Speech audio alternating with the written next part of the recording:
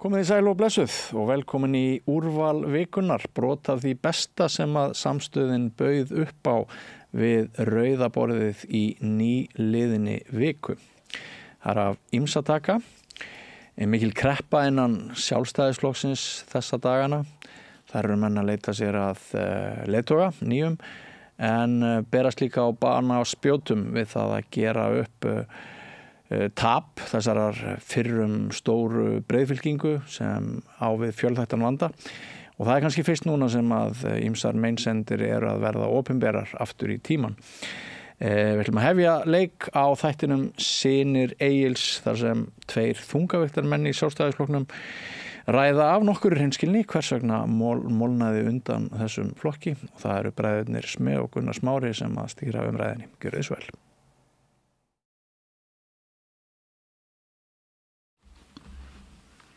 Já, það eru konur nýju gestir og við höldum áfram. Jón Kristinn Snæhólm og Þorvaldur Loðarsson. Ég er alltaf vandrar með það. Og Vilhjálmur Egilsson, við ekki það nafni vel. Já. En umræðið er Sjálfstæðisflokkurinn. Já, sem eru á tímamótum. Já. Jón Kristinn, hvað á að gera? Á að fresta landsfundi eða ganga bara í verkið? Alls ekki fresta landsfundi. Við höldum bara okkar streki og tímamótin eru sjálfsagt merkilegri en þau að við erum nýbúin að fara í gegnum kosningar sem voru þar verstu síðan flokkurinn var stofnað 1929 og þá verður landsfundur haldinn og ný forysta valin. Það gera bara þroskaðir og almennilegi flokkar og taka á sínum málum og halda áfram. Ég hef sagt það bæði í einkasamtölum og opinberlega að það bara er tími á flokk eins og Sjálfstæðisflokkin sem er búin að vera lengi við völd og reyna að koma sínum stefnumálum til greina og til valda og til áherslu í íslensku samfélagi með misjöfnum árangri að hann þarf á pólitískri hvíldarinnlögn að halda og koma fersku til leiks aftur. Já. Vilhjálmur, á að fresta landsfundi eða drífa í þessu bara?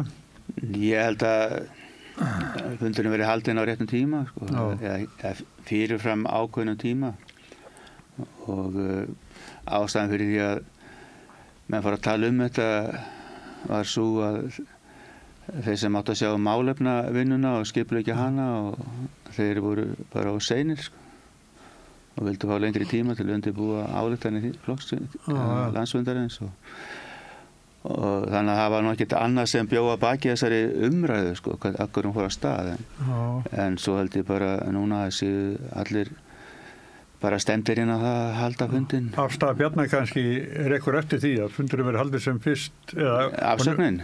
Já. Ég held að það hjálpar bara til að taka á ákvörðun að flýta eða flýta bara hafa fundin á þessum tíma í lok febrúar. Já, í lok febrúar. Er nokkur sem er að tala að fresta honum lengur? Það held ég ekki, en það var þetta svo vitlaus umræða sko. Bjarni beinir ekkert að segja af sér. Hann er að hætta sem formaður og það er tvennt ólíkt. Hann gefur ekki kost á sér aftur til forystu. Ef hann hefur sagt af sér, þá hefur hann sagt af sér og Þórdís Kolbrún Reykfjörð Gylfadóttir tekið við. Þannig að þetta er svona, við erum að hafa þessi skilgreiningur á hreinu.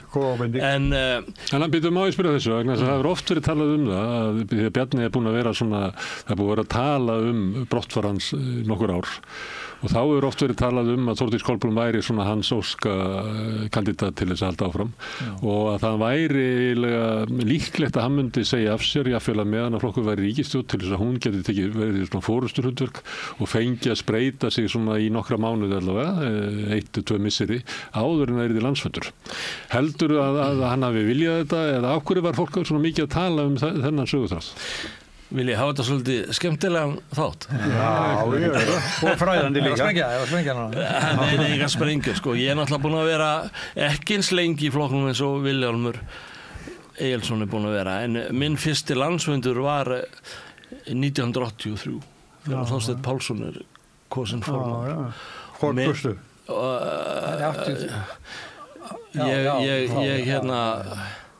Ég kaus Þorsteinn og síðan var minn fyrsti formaður SÚS var Geir Háhorti og Vilhjálmur Egilsson nr. 2. Hann hafði svona ólmi pólitískt að mörgu leyti líka sko, í frjálshyggju og borgarlegu lýðræði. En sko, þetta nú bara einfaldlega þannig að það eru meiningar á milli forystumanna í flokksins.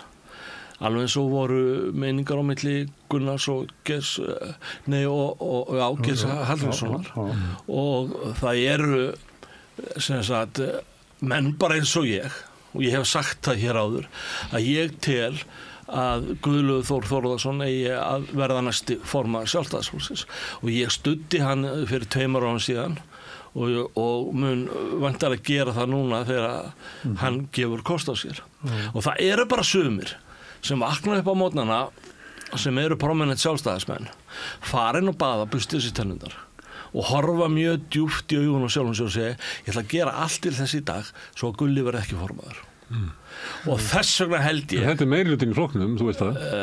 Nei, alls var það síðast, jú, það var það en sko, þá skulum við sko skilgreina á milli persónufylgis Bjarna Ben og fóringja hollistu sjálfstæðismanna út í rauðan dauðan. Mikið rétt. En sko, þessuna kom mér ekkert óvart þegar að við setjum uppi með hvað var þetta 19,5% upp úr kossunum og það bara landsfundur framöndan og það krafa núna, hún öðruvísi en hún var. Það voru svona kverulandar sem vildu Bjarna Ben burtu vegna þess og hins, það var aldrei neitt bitastætt. En núna erum við að horfa á niðurstöðu þingkosninga og við erum að horfa á hrikalegt fylgishrun og vandræðagangi í þessu ríkisstjórnarsamstarfi og því sem var á undan afsögnina úr fjármálaráðuneytinu út af sölu Íslandsbanka svo þessi sko dæmalausa vitleysa hjá mörgum hverjum sjálfstæðismanni, forystumanni flokksins að styðja Katrínu Jakobsdóttur í forsetann maður bara átti ekki til orð sko en spurningin var þetta svo jakanhlaup í vitleysu ef við kunnum jakanhlaup og alst upp í Kópavogi ef við kunnum ekki jakanhlaupið þá voru ekki búin að plotta leiðina í land aftur þá voru alltaf jakana minna og svo plops niður sko ekki gaman að því heldur að Bjarni hafi viljað þetta var svo fyrirsjáanlegt og ég sagði bara þeir hljóta núna að gera eitthvað og ég alveg samfram að Bjarni Ben þurfa að fara og hef sagt það hann farinn já, hann að fara, hann ekki farinn og þá kemur upp eitthvað plott til að fresta landsfundi svo að Þórdís eða Áslaug Arna ná að vængja sig betur þó svo Áslaug Arna eru búin að vera í þessu faranda ráðuneyti sínu, þessu síkuna ráðuneyti út all land að kynna sjálfan sig sko en allt til þess að koma í veg fyrir að Guðlaugur Þór fari fram en það bara sannleikurinn sá að núna allt annað pólitískt andrúmsloft, það ekki sitjandi formaður, það þetta fylgistaf, það fyrirsjáanleg sko pólitísk naflaskoðun innan flokksins til innan gömlu og góðu gilda, stétt með stétt og frjáls og borgarlegt lýðræði og mannréttindi sem sjálfstæðisflokkurinn hefur alltaf staðið. Þú ert að lýsa flokki í klípu sko. Ég að lýsa flokki sem að fara að taka á sínum vandamálum. En af hverju menn svona illa við Guðlaugur Þór? Hvað það sem að... Hvað svona þessi sterka andúð? Ég ekki að ljósta línu upp að einu sinni. Nei, alls ég veit það. Guðlaugur Þór var ljóst lengi. Orðin borgarfulltrúi fyrir sjálfstæðisflokkinn. Þá kom símtal frá Morgunbladshúsinu. Og Gunnar Birgisson fekk svona símtal og ég fekk svona símtal og ég og Gunnar Birgisson fórum saman og hittum Styrmi og Matthías Jóhannesson og þar voru okkur svona lesnir ákveðni pistlar hvað mætti ekki og hvernig menn ætti að hafa svona og Guðlaugur fekk þann pistil þú skalt ekki halda það Guðlaugur Þór þó að þú sért orðin hér borgarfulltrúi þetta ungur að þú sért að ná einhverjum fram í flokk og formaður hús það er búið ákveða ég var varaformaður hans og það var svona yfirlætislegt kjaftaði í mörgum hverjum sjálfstæðismanni og Guðlaugur Þór sem að alþýðu fólki kominn hérna bara úr þjóðurlenni borgarnesi og vinnur sig upp og hefur aldrei þegið neitt ógefis frá Sjálfstæðisflokknum. Það enginn þurft að gefa Guðlaugi Þór neitt, hann hefur þurft að berjast fyrir hverju einustu vegdillu. Hann hefur ekki fengið neitt gefins og það fær í taugarnar á liði, þeir sem eru með tróðfullin gúluna silfurskeiðum, það fær í taugarnar á fólki. Ég skal bara viðurkenna það. Viljónur, þú sagðir hérna hjá okkur fyrir nokkru síðan að þið langar bara í þinn gamla Sjálfstæðisflokk. Nákvæmlega. Fyrir allar þessar klofningar. Nákvæmlega. Sko eins og ég sé þetta, þá var tekin 2013 ákvörðun að minnka Sjálfstæðisflokkinn úr það að vera svona 35% flokkur í að vera 25%. Og með því að Evrópusambandsstuðningsmönnum var bara sagt að fara, sko. Og þau fóru. Nú síðan gerist það núna, eins og tölum daginn, að Sigmundur Davíð bara mjög vel lesinn náungi það hvað að gerast í útlandinu. Og hann kemur bara inn með svona stefnur og strauma sem að hann skynjar að selja vel. Og nær bara 5% viðbót af flokknum. Og kannski hefði flokkurinn eitthvað geta svona gert á þessum síðustu árum til þess að stoppa á þessi þennan 5% hlutning og minnkun úr 25 niður í 20. Þetta tala útlendingamálum. Já, og þetta allt saman. En það gekk ekki og það sem var gert of seint og ekki einhvern veginn og bara kannski ekki heldur hægt að gera það í samstarfinu við VG, sko. Og það svona stoppaði bara flokkinn af, sko. En gaf þá þetta Hvað sér þetta fyrir? Það verður haldinn þessi landsfundur og Guðlaugur Þór mun sjálfsagt gefa kost á sér og hann náði alveg ágætis árangri síðast en Bjarni reynir sneri taflinu algjörlega sér í hag á fundunum á landsfundunum sjálfum. Hvernig? Þetta voru kannski svona 2 fylkingar sem voru þarna og eins og ég skynja þetta og það voru kannski 40-40 og svo kom Bjarni, hann var með mjög góða ræðu upp af fundarins og svo aftur með mjög góða ræðu sem sé frambóðsræðu en Gulli var svo óheppinn að hann hafi fótbrotnað og bara með allir virðingu fyrir Gulla vinnu minn þá var ekki bara sami vindur í honum eins og Bjarna, sko. Ég skrifa þetta mikið á þetta fótbrot, sko. eins og gerist þegar ljónum brýtur á okkur leikinn sem byrtast á fundunum sem voru ekkert kosin inn á fundin í almennu kostingum hjá félögum. Ég held að það skipti ekki máli. Já, en skulum ekki taka bara af Bjarna að hann stóð sig rosalega vel á þessum fundi. Þannig að þeir sem voru ekki ákveðni fyrir hann að kjósa, þeir fóru yfir á Bjarna. Viljum, ég hlusta held ég á þessa ræðu, en ég hlusta á fleiri ræður hans. Var þetta ekki ræðan sem hann segi, ég hef kannski ekki komið með fylgið og við erum minni en við vorum, en við höfum alltaf komið í ríkisstjórn og inn í þeim ríkisstjórnum þá hef ég náð að ná öllu því sem að þessi landsfundur hefur verið að biðja og komið því til. Var þetta ekki svona þráðurinn í hans varnaræða? Já, þú veist, ég man ekki alveg ræðan, þú veist, ég ekki svo minnugur, en ég bara upplifði það, þetta voru bara 2 rosalega sterkar ræður og það bara stundum þannig að ef þú getur komið með svona sterkar ræður þá getur þú fengið fólk með þér en Gulli var sem sé fótbrotinn og maður sá það alveg nei, það kann ekki vera þægilegast að skíðum eða eitthvað, ég man ekki alveg hvernig þetta var en allavega þá bara var ekki sami vindur í honum eins og annars hefði verið, sko, og greinilega maður sá það bara á honum, hann var kvalinn.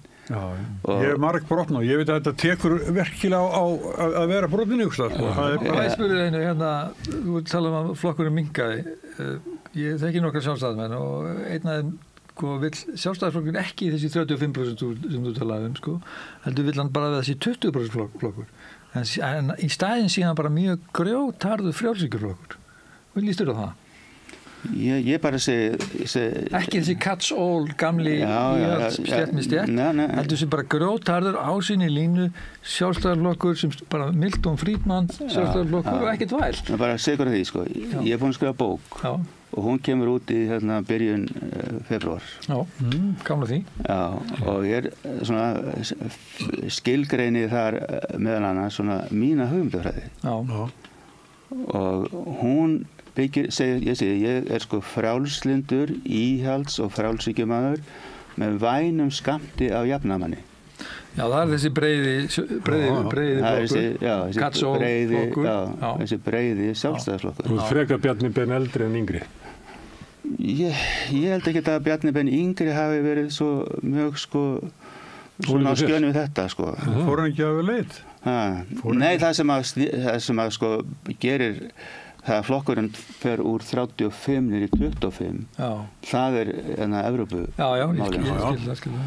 en svo að fara svo niður í 20 það var vegna ég held að það sé bara reikningunni fyrir samstarfi við VG og hafi ekki verið með sem sé þetta er ákvörðun Bjarna þannig að þú og Bjarni eru kannski svipar línu pólitíst þú ert að gagnrýna ákvörðun sem hann tekur sem formaður að fara með VG í seinnaskiptið að leyfa bara viðreisna fólkin að fara og segja að farið við fyrir betra það voru mistök en er það ekki ásýnd upplýði ég bara þannig að sem sé á landsfundum eftir að fólki að fara það voru margir sem voru svo ánægður Já, með það.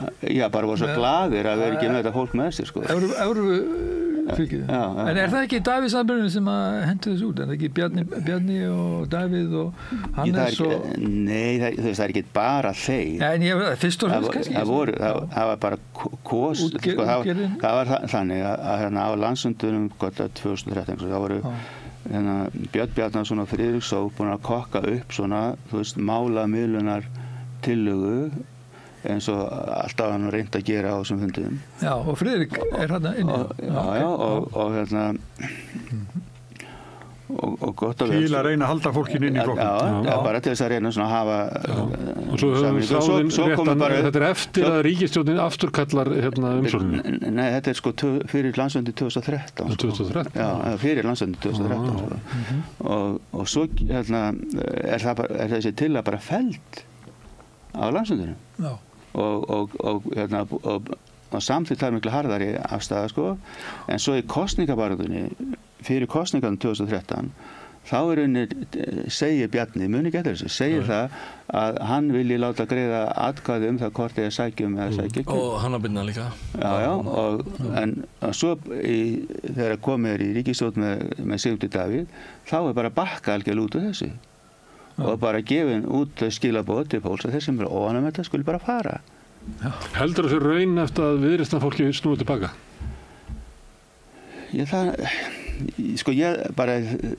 Þetta nú svo margir vinir minn hana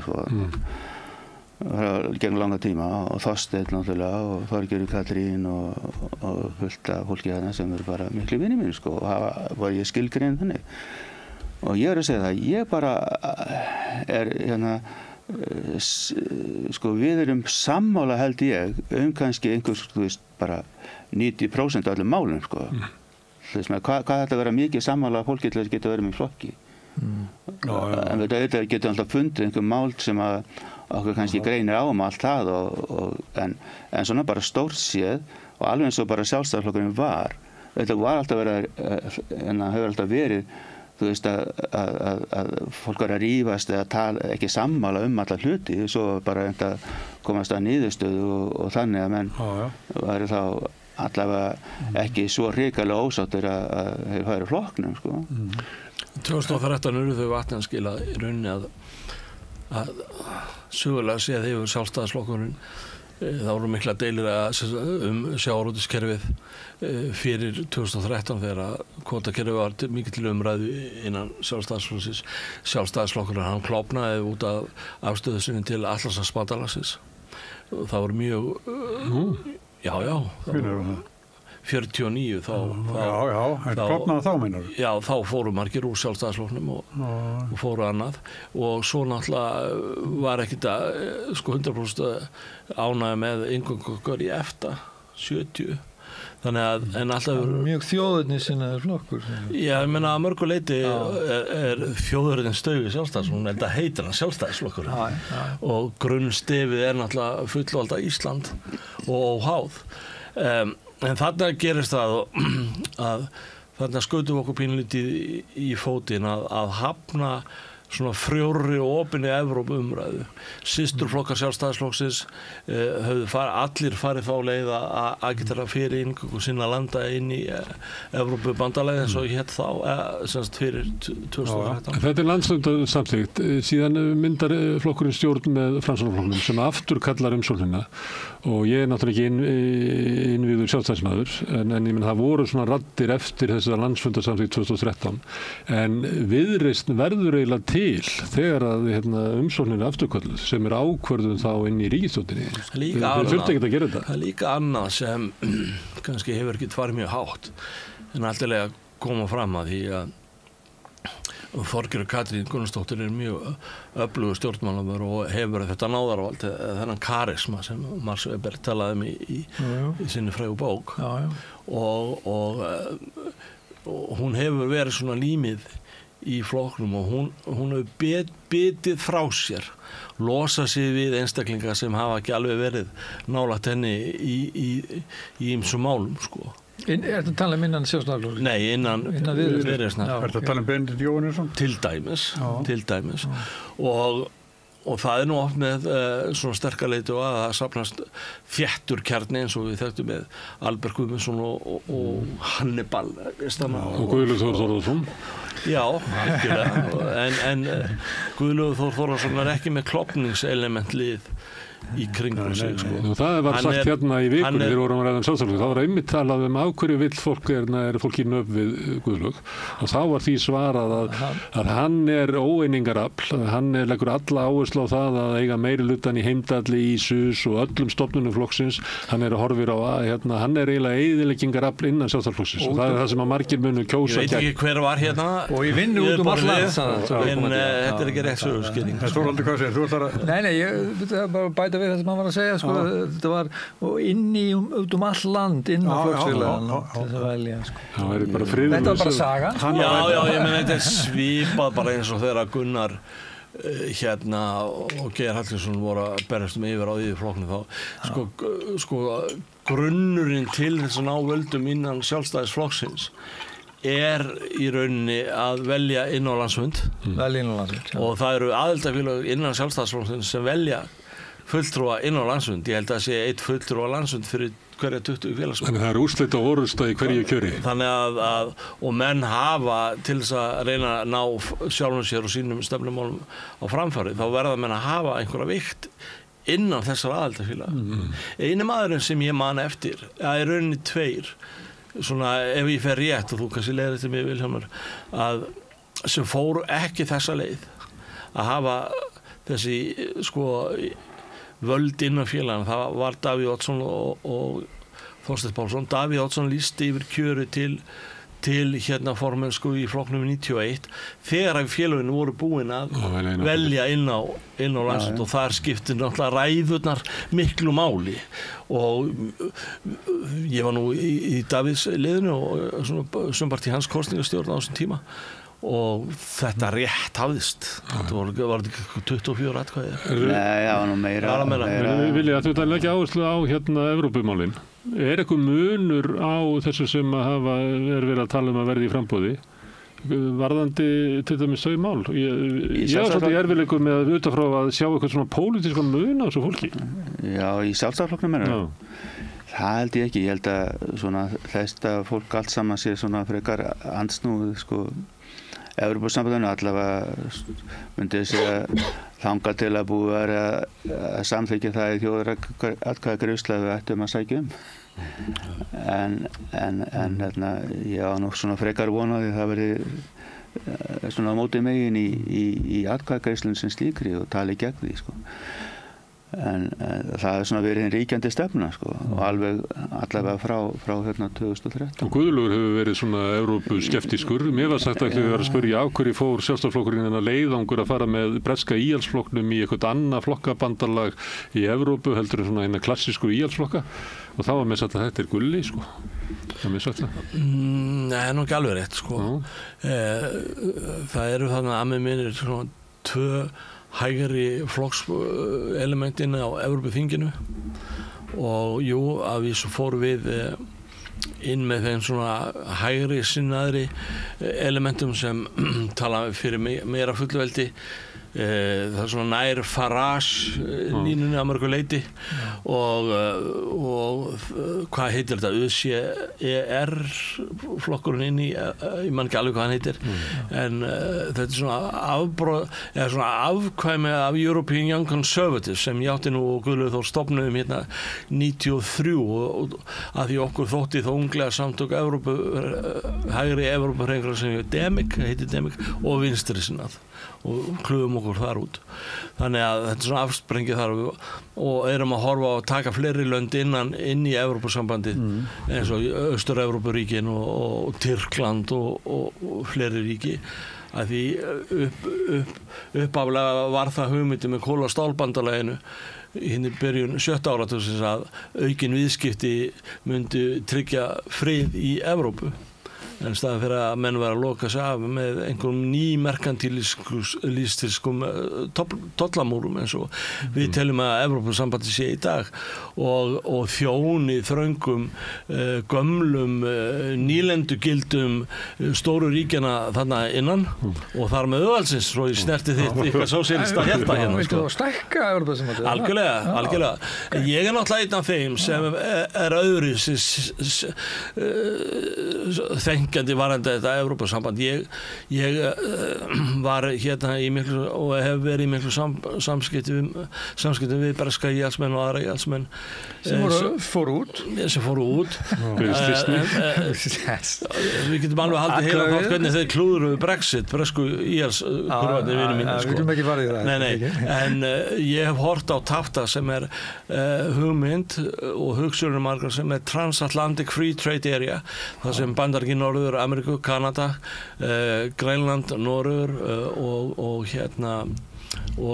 Bretland stofni fríverslunar bandalag og jafnvel takið Svissinni og fleiri en það önnur umræða en Guðlaugur Þór alls ekki sko þetta er svona tala að vera að kenna honum allt menn er bara hræddi við hann vegna þess að hann er öflugur þegar hann hefur ákveðið að bjóða sig fram þá har hann búið sig fram og ég meina hugsið ykkur þegar að Guðlaugur Þór vinnur Björn Bjarnason í almennu prókjöri hvers konar blautur hanski það var í þessa þröngu flokkselítu sem telur sér ráðull í flokknum menn er bara ennþá í sjokki og eina sögurskýringin sem Björn Bjarnason gat komið með ástæðan fyrir því að hann vann mig í prókjöruna því að það var betra að borða hjá honum það segir nú ekki mikið pólitíkus sem tapar fyrir kleinum og kaffi Þorvaldur, má ég spyrja þig að því að vera að tala Guðlaugur Þór Áslaugu Örnu, Þórdísi Kolbrúnu stundu nefnd Guðrún Hafsteins ég veit ekki alveg af hverju það nefnt en er eitthvað munur á sjálfstæðisflokki Guðlaugs Þórs eða sjálfstæðisflokki Áslaugu Örnu svona að því að þú veit eins og ég sem er utanaðkomandi ég skynni ekki þann mun, ég veit ekki í hverju það ætla að felast þetta er mjög svona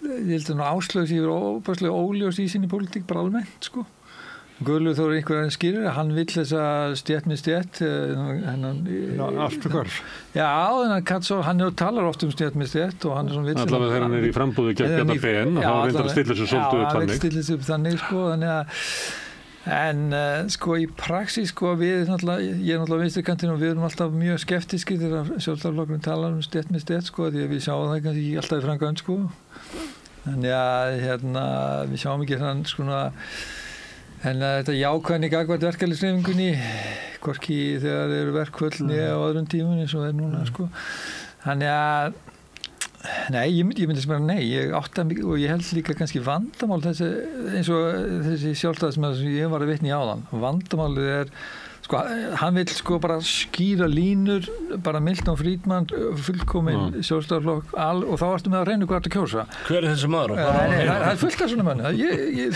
fullt af svona sjálfstæðismenn þeir bara vilja bara þetta ekki þetta væl, ekki þetta samsull ekki þetta samráð þetta er bara skýra línur og þá veistu hvað þetta kjósa og hann verður þá kannski bara 20% þá verður líka kjósa sig eiginlega út úr landsstjórninni þú verður ekki þessi gamli venjulegi valdaflokkur Við viljum vera danski íhaldsflokkurinn, þetta er skrítið sjónarmið.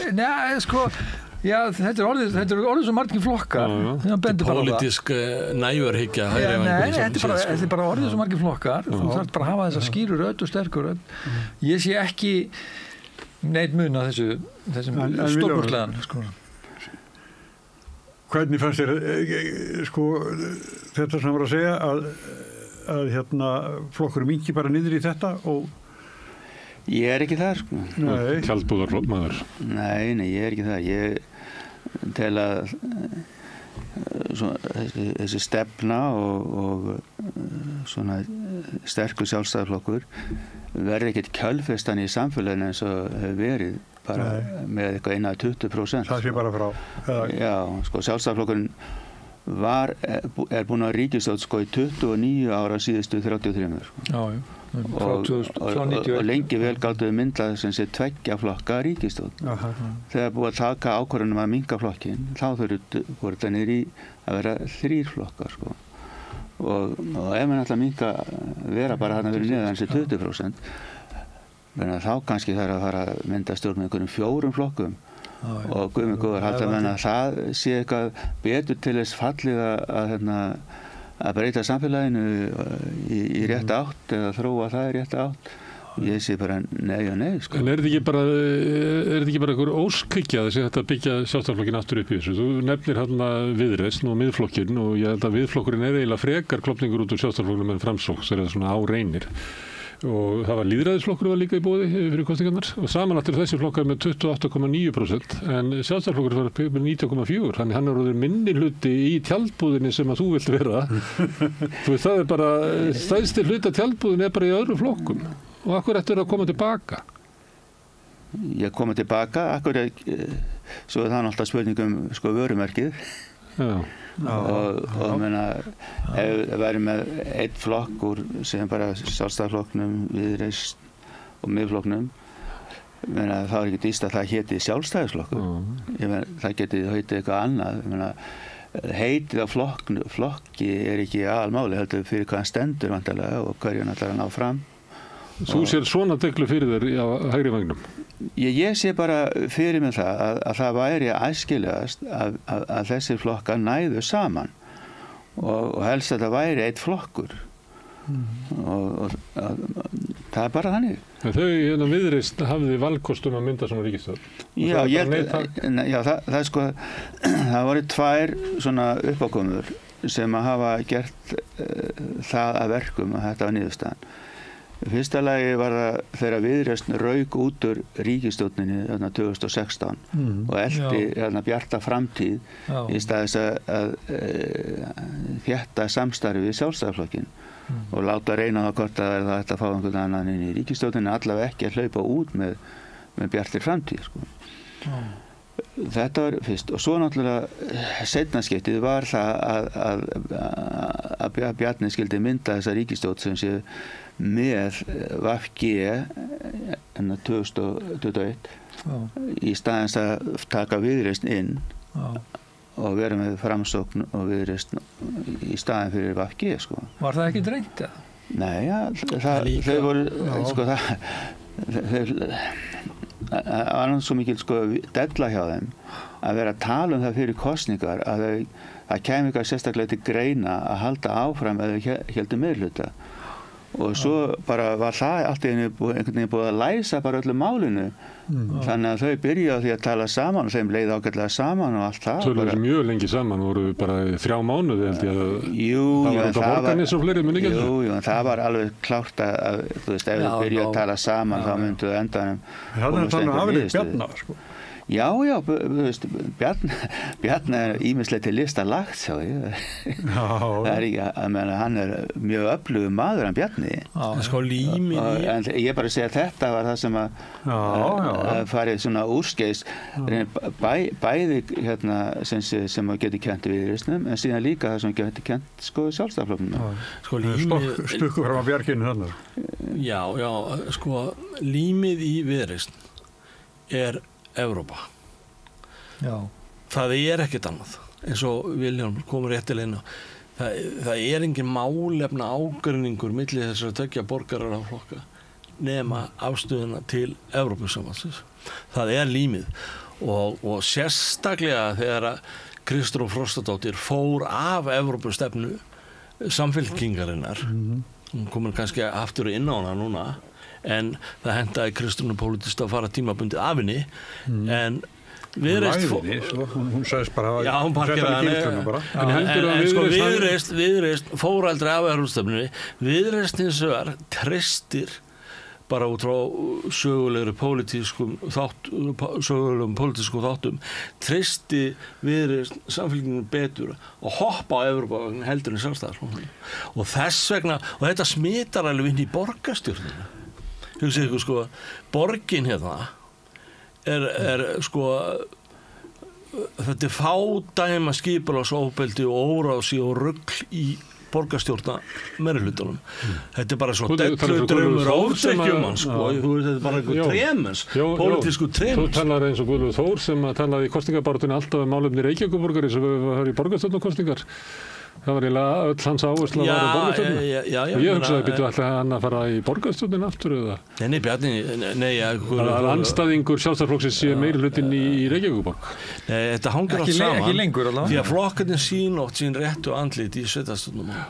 En varðandi Viðreisn, þá fannst mér það í kosningabaráttunni. Mér fannst Sjálfstæðismenn vilja að Evrópumálin yrðu kosningamál, en mér fannst svona Viðreisn ekki hafa sérstakan áhuga á því. Mér fannst Viðreisn vinna kosningarnar eða sinn sigur á því að halda því fram að það væri hægt að hafa hægri hagstjórn og vinstri velferð, sem kannski gamli góði Sjálfstæðisflokkur verið það. Mér fannst að Viðreisn vinna á þessu. Stjætt gengur út á. Mér fannst að flokkurinn vinna á þessu. Hann reyndi að fara þangað, en einfallega er flokkurinn eins og hann er núna með núverandi forystu, þá er Sjálfstæðisflokkurinn elitískur, hann er þröngur og hann höfðar meira til tannlæknafrúarinnar í Garðabænum heldur en til fiskvinnslukonunnar upp í Æsufelli. Og þessu þarf að breyta, af því þetta er ekki flokkurinn.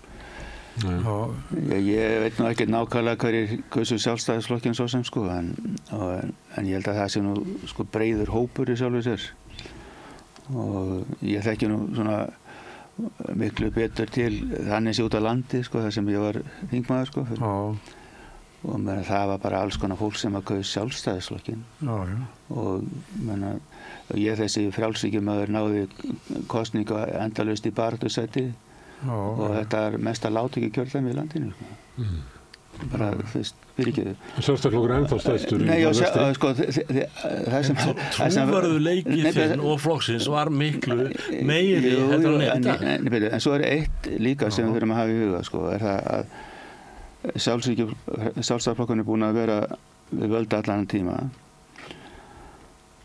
en sko á sama tíma og þessi svona áhersla á einkaframtakið og atvinnulífið og frjálshyggjuna og þetta allt saman hefur verið þá er Íslandi bara fremstu röð hvað snertir jöfnuð bara eiginlega á toppnum. Já, eðlilega að því við erum mjög fámennt samfélag. Þú getur bara tekið Brooklyn í New York að það er miklu meiri jöfnuð þar heldur í Bandaríkjum almennt. Við erum bara svo fámennt samfélag að við þolum ekki þann ójöfnuð sem stærri þjóðir þola. Já, ég bara benda á þetta að það er alveg ótrúlega mikið upplýðið þannig líka bara á vinnumarkaðina sko. Sem að hefur verið svona gert í því að reyna að passa upp á lægri endan í samfélaginu. Það er með sterkri verkefnisreiningu. Já, og líka atvinnurekendum. Þú veist að það þarf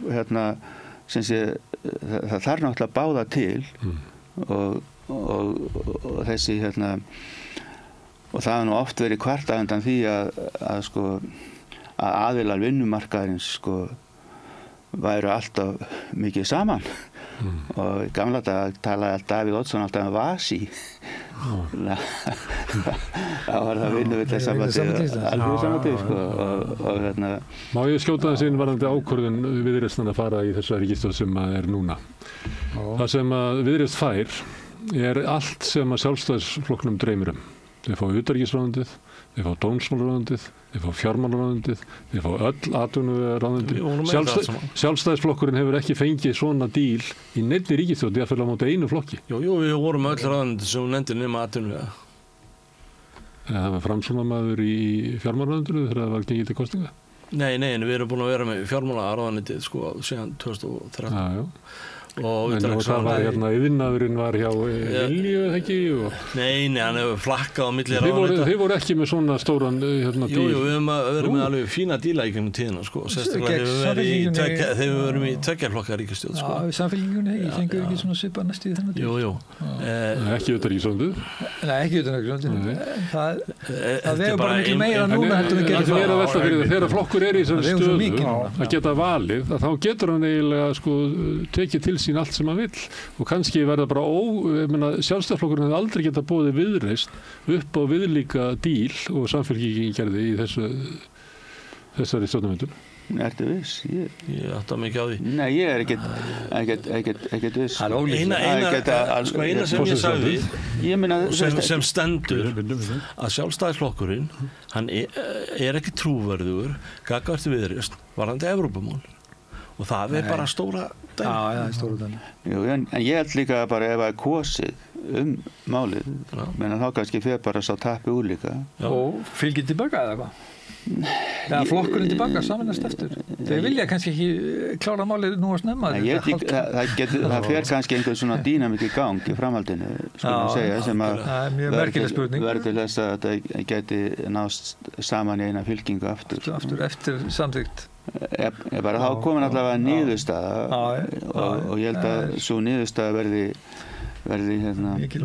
eitthvað sem að þá samakvöruður í ríkisstjórn þarf að láta reyna á og svo er það spurning hvort að það endar þá á einhverjum tímapunkti með einhvers konar samningi ef að þetta verður samningi. Já, en hins vegar frekar vona því að þetta verður bara fellt.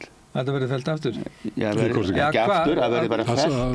Endurnýja umsóknuna, ég veit ekki hvað kallið. Það var kosið endurnýja umsóknuna, fyrst eða ekki? Jú, bara sækja aftur eða hvað viljum segja. Heldur þú það verður fellt? Ég held að það verður fellt. Ég held að verður fellt.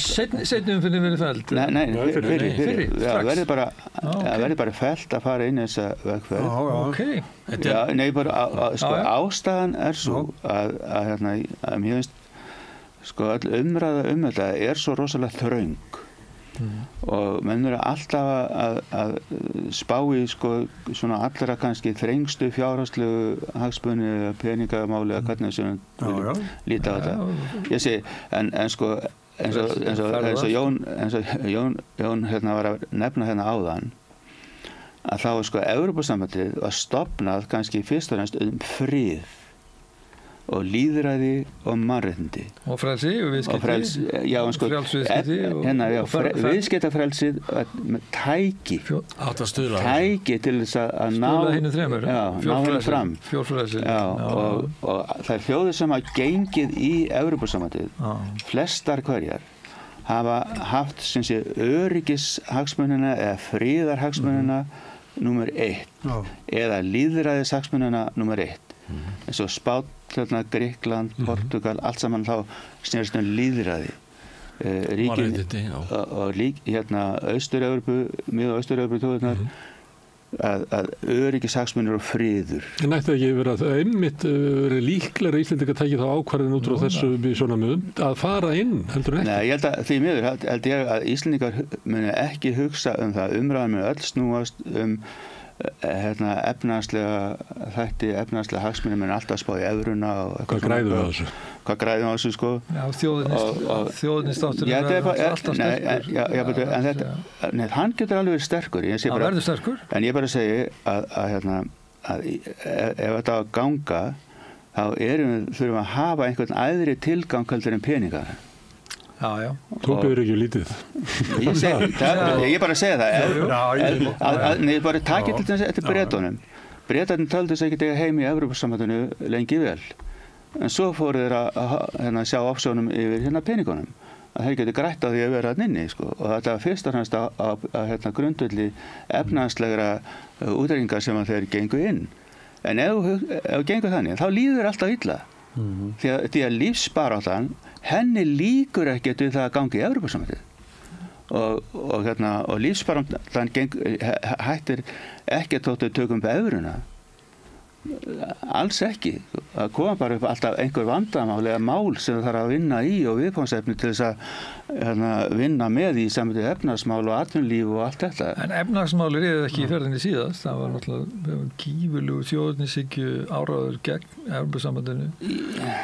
Já, en sko, þú veist, mér finnst þú gera of mikið úr það sem kallað þjóðernishyggja. Það var, já, Fullveldis. Hérna, þú veist, ég meina ekki kannski endilega þjóðernishyggjan í einhverjum neikvæðum skilningi, þjóðernishyggjan sem afl er öflugasta áráðusafl nútímans. Sko, hún verður þetta er skal ég segja bara ein hlið á því að þú ert alltaf að skilgreina hagsmunum í hana svo þröngt og alltaf að spá í, þú veist, hvað er ég að gefa eftir, en þú hugsar aldrei um það hvað réttind er ég að fá. Hvaða möguleikar er í stöðinni og það eru, þetta er þannig að við erum ekki bara sko, eins og núna með á innri markaði Evrópusambandsins, heldur erum við líka, þú veist, í alls konar alþjóðlegu regluverki. Já, ég er ekki og þetta alþjóðlega regluverk byggðist upp sem sé eftir seinni heimsstyrjöldina mikið og þegar Bandaríkjamenn tóku að sér að vera forystu ríkið frjálsa heims og beittu sér fyrir svona bara mjög víðtæku regluverki í viðskiptum og svona GATT eða Bretton Woods stofnanir eða hvað sem vilja taka og þessar alþjóðlegu reglur sko þær eru miklu meira verndandi og meiri vörn fyrir þann veika og litla heldur nokk tíma þann sterka sko, stóra en það getur þýtt að þú þurfir að vera að laga þig að þessum reglum og þér finnist að þú set að missa eitthvað sjálfstæði með því að laga þig á þessum leikreglum sem að gilda á þessu miklu stærra svæði við getum sko, en við þurfum að fara eftir þessu hvort sem okkur líka betur verð, þú veist, metrakerfið var nú einu sem fundið metrakerfið, það var nú einu sem fundið og við réðum engum það við réðum bara engum metrakerfið og þannig er sko alls konar staðlar sem eru settir upp, hvað sem er reikningsskilastaðlar eða ég veit ekki hvað sem eru bara settir út í einu stóra heimi og við getum greitt atkvæði það Norra og Söðurkróki hvort við viljum vera með þessu en þú veist við bara þurfum að vera með þessu en það var ekki það sem fram á fundum kaupfélagsins þeir taka þetta upp allt saman sko. Ég var að benda á hvernig þetta réði síðast þessu var hafnað síðast það sem þjóðernishyggjan var alveg líkil hvað mennur hafnað? Já, ég meina kert út á borðinu eða hvernig sem við kalla þetta. Sko, í fyrsta lagi hefur þjóðin aldrei fengið að tjá sig. Nei, það var ekki formlega en það var hafnað í ákvörðun ríkisstjórnarinnar að draga þetta tilbaka var gríðarlega óvinsæl. Að draga, en ég meina þetta var komið í öllstræti Vafkið stutti þetta náttúrulega aldrei. Því við erum að tala um sjálfstæðisflokkinn, sko. Þá er ég sammála Vilhjálmi vinnu mínum að það voru gerð þarna ákveðin mistök. Að forysta sjálfstæðisflokksins talaði þannig í kosningabaráttunni þá að þjóðin ætti að hafa það að segja hvort að við færum inn í ESB eða ekki. Það var raunum vitlausmálflutningur því að þú ferð ekkert inn, þú bara bankar ekkert dyrnar og það er opnað og hoppar inn. Það er ekki þannig. Þess vegna eru aðildarviðræður rétt orðið yfir þetta. En við fórum frá þessar stefnu með svolítið svona hroka. Nei, við höfum ekkert að gera þetta og við verðum bara á lítið ríki og missum auðlindir okkar og höfum ekkert að segja og bla bla bla. Við vitum betur. Þetta var svona pínlítið hroki og sem hefur oft komið forystu flokksins og sjálfstæðisflokknum svona koll. En núna stendur það bara fyrir hjá þessari ríkisstjórn að hefja aðildarviðræður og það er ekkert að við erum ekki að opna þær eins og þær hafa alltaf verið í gangi eða í smá svona lægð heldur erum við bara að fara þá og íslenska þjóðin verður spurða því vilt þú að Ísland hefji aðildarviðræður við Evrópusambandið. Þetta bara einföld spurning og það í rauninni ekkert hægt að vera á móti því. Ef að þjóðin segi já, við viljum að ríkisstjórnin fari í aðildarviðræður, þá verður það gert og þá hefst mjög frjó umræða eðli sögulegar staðreindir Evrópu samruna alls sem ég held að hafi bara íslenska þjóðin hafi gott að vera í þessu tali í 3 ár að vera í því tali í 3 ár það var ekki mjög frjó umræða það þarf ekki að taka 3 ár vegna þess að Evrópusambandið er sko starfandi þjóðarheild þú ert að koma inn í partí þar sem er búið að ákveða lögin matseðilinn, klæðaburðin hvar þetta er og hvað kostar inn þetta er ekkert þetta heitir acquis communautaire það er eitt fyrir allt og allt fyrir eitt svo eru svona aðlugunar tímabil fyrir þjóðir sem vilja ganga inn og það var mikið gert úr þeim síðast hafa þannig sko samfélag eða hagkerfi sem þarf aðlugunarhæfni þar sprakk allt síðan það sprakk ekki, það var aldrei farin í þetta nei, ég segi þetta sko áráðurum að sá að við værum þegar komin í þetta var ekki hægt að kíkja í pakkan eins og það var ekki tilneitt sem hitti aðlugun það er ekki hægt að kíkja inn í pakkin er þetta það var en þarna sprakk allt strax þeir sem segja við mig í umröðinni alltaf, sko, okay, þetta fer alltaf þú veist, í þess að þröngu hagsmuni sjávarútvegurinn mun segja bara nei það kemur þetta ekki reyna og ég er alveg sammála því ég skrifaði og þar með moggin og sjálfstæðarflokkurinn mun segja nei en sko stjórnskipun Evrópusambandsins leifir ekki neina undan þá frá hinni sameiginlegu sjávarútvegsstefnu því að hinni sameiginlega sjávarútvegsstefna byggist á hinni sameiginlegu landbúnaðarstefnu sem er hryggjarstykkið í Rómarsáttmálanum og þessi 27 aðildarríki sem eru innan Evrópusambandsins mun aldrei fara í það stjórnarskrárbreytingar því að þá kemur með 27 aðildarríki sem byrja að fá á víla dílum sína sérhagsmunir aftur en sko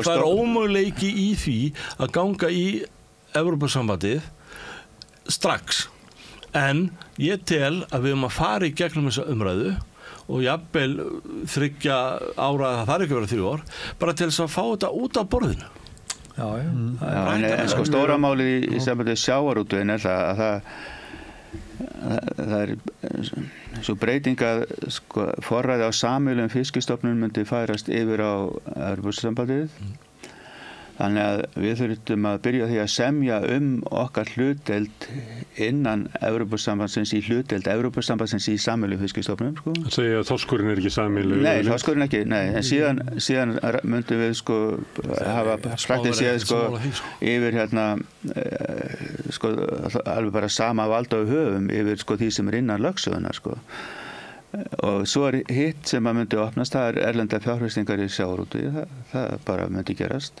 og landaköpum þetta er bara það sem myndi gerast en svo má spyrja sig er ekki íslensk sjávarútvegsfyrirtæki að kaupa sjávarútvegsfyrirtæki erlendis hvað er mörkin núna, er það 51% eða skylda til með útlendingar eiga 49% í dag já, það er í hluta sko en það sem ég bara er að benda á sko að umræðan mun sko hún mun snúast svona þessa jákvæðu eða neikvæðu þætti og það verða alltaf þú veist jákvæður og neikvæður þættir og þetta er alltaf þannig að þú getur ekki litið á sko hvort sem er inn í Evrópusambandinu eða utan þess sem einhverja endastöð það þarf alltaf að halda áfram að stýra landinu ég bara mandið það við tölum evruna til dæmis og vexti evruna og vexti og þetta allt saman þá bara rifja ég stundum upp að þegar ég var í framkvæmdastjórn alþjóða gjaldeyrisjóðsins þá fór fram svona umræða gengismál og það var í mínu sem sé kjördæmi sem var Norðurlöndin og Eystrasaltslöndin þá voru við sko með eins og Finna sem voru með evru svo erum við Svíja og Norðmenn og okkur sem voru með sjálfstæða gjaldmiðla og flotgengi. Svo erum við Danmörk sem er dönsku krónuna, sjálfstæðan gjaldmiðil en með fastgengi við evruna. Og ég var að benda á þetta allt saman og sagði, sko, við erum með allt þetta hérna hjá okkur, en það sem skiptir mestu máli að menn séu samkvæmir sjálfum sér í því hvernig menn stjórna þessum mismunandi gjaldmiðla kerfum, sko. Og þetta bara fjall í góðan jarðveg þarna. Og af því að það bara þannig, ef með evruna þá þarf þetta að stýra landinu með ákveðnum hætti og eins og Danirnir, þeir eru með fastgengi og þegar ég mætti var að tala við dönsku seðlabankastjórana, það var bara alveg klárt að efnahagsstefna Dana byggir bara algjörlega á því að halda þessu fasta gengi. Ef var einhver minnsta hætta á því að þessi verið að rugga bátnum þar, þá bara gripið fast í taumana, sko. Og sama með og síðan með Svíana og Norðmennum sem eru flotgengi, þá bara viðandi hagstjórnar aðferðir nýttar til þess að láta það virka upp með lágri verðbólgu, sko. Herri, ég verð að spyrja það inn. Mér fannst þú segja áðan að þegar fólk með eitthvað svona væntingar til Evrópusambandsins að brauðstritið heldur áfram og allt það maður, en ég heyri bara ungu fólki hérna ykkur mig, það að horfa á þetta að því það telur víst að lánakjör þess muni breytast mjög til batnaðar. Við komumst undan þessum háu vöxtu sem við erum borga hérna núna, þannig ekki verðtrygginguna. Það er þessi stór þáttur í kostingunum, engin spurning.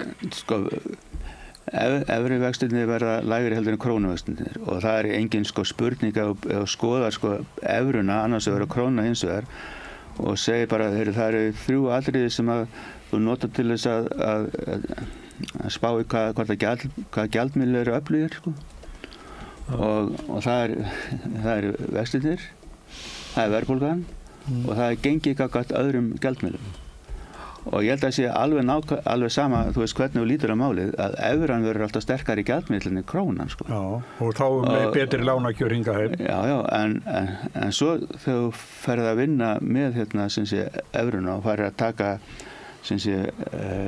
inn þessa lágu vexti og allt það, þá myndu koma upp önnur vandamál og þau felast í því að myndi sparnaðurinn í samfélaginu minnka. Og ef það gerist, ef við finnum ekki einhver ráð til þess að passa upp á það að sparnaðurinn mingi ekki, heldur það hann fyrir eitthvað aukast heldur en hitt. Það fjármagnsstræmi þá út? Já, þá bara kemur eitthvað annað ójafnvægi í hagkerfi hjá okkur og síðan hitt líka að þegar þú lækkar vextina þá áttu líka að hækka eignaverðið. Fleiri sem að þú veist að hækka eignaverðið og líka fasteignunum, sko. Það gerðist í til dæmis í lágasta tímabilinu, þá rauk upp fasteignaverð í Íslandi og hlutabréfaverð og allt. Bara benda á þetta. Þetta hefur allt saman fleiri en eina hlið, sko.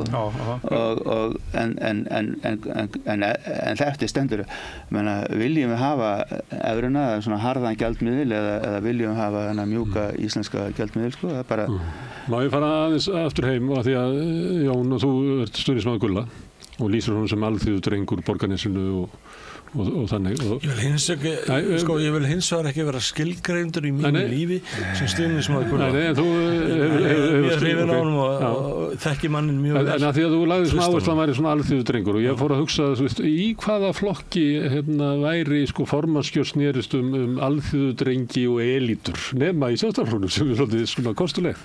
Og þegar maður horfir yfir þá sem hafa verið formenn í þessu flokki, eða náttúrulega eftir Jón Þorláksson þá voru tóssararnir og svo komu Engaengarnir og svo kom HBN og þangað til að koma alþýðudrengirnir sem voru Davíð Þorsteinn, Davíð og Geir og svo komu engengarnir aftur.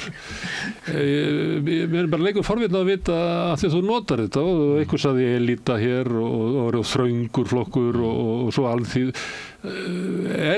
Skiptir þetta máli inn í Sjálfstæðisflokknum að hvort að formaðurinn sé svona tengdur inn í svona valdaættir samfélagsins eða hann sé einn af okkur alþýðumönnum? Þetta er nefnilega mjög góð spurning og þetta er líka merkilegur pólitískur kokteil að þú getur verið nátengdur atvinnulífinu og notið traust verkalýðshreyfingarinnar. Eins og Óli tókst að gera. Og Bjarni Ben eldri líka. Hann var Óli Thors var sérstaklega svona algjörlegur við Saltvíksstæðunar. Algjörlega og Jón Þorláksson var talið mjög svona þurr á mannin. Og menn fór ekki með hann og hann var ekki trókur alls vagnar en hann var svona flokks faðirinn. Ólafur Thors varð út af sínu lundarfari og lindisengun varð hann þjóðarleiðtogi. Hann var þjóðarleiðtogi og Bjarni Ben fylgdi eftir sem svona frekar þá pragmatískur þjóðarleiðtogi og síðan áttu við mjög stutt tímabil með Jóhann Hafstein sem var meira svona flokks framkvæmdastjóri byggði upp innviðina og Valhöll og mér þykir vænt um hana því að hann bróðir afa míns, Jóns Kristins og mann eftir honum vel og svo komstu með Geir Hallgrímsson sem var að mörgu leyti mjög merkilegur maður en náði ekki þessari lífhylli þó hann vann alveg stórkostlegan kosningasigur 74. Var úr elitunni náttúrulega? Já. Þú veist, íslensk borgarastétt er með plebisk og leiðileg. Þetta er ekkert old money og þetta er ekkert til þess að hrópa húrra fyrir íslenski borgarastétt, sko. Já, og ég ber virðingu fyrir frjálsu framtaki og styð það. Þá hefur hann alltaf verið millistéttin sem hefur verið okkar eina hástétt hér og byggt landið upp og Sjálfstæðisflokkurinn þegar hann fer eins og ég hef sagt oft fer út í það að vera flokkur bankageirans stóru fjárfestana og fór að tala niður til almúans. Ég meina til dæmis bara eins og innra starfið í Sjálfstæðisflokknum þá sakna ég gömlu góðu verkalýðsfélagana. Þau farnir allir? Þeir ekki farin en þú veist þetta er ekki bara formaðurinn eftir þetta er ekki neitt til þess að tala og það er að taka á þessu innra starfi.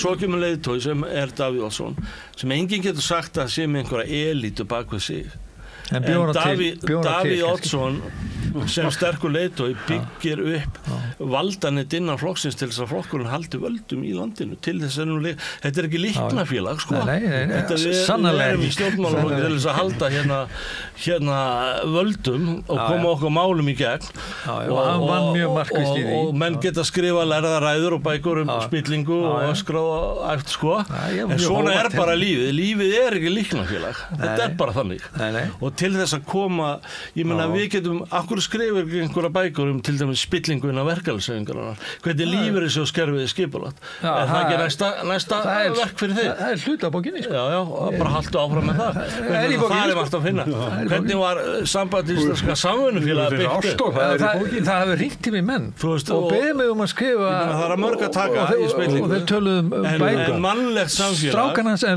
byggist upp á frendigli eða nepotisma þetta er ekki hrein megi milletúlpu að syngja passífsálmála því miður það er bara ekki lífið þannig Stjórnmálin eru spilt og við bara venjast því Nei, alls ekki þau eiga ekki að vera spilt það sem ég er að segja með Davíð Oddsson ef við höldum áfram með þessa formarsgreiningu mína þá er Davíð Oddsson líklegast einn af þeim stjórnmálunum sem Ísland hefur aðlið sem nánast er svona á pari við Winston Churchill í þjóðar alheims leiðtoga efni sko. En þú slepptir einum sem var Þorsteinn Pálsson í upptalningunni en hann hefur miklu meiri áhrif í pólitík í dag heldur en Davíð Oddsson í dag hefur Þorsteinn Pálsson er bara mætur maður og velgefin og það á að hlusta á hann algjörlega og hann er einn af þeim sem sagði bara ég er ekkert að éta þennan súra graut sem sjálfstæðisflokkurinn er að matreiða fyrir mig í Evrópumálum og hann fór og hann hefur bara mína virðingu fyrir því vegna þess og þetta er heimatilbúin vandi sjálfstæðisflokksins hvernig hann hagaði sér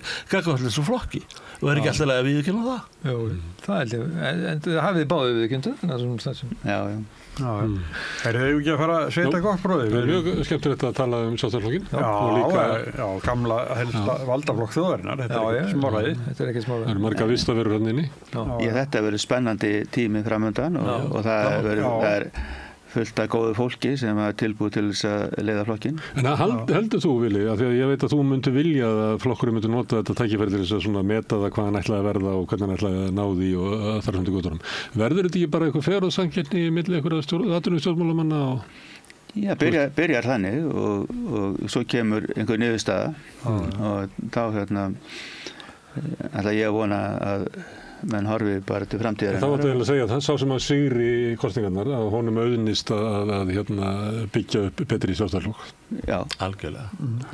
Þetta eru falleg lokaorð.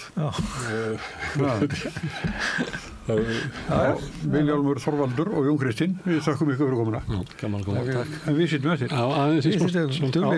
Takk. Allir þættir samstæðvarinnar eru fáanlegir á öllum helstu hlaðvarpsveitum. Þarftu að tala borgarfulltrúa. Borgarfulltrúar Sósíalistaflokksins eru með viðtalstíma alla mánudaga klukkan 13:30 til 14:30. Það þarf ekkert að bóka tíma, endilega kíkja við í Bólholt 6, 105 Reykjavík. Gerist áskrifendur á samstöðinni og taki þátt í að byggja upp öfluga og róttæka samfélagsumræðu. Allt það besta er ókeypis. Fáðu þér vatn að drekka. Samstöðin þar sem manneskjurnar koma saman. Með því að ganga í leigjendasamtökin styður þú baráttu leigjenda. Leigjendasamtökin eru fyrir öll þau sem vilja vinna að réttlæti og öryggi á húsnæðismarkaði. Leigjendasamtökin.is. Og næst skulum við heyra í 3 Seyðfirðingum hjá Oddnýju Eir. Þeir segja okkur frá samstilltri baráttu íbúa gegn áformum sjókvíaeldi, mikið og stórt mál. Þetta eru þau Guðrún Ásta Tryggvadóttir, kennari, Benedikta Guðrún Svavarsdóttir og Magnús Guðmundsson sem hafa orðið.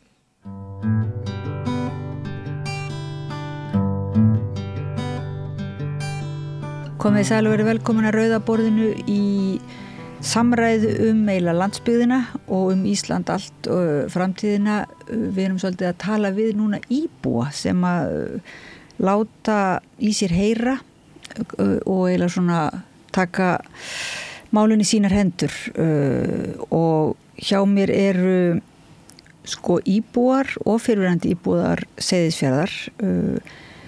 Það er Guðrún Ásta Tryggvadóttir, íbúi á Seyðisfirði, sem er kennari og þarf að fara í kennslustund eftir smástund, þannig að við ætlum að byrja að spjalla við hana. En hjá mér eru líka Benedikta Guðrún Svavarsdóttir, formaður VÁ, sem er félag verndun fjarðar, og Magnús Guðmundsson, félagsmaður í VÁ, sem er brottfluttur Seyðisfirðingur, og við ætlum að halda samræðan hérna áfram á eftir. En heyra aðeins í þér, grípi í skottaður Guðrún Ásta áður þú ferði í kennsluna. Þú skrifaði nú ansi magnaða grein í Austurfrétt þar sem að þú ert að lýsa þessum magnaða samtakamætti sem að er á Seyðisfirði. Er þetta eitthvað sem að þú bara ert að upplifa svona svolítið einstakt fyrirbæri núna? Já, ég myndi alveg segja það. Seyðisfjörður, ég fluttinga fyrir eitthvað 7-8 ára síðan og þetta er svona magnað samfélag og það er rosa mikið svona kraftur hérna og mikið svona samheldni alveg, myndi ég segja. Og þú veist, Seyðfirðingar eru hérna miklu félagar, við erum miklu vinir, fólk heilsast á götu og spjallar í pottinum og allt þetta. En við erum auðvitað bara ólíkir einstaklingar sem líka með ólík sjónarmið og í kveikjana greinin, þess að ég kannski koma aðeins inn á það, var sko að það var gerð þessi skoðanakönnun sem að Múlaþing gerði fyrir allnokkru síðan og það sem að niðurstöðurnar voru svolítið svona afgerandi, það var 75% Seyðfirðinga á móti því að hér yrði sett upp sjókvíaeldi í firðinum og þetta er bara mjög margar ástæður fyrir því og við sem að erum á móti lagseldinu erum með kannski ólíkar skoðanir á því hvaða er sem að manni finnst mikilvægast, er það lýðræðið, er það bara það er ekki pláss fyrir þennan iðnað hér, er það vegna þess að þetta er dýraníð, er það vegna þess að þetta er mjög mengandi iðnaður, er það vegna þess að það sem að við sem samfélag værum að fá fyrir okkar snúð væri í rauninni ekki svo mikið, ekki með við það sem að þeir sem að eiga fyrirtæki myndi græða á því eða, er þetta kannski stofna annarri atvinnustarfsemi í hættu, það er svona margar mismunandi skoðanir og svo veit ég að það er einhver sem eru með lagseldinu og svo stuttum fyrir kosninga þá fór ég svona að sjá svolítið víða á samfélagsmiðlum að það væri verið að gera mjög lítið úr niðurstöðum eins og skoðanakannana, það hafði líka verið samstöðufundir þar sem við höfum mörg mætt og ég var í átta, ég er svona, mér finnst oft svolítið svona kvíðavænlegt og erfitt að vera eitthvað mikið að hafa sterkar skoðanir út af við og svona, ég eðli mínu pínu átakafælinn, við erum bara allir vinir, ekki, en svo koma svona málefni þessum að þetta er bara, þetta er svo ótrúlega mikilvægt og eins og ég sagði, það er svo mörg sjónarhótt þarna og ég á mín sjónarhótt og ég veit, og ég sé, það var svona ákveðin svona kosninga áróðusvél sem var í gangi og það voru með talsmann Kaldikur í frambóði og oddvita á lista Sjálfstæðisflokksins og ég sé svolítið fólkur hans ranni kannski verið að tala því máli að þetta sé nú bara ekkit svona, Seyðfirðingar séu almennt ekkit á móti lagseldinu og auðvitað, 75% af þetta þýðir að það séu einhver annar 25% sem hafa aðra skoðun. Svo ég fór bara að skoða þetta aðeins og komst eiginlega að því að við erum bara víst mjög mikill meirihluti sem erum á móti þessari atvinnustarfsemi hér.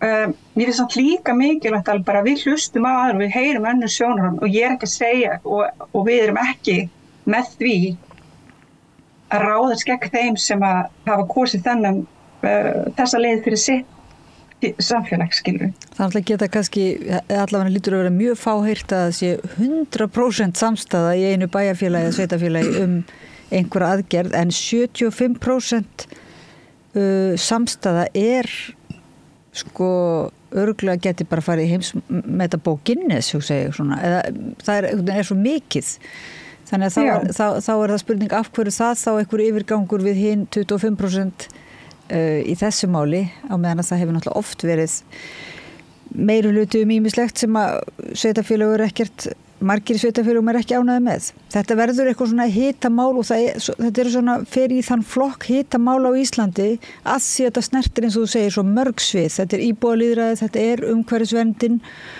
byggðastefnan bara, en þarna hefur ykkur tekist að vera sammál það að vera á móti þótti séð kannski á móti á mörgum mismunandi forsendum er það ekki?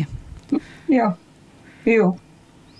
Og er þetta ekki, finnst þér þetta bara svona, ef það verður ekki hlustað af ykkur, eins og þú lýsir líka, þetta er náttúrulega ekki búið að vera í miklu samráði við íbúa, þetta ferli, ákvörðunarferli og undirbúningsferli. Er þetta bara eitthvað neins svona, ef þetta síðan bara yrða veruleika, myndir þú þá bara hugsa þig og hvort þú ættir að búa áfram þarna? Sko, ég vil nú ekki eitthvað vera með stórar yfirlýsingar, en ég verð að segja samt, þú myndi valda mér rosalega miklum vonbrigðum bara vegna þess að ég vil ennþá geta trúa því að ég búi í lýðræði samfélagi og það er líka svolítið, það er svo gallað og það er svo rugglað að einhver svona risa stór ákvörðun getur verið tekin þegar lagaraminn er svona óskýr og það lýsir mjög svona vanmáttur og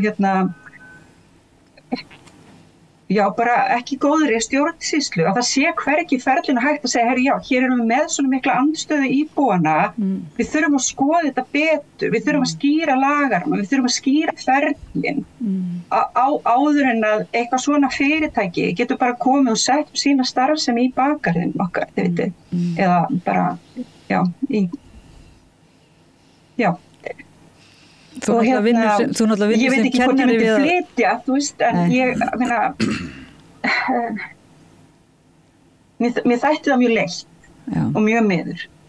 Það væri þá mjög erfitt fyrir þess að 75% að þurfa hlíta þessari niðurstöðu, sannarlega. Já, það lýsir bara, þú veist, af því að svo finnst mér sko við meirihlutinn hérna, þú veist, skilur fólki sem er á móti og hefur tölu fyrir þessu.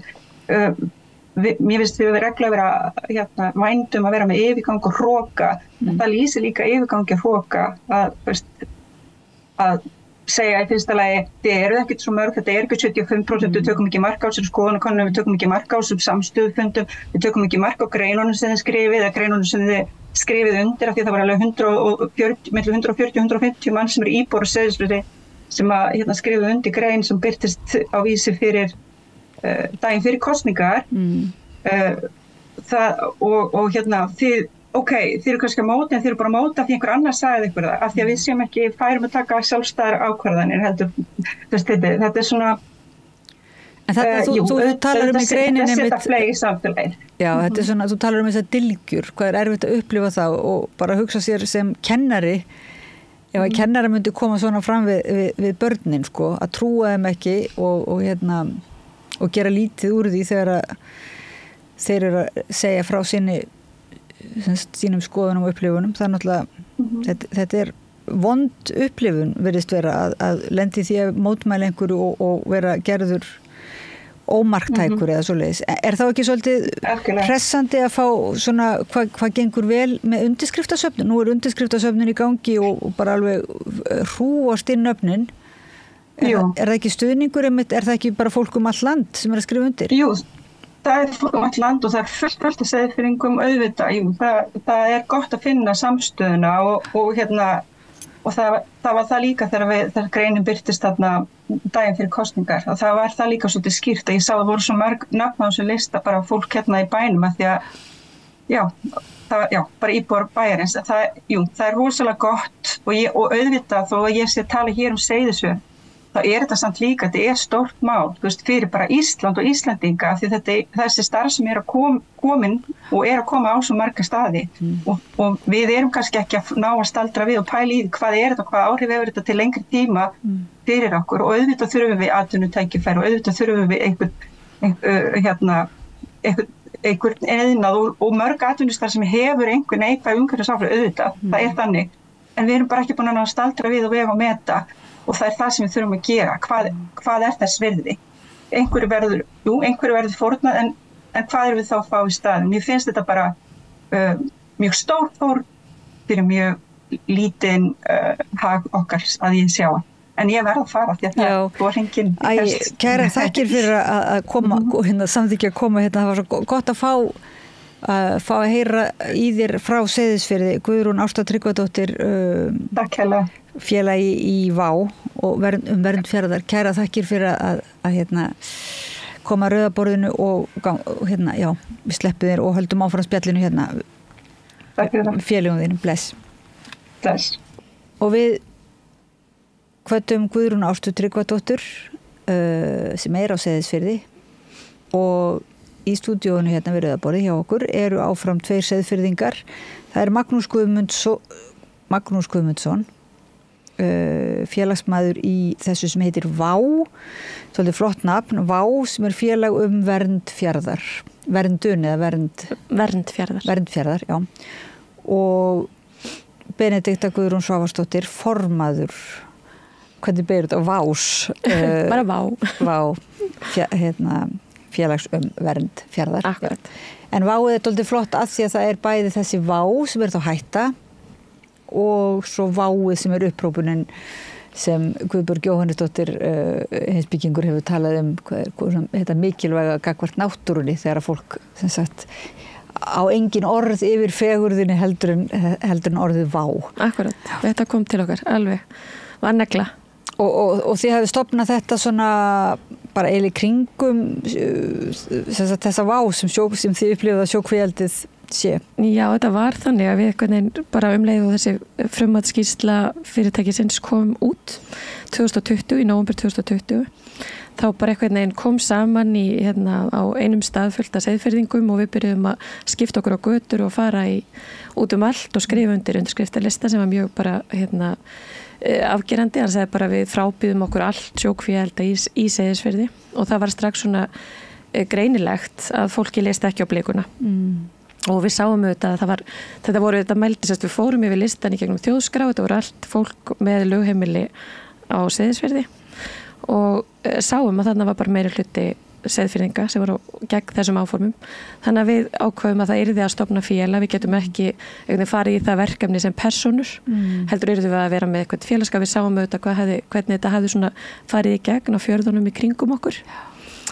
Þannig að við stofnum þetta félag, við sendum síðan þennan undirskriftalista inn til skipulagsstofnunar sem að gerði síðan mat á umhverfisáhrifum fyrir fiskeldið og komst að því að þetta veri alveg fordæmalaus andstæða á svæði gegn svona áformum og í rauninni gaf þau tilmæli til svæðisráð sem að gerði síðan skipulag seinna fyrir Austfirði að það yrði að horfa til þess að ná sátt við nærumhverfið og Seyðisfirði.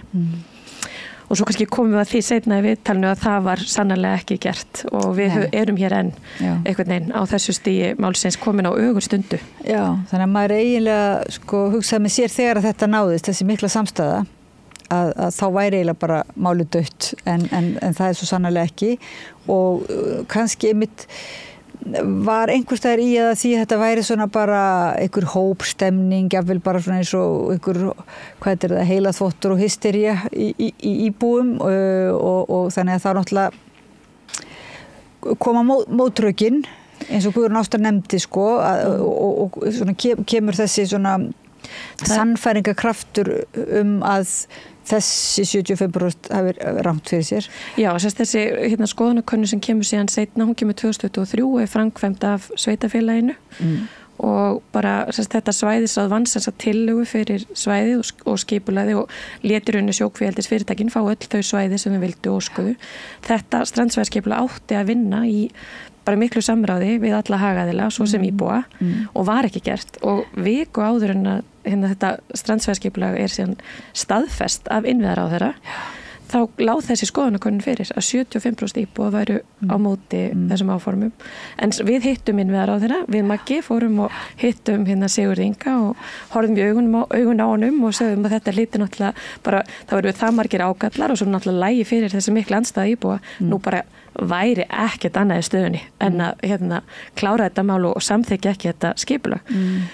En hann bara skrifaði undir þetta skipulag, fór mjög lítið fyrir þeirra ákvörðun á þeim tíma og við vorum alltaf enn og aftur svolítið buguð í okkar baráttu af því að þetta var svona vígi ákveð að reyna að ná þannig fram okkar sjónum svolítið svo Ölfus næra eða Þorlákshafnarbúar náðu að gera með sitt mál að fella þannig í íbúakostingunni. Ég held að okkar móment hafi verið þannig að ná einhverju samráði í gegnum þetta haf- og strandsvæðisskipulag, hefðu við náð að láta það einhvern veginn breytast, það hefði geta verið okkar stóra augnablik til að hafa áhrif, en því miður þá bara samþykktan skipulagið. Já. Og þú Magnús hefur verið ötull að eiginlega kanna það eiginlega sannfærast sjálfur og þá samfæra þá sem vilja heyra að þetta er ekki bara eitthvað, þetta er bara ekki einhver vitleysa að vera á móti þessu, að þetta er já, þú hefur lagt alveg fram svona, hvað er að greina góðan rökstuðning það hversu vond hugmynd þetta er eða hvað? Já, við vorum í heimsóknum Seyðisfirði, ég og kona minn, svona að skoða áhrifin eftir skriðurnar hræðilegu, sumarið eftir og hittum þar heimafólk og meðal hans Sigfinn sem er með okkur í þessari baráttu og eftir smá spjall við hann þá ákváðum við að fara að skoða betur svona grunninn á bakvið þetta og taka þátt í því að verja Seyðisfjörð fyrir þessum fjanda og maður þarf ekki að lesa lengi til að sjá það bara strax í upphafi þá er verið að biðja svæði sem eru svo lítil að það nánast og bara algjörlega ógerningur að koma þessu fyrir. En sko eldisfyrirtæki sem að gera þessa frummatsskýrslu og kemst þannig inn á kortið, það er löng saga bak við það, að sko það hunsar í raun og veru öll rauðu ljósin og öll atriðin í Seyðisfirði sem að komi í veg fyrir þetta sé hægt. Þau gera lítið úr allir náttúruvá. Þau tala að það sé ekkert mikil snjóflóðahætti eða ofanflóðahætti í Seyðisfirði. Þau tala hafís sé óþekktur í Seyðisfirði. Í hafís sem kemur þannig að rústan svona kvíum. Ég bjó á Seyðisfirði 23 ár og á þeim árum kom hafís 3 sinnum og hann fyllir alveg inn í botn og brýtur allt sem fyrir Síðan það fararstrengurinn sem er sko heilu kýr fyrir þjóðaröryggi okkar og reynda fyrir þjóðaröryggi Færeyinga. Þannig við vorum fljót að sjá að þetta bara gengur ekki upp og fórum að skrifa þetta og benda stofnunum og öllum sem að fjalla þetta á þetta. En sko það eins og þetta umsóknarferli frá byrjun til enda, það sé á einhverju sjálfstýringu. Þegar kemur einhver gáli athugasemd það að það sé ekki hægt að gera þetta út af þessu, þá kemur bara eitthvað svar, já, það getur vel verið en við gerum bara mótvægisaðgerðir. Og þá alltaf að gera mótvægisaðgerðir við öllu, jafnvel þó það sé ekki hægt. Getur verið að þessi gervigreindin sem situr fyrir svörum? Nei, þetta er að þú segir gervigreind, ég hefur segja skortur og greind, sko. Já, gerviskorturinn sem situr fyrir svörum. Nei, þetta var nú illa sagt, sko. En sko, baráttan fyrir þessu, hún er baráttan fyrir því að koma þessu á í kerfinu, hún er svo sko sterk og þeir sem að vinna að þessu, þeir hafa svo sterk ítök í stjórnkerfinu og þetta er ekkert sér Íslands, þetta er út allan heim. Og það var blaðamaður sem að ég hitti á einni uppákomi sem að Vá og fleiri stóðu fyrir fyrra, sem að fór að spyrja mig út í þetta og hann sagði, gangi ykkur vel. Ef ykkur tekst að losna við sjókveldu fyrir mikið með rökum, þá er þið fyrst í bærin í heimi sem tekst það. Já. Og ég hef oft hugsað þetta. Þetta er svolítið svona lýsandi fyrir það hvað svona stór, öflug, alþjóðleg fyrirtæki geta bara komið og gert það sem við vilja. Þetta er eiginlega harmsaga bara heimsins svolítið núna búið að vera undanfærið. Alltaf þegar einhverjar auðlindir eru, þá er þetta sagan og einmitt leið slíkra fyrirtækja inn í samfélögin er svolítið svona, var þetta að skrifa ævintýri það einmitt, hvernig... Já, þetta er alltaf sama aðferðin líka. Þetta er svo þekkt aðferðar, það fara alltaf sömu leiðirnar. Þeir eru bara lukkurittararnir og svo er bara ráðið rétta fólki á staðinum og svo komist inn og núna hafa þeir til dæmis ráðið inn fólk á Seyðisfirði í störf án þess að hafa leyfið og það setur enn meiri klofningu í samfélagið og gerir þetta persónulegt. Það er mjög leitt að sjá, eða þú veist, þannig að og mér finnst eins og Maggi er að benda á, þú veist, þetta er svo furðulegt að allt kerfið sé að reyna að fara í mótvægisaðgerðir, sko, af því að fjörðurinn er svo þröngur og það liggur svo beint við hversu flókið er að koma þessum það fyrir og það er bara að fara í mótvægisaðgerðir og eftir mótvægisaðgerðir á sama tíma og íbúar er að mótmæla svona harðarlega og þetta sér hver manneskja að þetta er alrangt og það er ótrúlegt að það sé ekki hlustað en við erum náttúrulega samt núna, við ætlum að verða fyrst í bærin sem að stoppa þetta, Maggi. Ég held að við getum það. Að ég held núna með þessum samtakamætti sem við finnum, við erum bara með þú veist, Björk Guðmundsdóttir steginn og gaf lagið sitt sem að er í rauninni allt fjármagn sem kemur í gegnum lagið hennar og Rósalíu fer í lögfræði stuðning og Seyðisfjörður er þar alveg á efstur á lista og við erum öll þessi félagsamtök, baráttusamtök sem eru með okkur og styðja við bakið okkur og svona bara samtök á móti landsmanna af því að auðvitað meirihluti landsmanna er á móti sjókvíaeldi og þá ekki síst í Seyðisfirði og þetta vitum við alveg og ég held að þessi nýja ríkisstjórn hún bara vilji standa við það eins og hún bara í rauninni allir þessi flokkar töluðu svo mikið fyrir almannahagsmunum og því að sérhagsmunum ættu að ekki að fá að ráða ferðinni. Þannig að ég held og vona bara að þau stimpli sig inn núna og finni það, þú veist, við erum alls ekki að reyna að stilla við veg, við viljum einhvern veginn bara ná þeim með okkur, þú veist, gerum það sem er rétt, leifið okkur að finna að við séum bara virt, skoðunur okkar skipta einhverju máli og það sé ekki vaðið yfir. Við fundum það alveg þar sem við áttum samskipti við frambjóðendur fyrir kosningar að það voru bara mjög margir sem að höfðu fullan skilning á því að það að tróða svona yfir lýðræðið svo maður sleppir nú bara öllu öðru það væri bara út úr korti og það eru svona ferski vindar í pólitíkinni eins og Bent þetta kom inn á og við bara trúum því að þeir sem sögðu þetta fyrir kosningar og sett pólitíska stjórnkerfi gangi svolítið í endurnýju lífdagana þessi sjálfstýring sem nefndi áðan hún verið pínlítið tekin úr sambandi. Þetta eru gömul verkferli einhver sem hefur einhvern veginn, það er eins og hafa ekki verið svona komið saman og Íslendingar hafa ekki komið saman og gert sér einhverja svona sameiginlega hugmynd hvert stefnir í byggð, til dæmis í byggðamálunum og landsbyggðamálunum. Ríkisendurskoðun tók nú þetta ferli allt saman upp og gerði skýrslundan fyrir 2 árum síðan og þar var niðurstaðan bara ósköp einföld að stjórnsýsluferlið í gegnum svona leyfisveitingu það væri svo brotið, það væri svo brothætt og það væri svo brotakent að þeir bara kölluðu hátt eftir því að allar þessar stofnanir sem að vinna að leyfisferlinu myndu samhæfa sig, samræma sig miklu betur heldur en að gera. En þetta bara þannig að ein stofnun að meta ofanflóð, önnur að meta siglingaöryggi og hinn að meta þetta og hinn að meta hitt og það situr hver bara svona eins og hrossin í gamla daga blokkir fyrir augun og horfir á sitt og segir já, þetta svona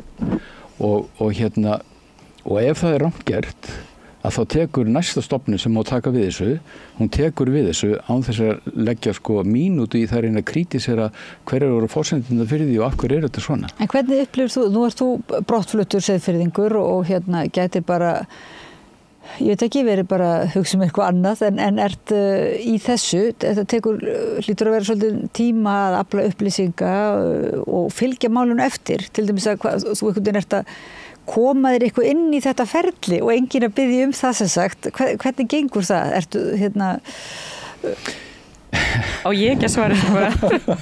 Nei, eins og lýsti upp af þá duttum við kona mín inn í þetta ferli fyrir 4 árum síðan og ákváðum bara að fórna tíma í þetta hann reyndar miklu meira heldur en okkur óraði fyrir því að hann yrði en við erum bæði keppnisfólk og ekki síður kona mín heldur en ég þannig við ætlum bara að vinna þetta og já, og hefum bara gert það sem þarf. Og hvað er snúið við upplýsingaöflununa? Þessar upplýsingar liggja þá ekkert alveg bara, þú getur ekki bara spurt talandi um gervigreindina og fengið rökstuðningina eða hvað. Þú þarft að hafa fyrir því að afla þessar upplýsingar. Já, og að baki liggur lestur á 1000 blaðsíðina af skýrslum og lögum og reglugerðum og guðm og veit hvað. Og út af þessu reynum við að taka einhver aðalatrið og koma því á framfæri við þessar stofnunir og við politíkina og alla sem að þessu koma og okkur er alltaf afskaplega vel tekið, já, þetta er athyglisvert en þetta athyglisverða verður yfirleitt bara ef ekki hægt að skjóta það niður með einhverjum svona hálfgerðum falsrökum að þá sagt, já, heyrðu, við gerum mótvægisaðgerðir og mótvægisaðgerðir er orðið í mínum huga ljótasta orðið í íslenskri tungu því að það er verið að nota þær til þess að breiða við skítinn. Já. En hvað er mótvægisaðgerð við við Ísjaka? Ég skal segja það. Mótvægisaðgerð og það er nú eiginlega það einu sem er fyndið í þessu öllu saman. Að Kaldvík, eða forverið þess, sagði já, ef það kemur ísinn Seyðisfjörð, þá strengjum við bara vír þvert yfir fjörðinn og stoppum ísinn.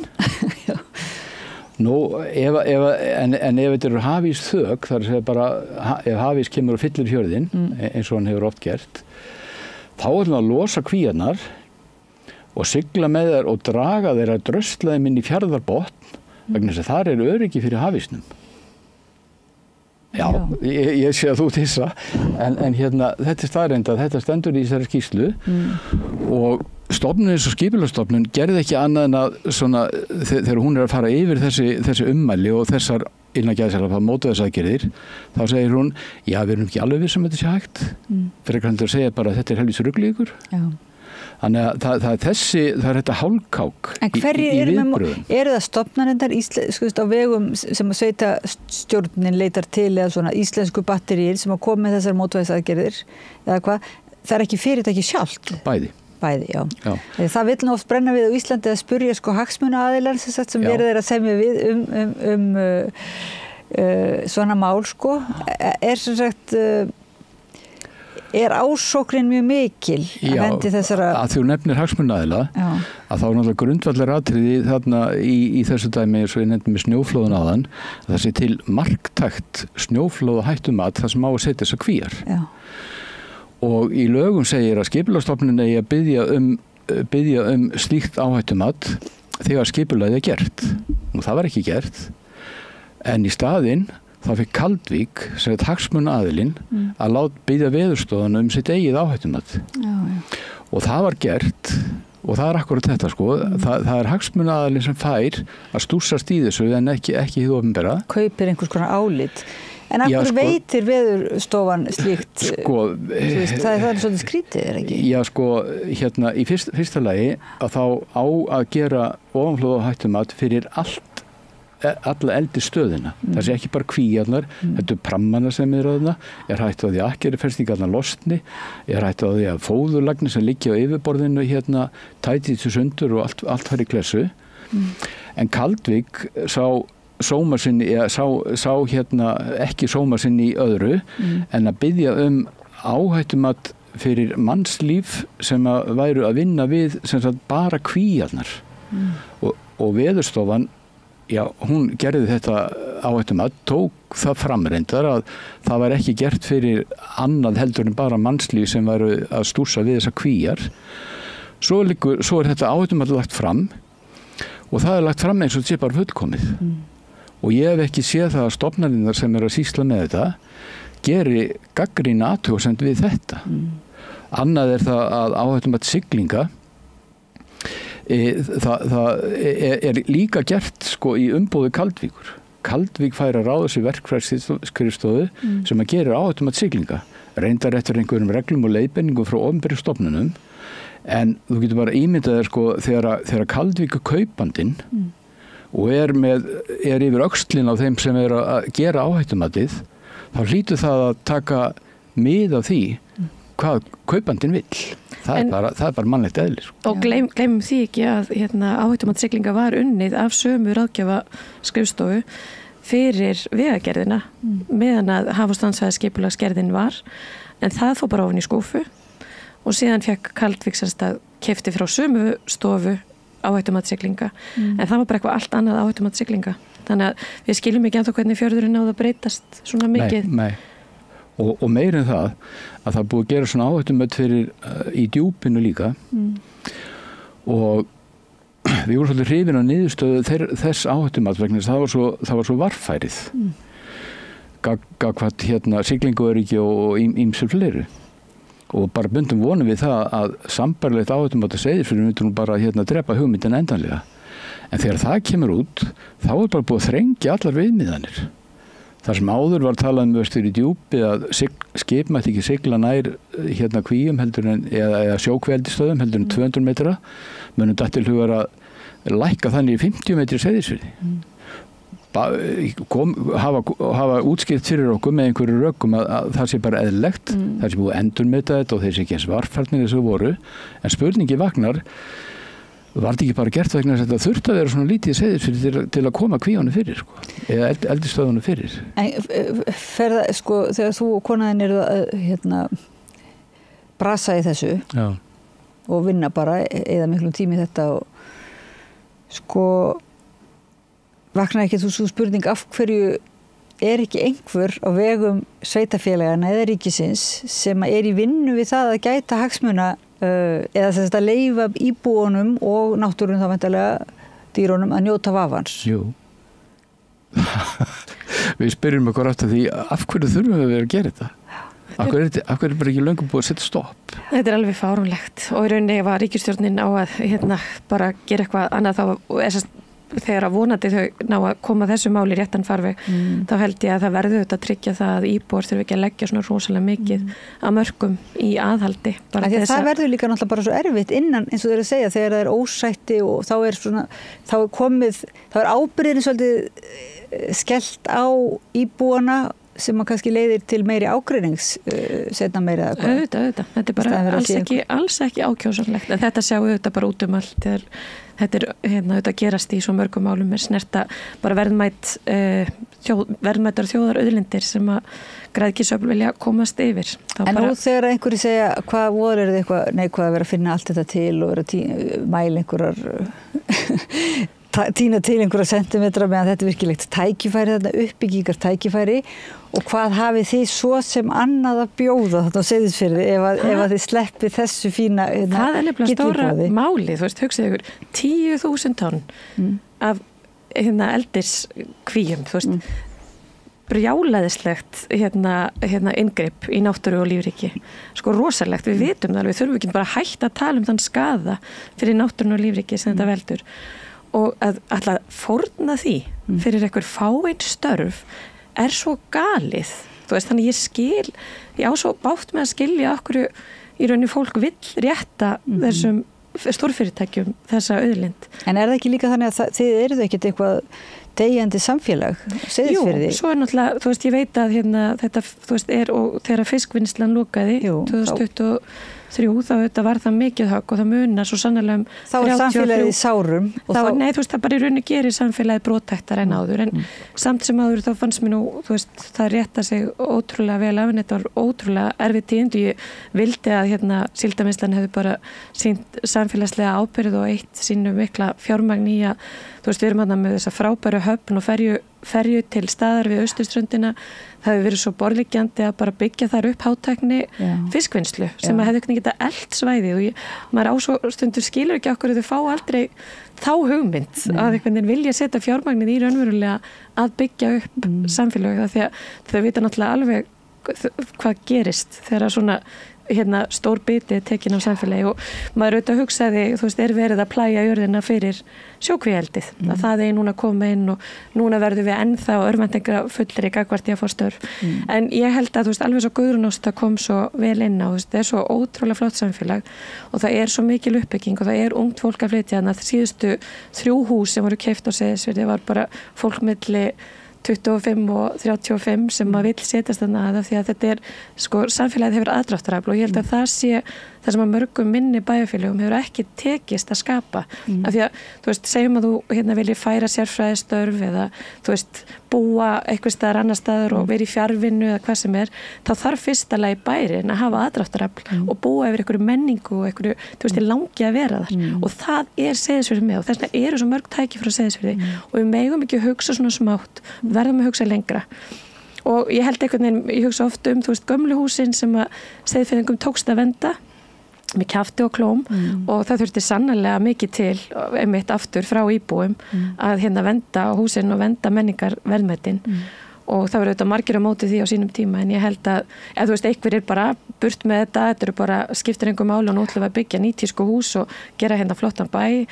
og þetta er allt svo gamalt og ljótt og skiptir einhver máli en veist, hvar væru við í dag ef við hefðum ekki ef þetta fólk hefði ekki vendað þennan menningararf. Af því að þetta er auðvitað það sem að núna einhvern veginn gerir staðinn að þessum einstaka stað. Og kannski það að myndi hafa þurft að berjast fyrir því hefur búið til einhvers konar samstöðu sem síðan er hægt að grípa til núna gagnvart annarri vá. Það er mikið svona einmitt samfélagsauður á þessum stað og menningarauður og hefði einmitt verið svo áhugavert að sjá síldarvinnslu eitthvað á staðinum, eitthvað gert til dæmis með íbúum sem sagt ég vil bara í eigu íbúa eitthvað svolítið, það er svo sá valkostur einhvern veginn sé aldrei kannaður sko. Já, en auðvitað á ríkið að þú veist setja miklu meira í það að efla nýsköpun og tækifæri á landsbyggðinni og það eru auðvitað, þú veist, grunnurinn að því að þessi fyrirtæki geta komið inn og tekið þessi verðmæti er að byggðirnar eru svo brothættar og í rauninni vilja bara auðvitað hvað sem er til þess að geta einhvern veginn haldið lífi í byggðinni sem maður skilur það mjög vel. Sjókvíeldi ekki þessi nýsköpun sem þeir eru að býða eftir. Þetta bara náttúrulega algjör fortíð og tímaskekkja og minnst einhvern veginn við heldum verðum að hætta að tala einhvern veginn við vitum það alveg. Það eru það í milljónum manns út allan heim að berjast gegn þessu, öllustum og við að horfa til Noregs þar sem við að loka ánum og sjá bara við ætlum ekki að fara í þetta, við ætlum ekki að enda þarna.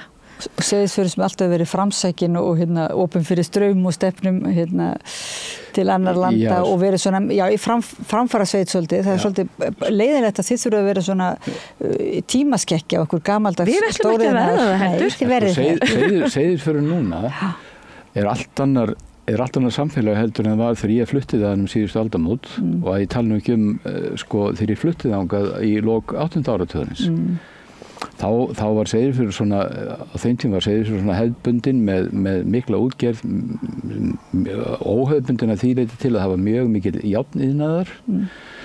En þetta hefur bara breyst og nú er Seyðisfjörður svona, framsækið samfélag með bara sínar eigin hugmyndir og er ekki tilbúin til þess að það komi, að frekikallin komi bara og tróði sér þar inn.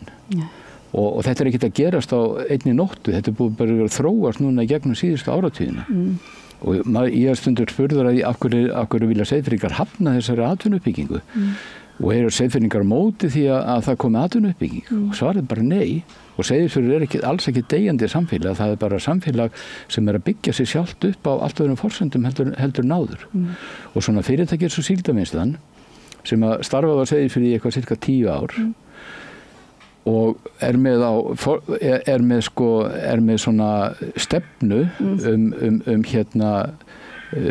samfélagslega ábyrgð. Ég get ekki séð og það tekið fram að þau vilja taka ábyrgð á samfélögun sem þau vinna í og svo er ábyrgðin ekki meira en svo að bara einn góðan veðar er bara sagt já nú ætlum við bara að loka, takk og bless og það er ekki bara verið að loka frystihúsinu heldur hefur störfum Seyðfirðinga eða innbyggjara Seyðisfjarðar á skipinu sem ennþá ber nú sitt heiti og sína einkennistafi að þeim fækkar alltaf og þess vegna hefði ég allavega vilja sjá það að auðvitað getur Síldarvinnslan og hvað annað fyrirtæki breytt sinni starfsemi en ef þau meina eitthvað með því að vera með samfélagslega ábyrgð þá eiga þau þá að taka ábyrgð á því að hjálpa fólki að komast yfir þessa stór breytingu. Og við vitum það að stór fyrirtæki eins og núna er að ásælast auðlindir samfélagslegar og náttúrulega auðlindar Seyðisfjörður, þeir munu ekki sína eða mjög ólíklega sína eitthvað meiri samfélagslega ábyrgð ef að litið til sögunar en það verður ekki bara enda En ég ætla samt að taka fram að Síldarvinnslan hefur ekki verið alveg stikkfrí, hún hefur tekið þátt í ákveðnu hugmyndavinnu og með svona vilyrði að taka þátt í einhver atvinnuuppbyggingu frá mínum bændur séð hefði það þurft að vera bara miklu myndarlegra. Eigum við ekki samt að loka Það hefði þá verið mótvægisaðgerð. Það hefði verið alveg mótvægisaðgerð. Mótvægisaðgerð er fyrir að breytast í þínum hug. Það er ekki bara einhver vír en tíminn okkar er búinn. Já, okkar bara enda, ég má enda og segja bara, ég held að það sé rosalega mikilvægt samt að, þú veist, við Seyðfirðingar, ég held að sé mikilvægt að Austfirðir og við þessi samfélag fyrir austan, þú veist, fáum bara einhvern veginn virðum hvort annars, þú veist, sérstöðu og það er þó svo að við séum að mótmæla þessu núna, þá er það ekki einmitt eins og Guðrún Ásta kom inn á svo flott í sínu spjalli að þú veist, þá erum við ekki að gagnrýna neinn annan, það fá allir að hafa sína skoðun og við verðum einhvern veginn að gera þetta í einhverju sátt og passa einhvern veginn að þetta verði ekki þú veist, og nú verður ríkisstjórnin held ég þess vegna að stíga sterkt inn og við getum ekki haft þessa ákvörðun ef hún auðvitað eðlilega vill núna bara setja þetta komast inn í þennan málflokk áður en við gefum út ný leyfi sem er mjög eðlilegt en við viljum heldur ekki hafa þetta hangandi yfir okkur í einhver ári viðbót þessa mögulega leyfisveitingu. Það þarf samráð og það þarf samræði. Það þarf að vernda Seyðisfjörð. Það þarf bara að setja inn ákvæði í næstu lög lagareldi og vernda lýðræði líka í leiðinni. Já, við setjum Seyðisfjörð í verndunarflokk. Og þið minnið á undirskrifta undirskriftalistinn fara inn á váfélag.is endilega skrifa ykkur á undirskriftalistan ef þau eru ekki búin að því og segja öllum kringum ykkur að gera það og síðan erum við með athugasemd sem má senda inn til MAST sem má afrita og senda inn og því meira sem MAST fær af athugasemdum því betra þannig að Þannig að hlustendur áhorfendur, við hefum heyrt hérna sjónarmið 3 Seyðfirðinga á Ögurstundu. Við heyrðum í Guðrúnu Ástu Tryggvadóttur sem þurfti síðan að skjótast frá til að klára kennslu, og hér við rauðaborðið sitja þau Magnús Guðmundsson og Benedikta Guðrún Svavarsdóttir. Hún er formaður VÁ og þeir eru bæði félagar og ötulir baráttumenn fyrir verndun Seyðisfjarðar. Kæra þakki fyrir að koma. Takk fyrir okkur. Takk fyrir okkur. Og gangi ykkur vel og gangi okkur vel öllum Íslendingum í þessu, eða öllum, já. Hlustendum og áhorfendum þakka ég kærlega fyrir að vera með okkur í þessari samræðu, og Pétur Fjellsteð fyrir að varpa henni til ykkar. Þakka fyrir í dag, ég heiti Oddný Eir. Gerist áskrifendur á Samstöðinni og taki þátt í að byggja upp öfluga og róttæka samfélagsumræðu. En við hér á Samstöðinni reynum líka í hverju viku að heiðra hið mannlega í okkar samfélagi, þótt stundum sem mest að púðrinu eðlilega varið í samfélagsmálefni. Hún Geirdís Hanna Kristjánsdóttir, baráttukona og hjólabúi, hún misti allt sitt í bruna og hún ræðir nú áfallið og stríðið við borgina í samtali við Maríu Lilju.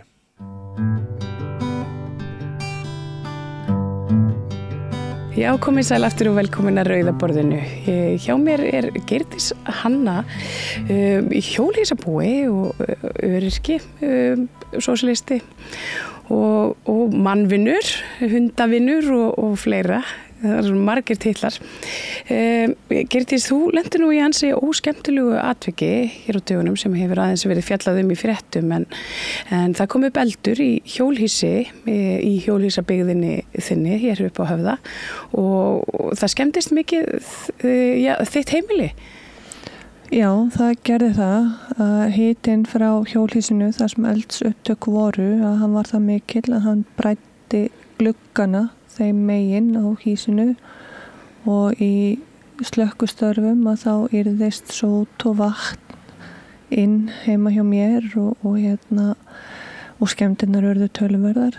Hýsið er ónýtt, það er óíbúðarhæft, þannig að ég er heimilislaus með hundin minn. Já, og var ykkur ekkert meint af þessu?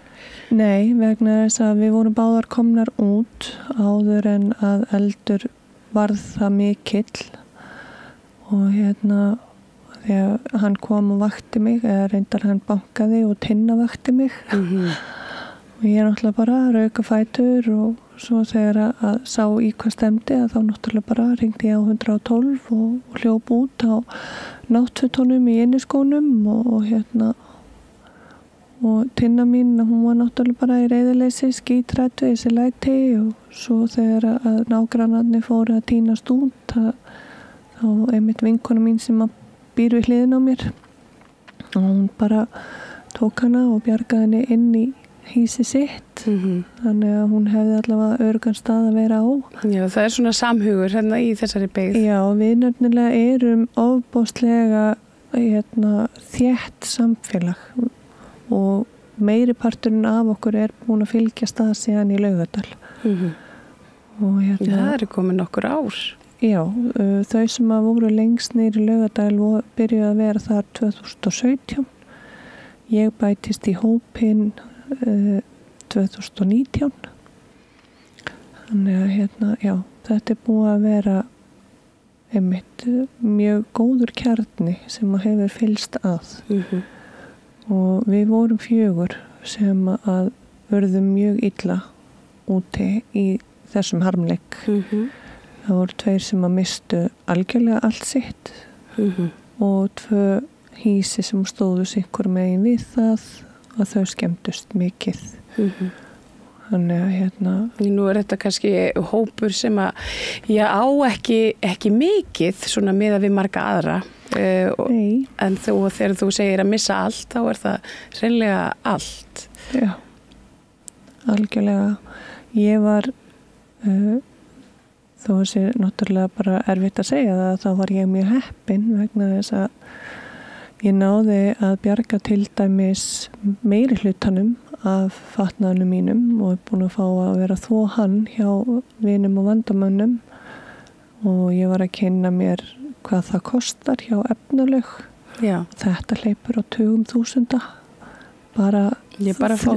bara þrifin á fötunum sko og sængu, kottum og svona bara þessu helsta. Þannig að þú ert heppin með baklandið. Ég er mjög heppin með baklandið. Það var nú sagt við mig á dögunum að þú eignast ekki góða vini nema að vera góða vinu sjálfur. Þannig að ég hef reynt einmitt að reynast mínu fólki vel og að fá það alveg tilbaka. Það er mjög fallegt. En hvernig eldurinn kom upp þar sem hann kom upp? Það hefur ekki verið hægt að finna orsakina. Nei. Þannig að því miður þá vitum við ekkert eldsupptök. Nei. En þetta er náttúrulega bara alveg sama hvernig eldur kemur upp og þá er þetta náttúrulega bara mjög alvarlegt mál. Mikið áfall? Já, vegna þess að þetta er í 3. sinn sem ég lendi í bruna. 3. sinn? Jú. Fyrst kviknaði í heimilin okkar á Siglufirði sumarið 78 og þar mistum við föður minn og síðan 1990 veturinn að þá kviknaði í íbúðinni á neðri hæðinni hjá okkur og þar varð mitt herbergi verst úti en þess að herbergi sem eldsupptök voru í var beint fyrir neðan mitt. Já, þetta var kannski hrært svona upp í erfiðum minningum.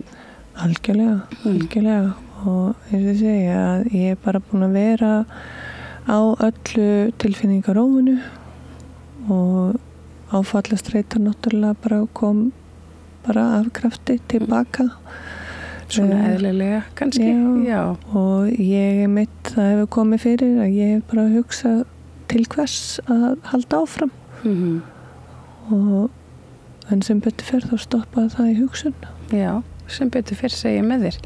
En þetta er auðvitað, það hefur ekki verið auðvelt að búa í hjólhýsi, hvorki í Laugardalnum né hér upp á Höfða.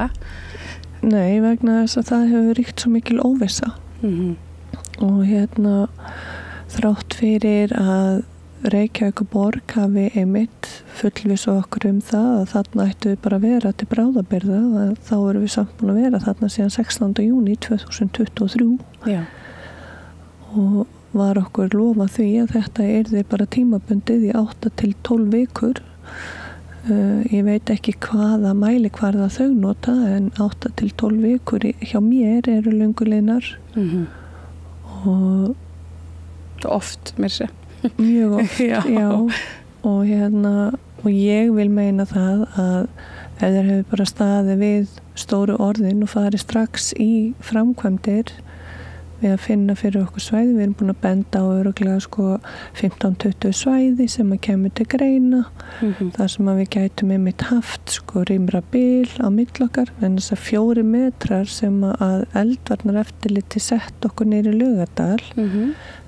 Það dugar ekki þegar að svona kemur upp og það þarf svo lítið. Það var ekki nema bara örlítill andvari og þið sjáuð aflingarnar því og það eru 4 hjólhýsi sem verða þarna fyrir skemmtum eða altjóni. Já. Og segðu mig, hvað eru þið mörg? Við höfum verið þarna núna undanfarið 15 til 20 hýsi. Já, þannig að þetta er svona 1/4, 1/3 sem að fer þarna mjög illa úti. En hvað tekur núna við? Ég meina, þú ætlar að halda áfram? Ég ætla að halda áfram. Ég er að bíða eftir að fá einhver svör og viðbrögð frá tryggingunum mínum, bara hvað ætla að meta allavega hýsi mitt á, vegna þess að ég hef bara ekki treyst mér til þess að fara almennilega í gegnum innbúið. Ég fór og ég tók sko fötin mín og það sem að tilheyrði tinnu og er búin að vera að fara yfir raftækin mín sem að ég átti þarna inni sem að er bara ekki nokkuð leið að bjarga vegna þess að þar eru bæði sót og vaskemdir. Ég keypti mér nýja dínu til dæmis í fyrra sumar og hún er ónýt og svona eitt og annað og tré og plast og leður, þú nærði ekkert svona lykt úr því. Nei. Þannig að það er allt ónýtt. Þannig að það er bara... Stendur þá á svörum frá tryggingafélaginu eða? Ég er búin að reyna að ná í fulltrúan sem að sagði að hann væri komið með mitt mál á sitt borð og sendi síðast bara almennan póst á tryggingafélagið þar sem ég sagði að ég næði bara reynilega ekkert á þessum einstakling og ég vildi fara að fá sko einhver svör hvað hvernig þessu máli ætti að lykta af því að mér finnst ekki liggja það mikið á því að þeir fái sko lista yfir verðmat innbús því að það er hægt að meta hýsið sérstaklega sko það er náttúrulega hryllilega vond, ég meina ég er orðin 50 og að eiga hvergi heima, geta hvergi höfði sínu hallað, vera á stofunni hjá vinum og ættingum já. Já, þetta tekur á. Já. Ég get vel ímyndað mér það. Það, svo við kannski ræðum aðeins aftur aðbúnaðinn upp á Höfða. Nú hefur þú verið mjög gagnrýnin á borgaryfirvöld einmitt vegna hans en það eru vatn af einhverjum skornum skammti, var það ekki? Það var til að byrja með að þá höfðum við eingöngu aðganga köldu vatni og það eru sko 2 sturtur á svæðinu en það er ekki hægt að nýta þær vegna þess að þegar hitatunkunum var settur upp þá var ekki hægt að tengja hann í sturturnar. Já. Þannig að við erum bara með heitarennandi vatn í vöskum sem og það eru hann 2 salerni en þetta er aðstæða sem ég nýti mér ekki en þess að ég er með þessa aðstöðu inn í mínu hýsi. Við fengum frá borginni þvottavél og þurrkara sem við höfðum aðgangað. Þannig að við gátum þá allavega sko, ég fór hann kannski einu sinni á hálfsmánafresti eða einu sinni í mánuði allt eftir hvað ég þurfti og þannig að það er ekki eins og ég sé að nýta þessa aðstöðu í tætlur sko. Nei, það er ekki eins og því sé að biðja mikið en hvert heldur að framhaldi verði núna á svæðinu? Hafið þið fengið eitthvað viðbröð frá borginni? Engin. Ekki neitt? Ekki neitt.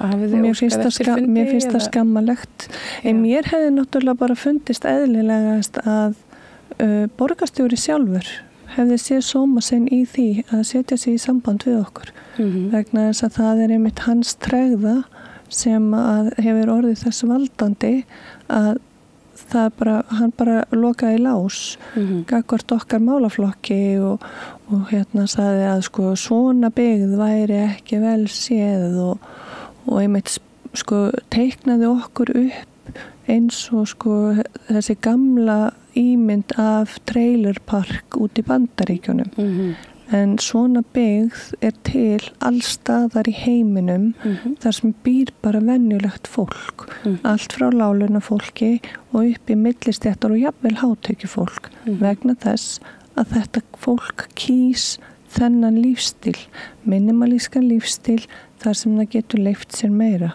og sem öryrki að búa svona hef ég í raun og veru í fyrsta skipti síðan ég fór inn á örorku efna því að lifa út mánuðinn og leyfa mér. Fara og heimsækja strákana mína norður á Akureyri, heimsækja nýja barnabarnið mitt sem fæddist í október síðastliðnum og ég einmitt hafði tök á því að gefa sjálfur mér það í 50 afmælisgjöf að fara og heimsækja vinkonu mín út til Tenerife og er að fara núna í lok febrúar.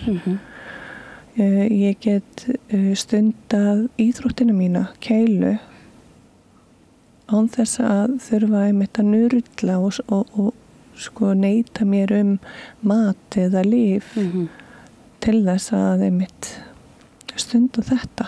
Svo er þetta bara álægi sem fylgir því að vera á húsnæðis eða leigumarkaði. Ég hefði aldrei efna því að vera á leigumarkaði. Nei.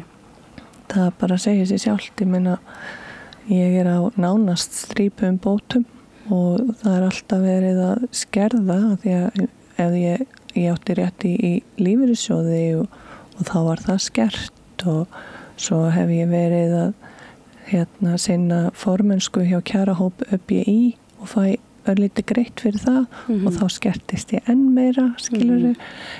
Svo hef ég verið að sitja einstaka fund fyrir sósíalista í borginni og hef fengið greiðslu fyrir það og það skerðir líka. Þannig að það er einhvern veginn alltaf verið að plokka af manni. En einhverja hluta vegna þá hefur mér samt tekist að haga mínum fjármálum þannig að ég hef efnað því að lifa. Ég get leyft mér einstöku sinnum að einmitt fara norður, fara út að borða. Ég meina, ég hef gert það, ég býð bara sjálfur mér út að borða og fara á skemmtanir sem að einmitt rosalega margir þurfa að neita sér en þetta er endalaust púsluspil og það er endalaust komið fram við okkur öryrkjana eins og að við séum bara blóðsugur á kerfinu, við séum á örorku vegna þess að við nennum ekki að vinna en það er bara svo langur vegur frá því og í mínu tilfelli að ég remdist við það að vera á vinnumarkaði eftir að ég fór inn á örorku og ég keyrði mig inn í kulnun í tvígang þannig að það er ekki það að ég vil ekki vinna, það er ekki það að ég vil ekki leggja mitt að mörgum en Já, og nú ég meina þið hafið ekki fengið við nein viðbröð frá borginni en hvað með almenning? Hefur almenningur eitthvað sett sig í sambandi við ykkur sem hafið orðið illa úti í þessum bruna? Já, við höfum fengið mjög mikinn stuðning í gegnum einmitt samfélagsmiðla og við þessum fréttum og blaðagreinum sem hafa komið út en það er bara ekki nóg því miður. Mér þætti eðlilegast að þetta fólk sem að finnst þetta svona rosalega mikið mál myndi taka sig saman eða bara hver sig, skrifa bara borginni. Það yrði miklu meiri þrýstingur á þau að gera eitthvað ef þau findu stuðningin frá almenningi fyrir okkar baráttu. En að þetta er ekki vegna þess að við séum einhver gettó, þetta er vegna þess að við erum að reyna að bjarga okkur til þess reyna að geta lifa af því að við viljum búa á Íslandi. Ef það væri ekki þannig þá værum við flóttafólk frá Íslandi þar sem að væri auðveldara fyrir okkur að lifa á þessum lúsa launum sem örorkubætur eru. Þannig að já. En hvernig hafa önnur sveitafélög, hvernig hafa þau tekið í svona byggðir? Það eru 3 sveitafélög sem að hafa verið að bjóða upp á langtímastæði en eins og ég hef svo oft sagt að ég er skráð til heimilis þó það sé ótilgreint í Reykjavík og greiði mitt útsvar til Reykjavíkur og er að sinna öllu mínu félagsstarfi í Reykjavík.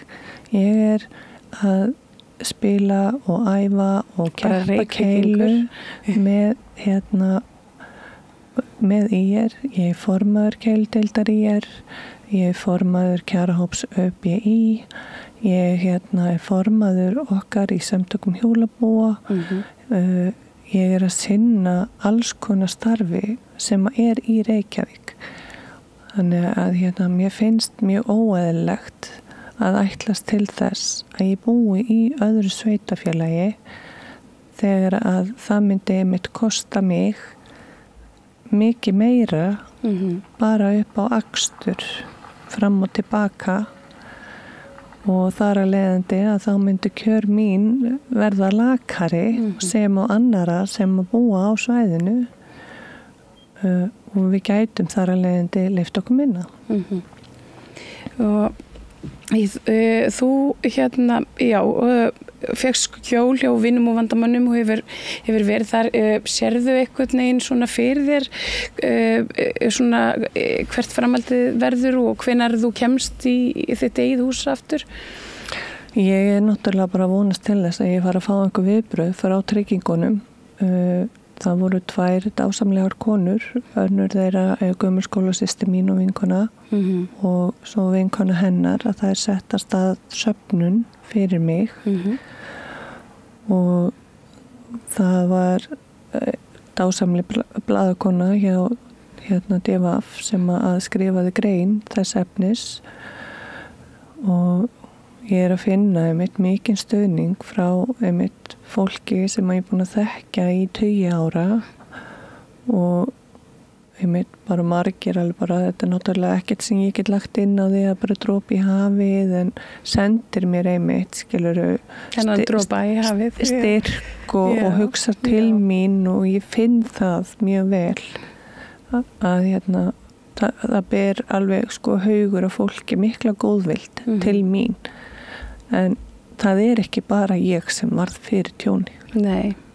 Og ég var einmitt alveg búin að hugsa það að ef að nægilegar upphæðir myndu safnast að það sem að út af stæði þegar ég væri búin að fá mér nýtt heimili þá myndi það sem að út af stæði renna til sem sagt pólska mannsins sem að misti allt sitt og búin að vera partur af okkar samfélagi mitt bara síðan 2017 eða 2018. Hvernig hefur svona hreinsunarstarf eftir þetta þennan stór skaða, hvernig hefur það farið fram? Síðast þegar ég fór uppbyttir sem að var á miðvikudaginn að þá hafði engin hreinsunarstarf sem er farið fram. Það hefur bara ekki neitt gerst? Ekkert ennþá. Nei. Ekki mér vitanlega. Þannig að þarna stendur og standa brunarústirnar bara óvarðar og er það, hafið þið fengið eitthvað ástæði fyrir því eða? Ég er náttúrulega bara eins og mér hefur fundist allt vera hjá Reykjavíkurborg. Það bara er seinagangur í öllu og eins og líka bara að ég hef mjög mikið bara upplifað að við erum náttúrulega bara 5. flokks fólk og algjör óþarf að vera eitthvað að púka upp á okkur þannig að það ánæglega engum að líða þannig í samfélagi.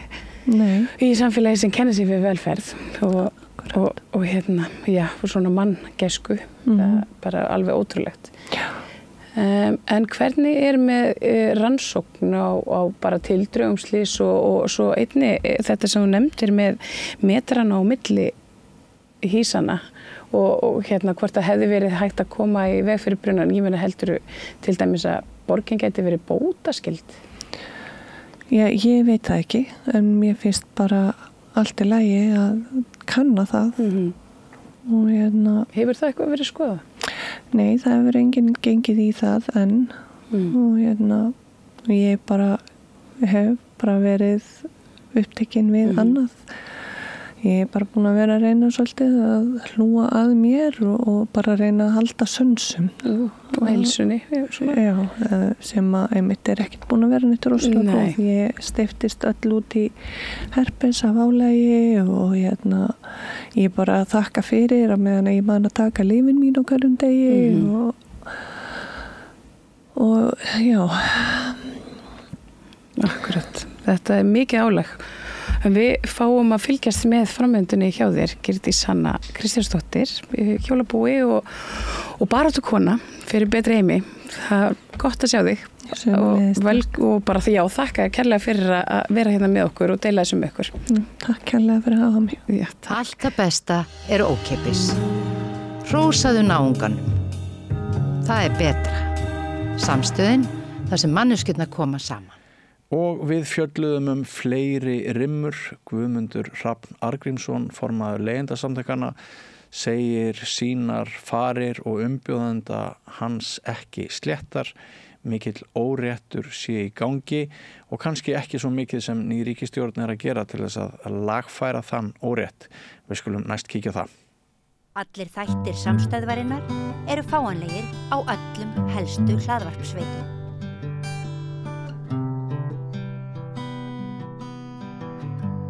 Komið sæl, við ætlum að vinda okkur í svona eftirfylgni. Þá við vorum dálítið duglega að setja fram hugmyndir, kröfur, pælingar réttlátt og betra samfélag, hérna fyrir kosningar og í kosningabaráttunni sérstaklega náttúrulega.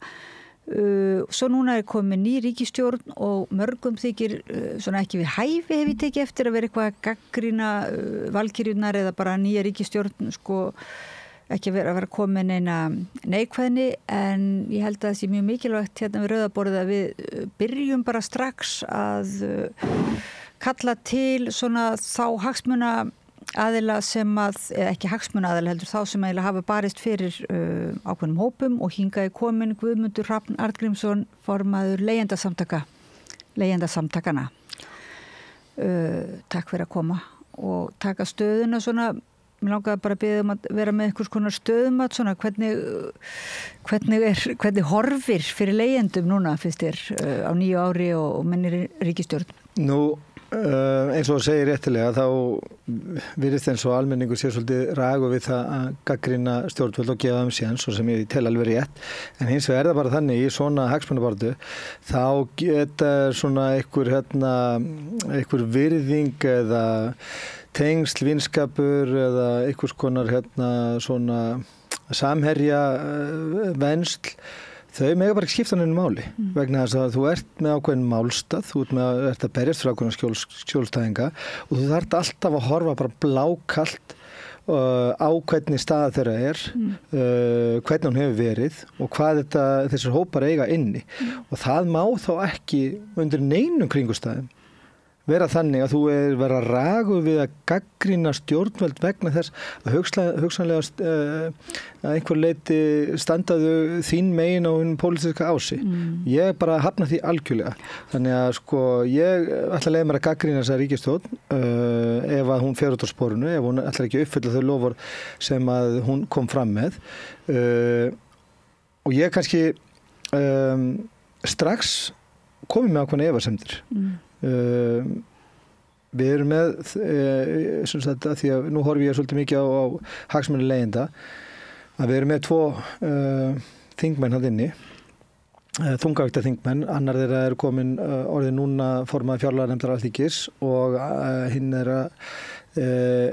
orðin ráðherra og þetta eru 2 einstaklingar sem hafa talað mikið fyrir bættum réttin til leyenda og þeir eru konið lykil aðstöðu til þess að gera nákvæmlega það sem þeir hafa talað fyrir í mörg ár. Þannig að þú þarft eiginlega, ég ætla bara að skjóta inn í þetta má kalla þetta gagnrýni, það má líka tala kannski á þessu stíði máls svona minnisblað eða minnislista til. Já, bara halda þeim við efnið,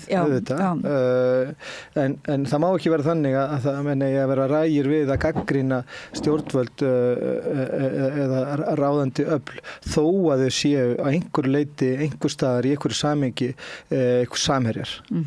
Það líka meinið við íslenska pólitík að þú meir ekki gagnrýna samherjaðina, eða það sem þú telur samherjaðina. Maður sér þetta með mörg og við hefur rætt hérna með Rauðaborðið að til dæmis náttúruverndarsamtök sem að voru í miklu svona pólitískum tengslu við Vinstri græn allan þeirra stjórnartíma, að það svona botnir fór svolítið úr starfinu á þeim vegna þess að þau gátu ekki gagnrýnt stjórnvöld vegna þess að þar inni voru kannski svona þeirra samherjar inn í VG og þetta er ekkert eftirbreytni.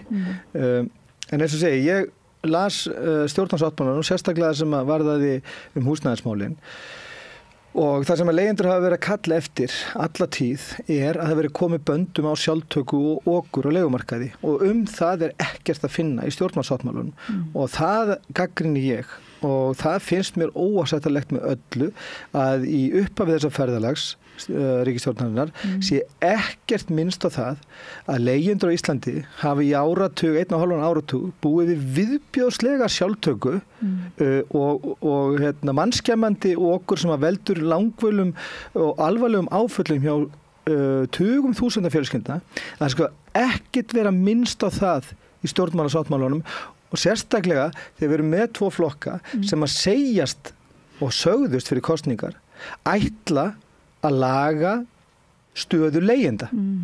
Nú var hérna sá sem gegndi formennsku í leigjendasamtökunum á kosningabaráttunni. Ingvi Ómar, hann var með svona óformlega könnun á hvernig eiginlega flokkarnir kom út úr kosningaloforðunum eða hvernig kosningaloforðun kom eiginlega út úr mati leigjendasamtakana með hagsmuni leigjenda í huga og þá var sósíalistaflokkurinn var bara klár vinningshafi og síðan voru þessir 2 eiginlega stjórnarflokkar held í næstu, ef ég man rétt, það var sem sagt flokkur fólksins með Ragnar Þór náttúrulega sem ofboðslega vel inn í málunum og svo Samfylkingin, ef ég man rétt.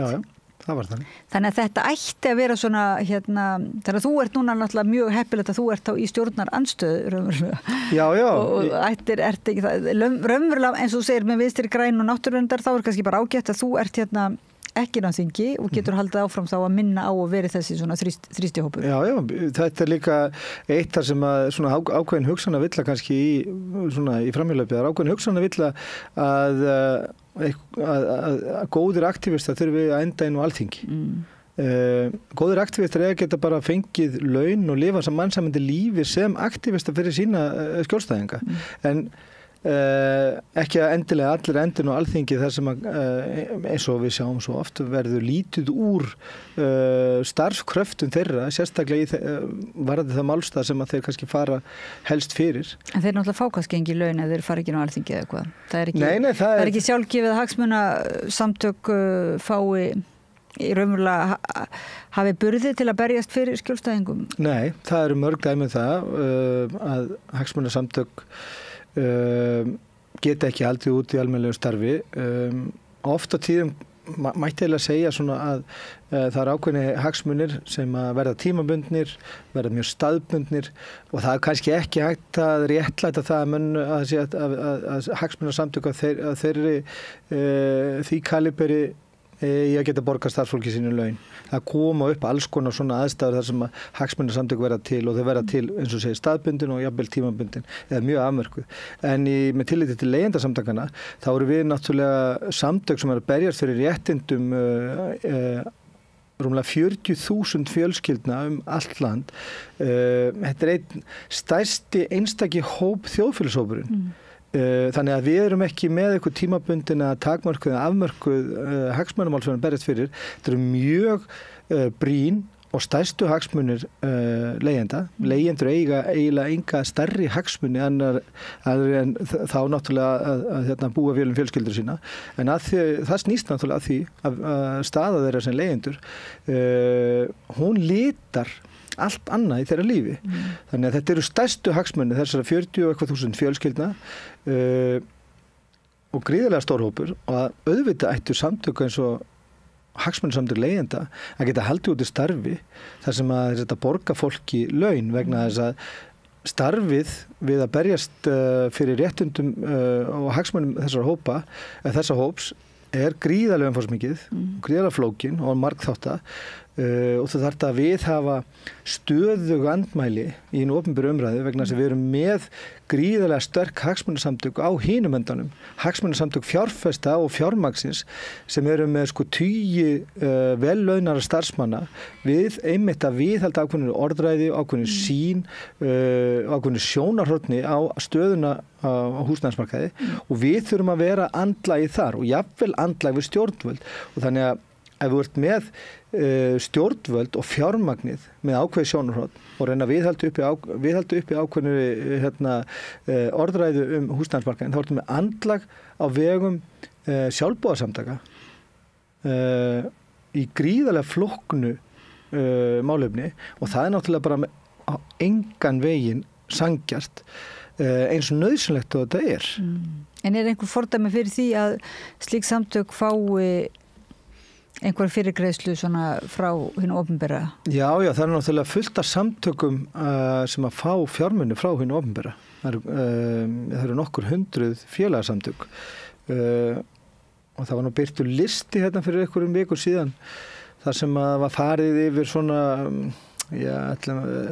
listin hefur kannski verið svona að reyna að draga fram svona samtök sem að fáur vita eða kannski fæstir vita en sýndu fram á hvað það ríki var að móka 20 miljóna inn í samtök sem að mjög fáur vita hvað standa fyrir og ég man til dæmis eftir þegar það voru samtök Sameinuðu þjóðirnar sem að í rauninni gera ekkert annað heldur en að flytja fréttir af allsherjarþingi Sameinuðu þjóðanna og ég get ekki séð að það séu margir sem eru að lesa þessar fréttir, minnst að kosti berast þessar fréttir ekki út í hina almennu umræðu.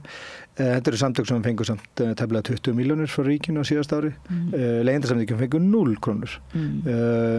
En það eru hagsmunasamtök ákveðna hópa, eins og til dæmis hagsmunarsamtök og baráttusamtök samkynhneigðra samtökin 78, þau hafa fengið 20 milljóna hverju ári og oft fengið líka sérstaka verkefnastyrki. Mér taldist til að þetta verið hátt í 200 milljónir fyrir árið 2023 og þetta er vel. Það er svona mikilvægir hagsmunir og svona mikilvæg hagsmunarsamtök, þau eiga að fá svona fjárhæðir frá ríkinu. En það er annars samhengi í þessu sem er kannski bæði ekki bara mikilvægt, þetta er mjög alvarlegt. Við erum með leigjendur. Þeir eru skattlagðir umfram alla aðra þjóðfélagshópa.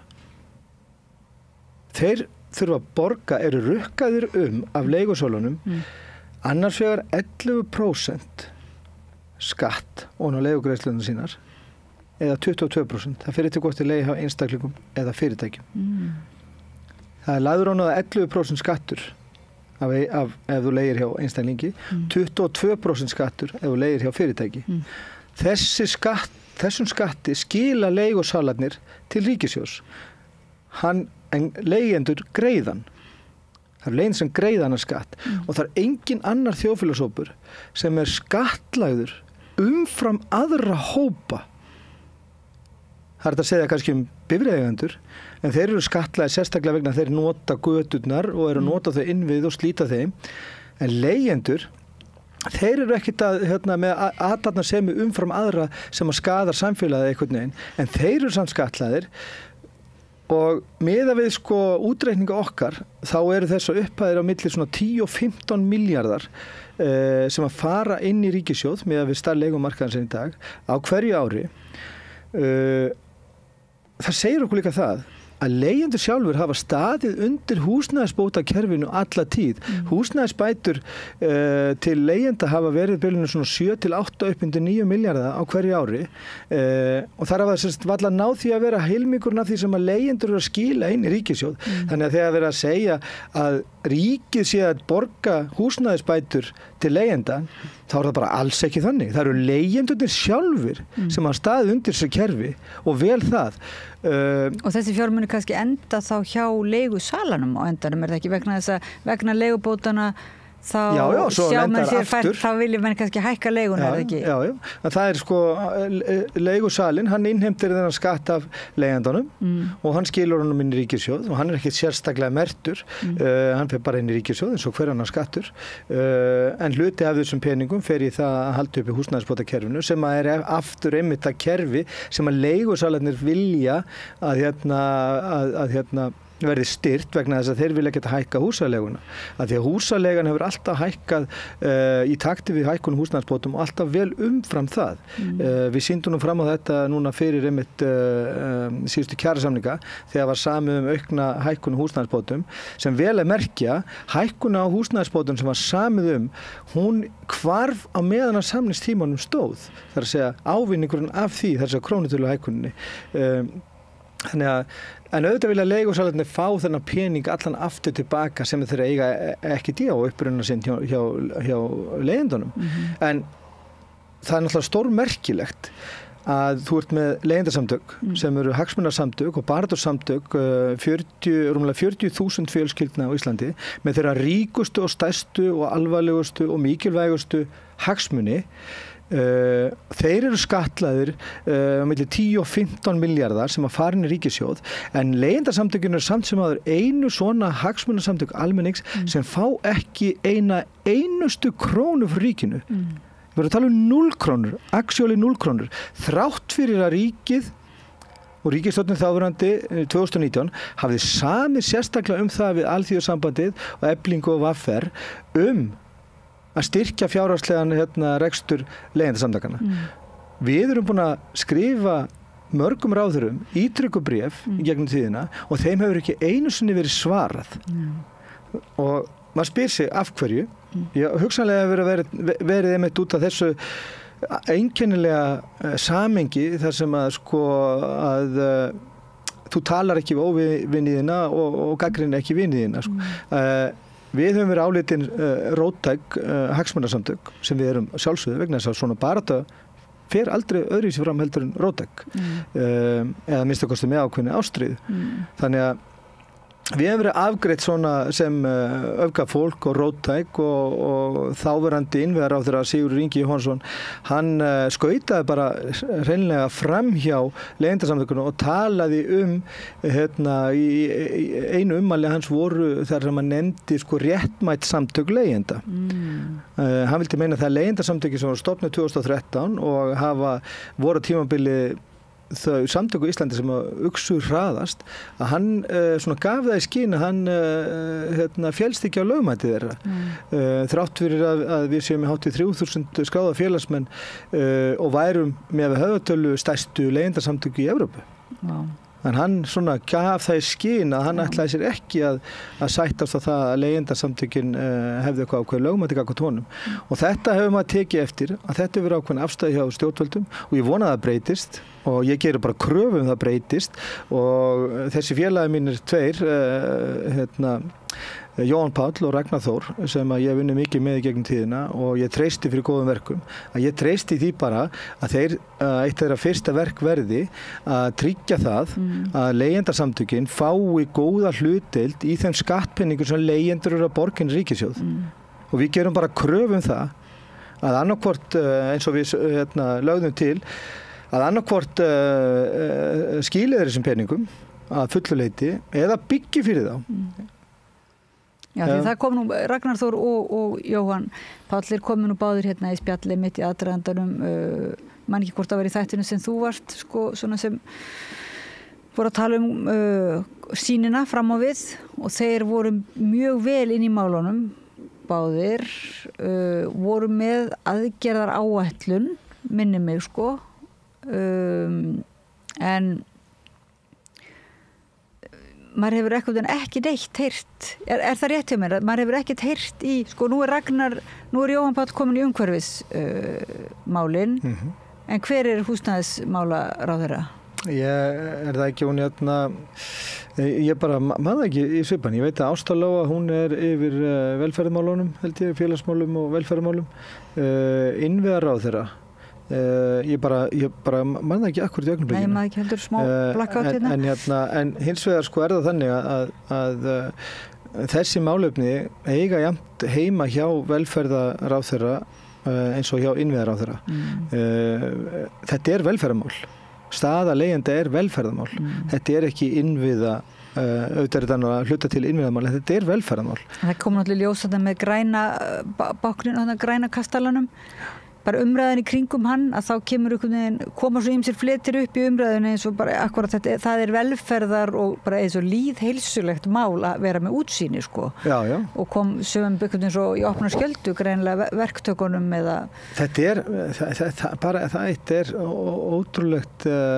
ótrúlega vitnisburð hvernig fjárhagslega hagsmunir hafa ráðandi ítök í ákvarðantöku bæði á sveitarstjórnarstígi og hafa haft í ríkinu. Og þetta það sem við gagnrýndum í sósíalistaflokknum hérna fyrir kosningar mjög harðlega. Bara hvernig fjármagni hefur rekið meira minna alla ákvarðantöku hjá almenningi, eða fyrir í stjórnsýslu almennings. Og þarna sjáum við þetta til dæmis bara hvernig þegar þetta blasir svolítið brútal við okkur, hvernig fjármagni hefur bara fengið að stýra ferðinni. Við erum áttakulega á því að þetta gerist ekkit óvart og það er ekki eins og alveg með leigumarkaðan, það gerist ekkit af þessu óvart. Við erum með nokkur hundruð sérfræðinga hjá öllum sveitafélagum landsins og hjá samtökum sveitafélaga og hjá ríkinu, þetta sé ekki svona 600-700 mann sem að vinna við þetta 265 heila vinnudaga á hverju einasta ári við að velta því fyrir sig hvernig á að skipuleggja húsnæðismarkaðinn og skipuleggja samfélagin okkar. Og það þarf enginn að segja mér að þetta komi eitthvað óvart. Svo erum við þar auki með fullt af sérfræðingum úti í verkfræðarstofunum og arkitektastofunum sem að ofta tíðum líka bara svolítið í höndunum á fjárfestum vegna þess að fjárfestar, þeir setja bara ákveðnar kröfur. Ég vil fá svona byggingamagn, ég vil fá svona marga hæðir af því að þeir telja bara fermetrana á Excel-skjalinu og sjá bara hérna erum við með 11.000 byggða fermetra, kostnaðurinn við hvert fermetr er kannski 350.000 krónur.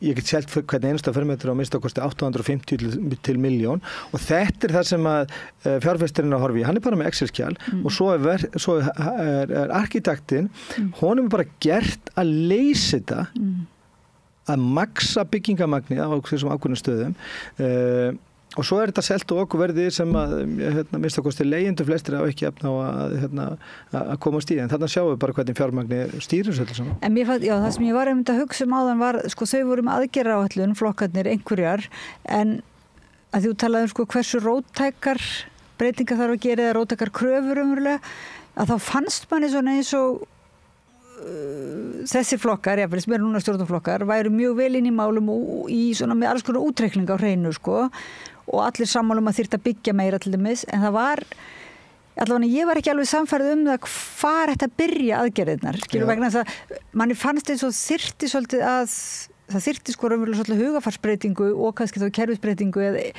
til þess að akkurat að vera ekki að halda alltaf áfram að hygla fjárfestunum.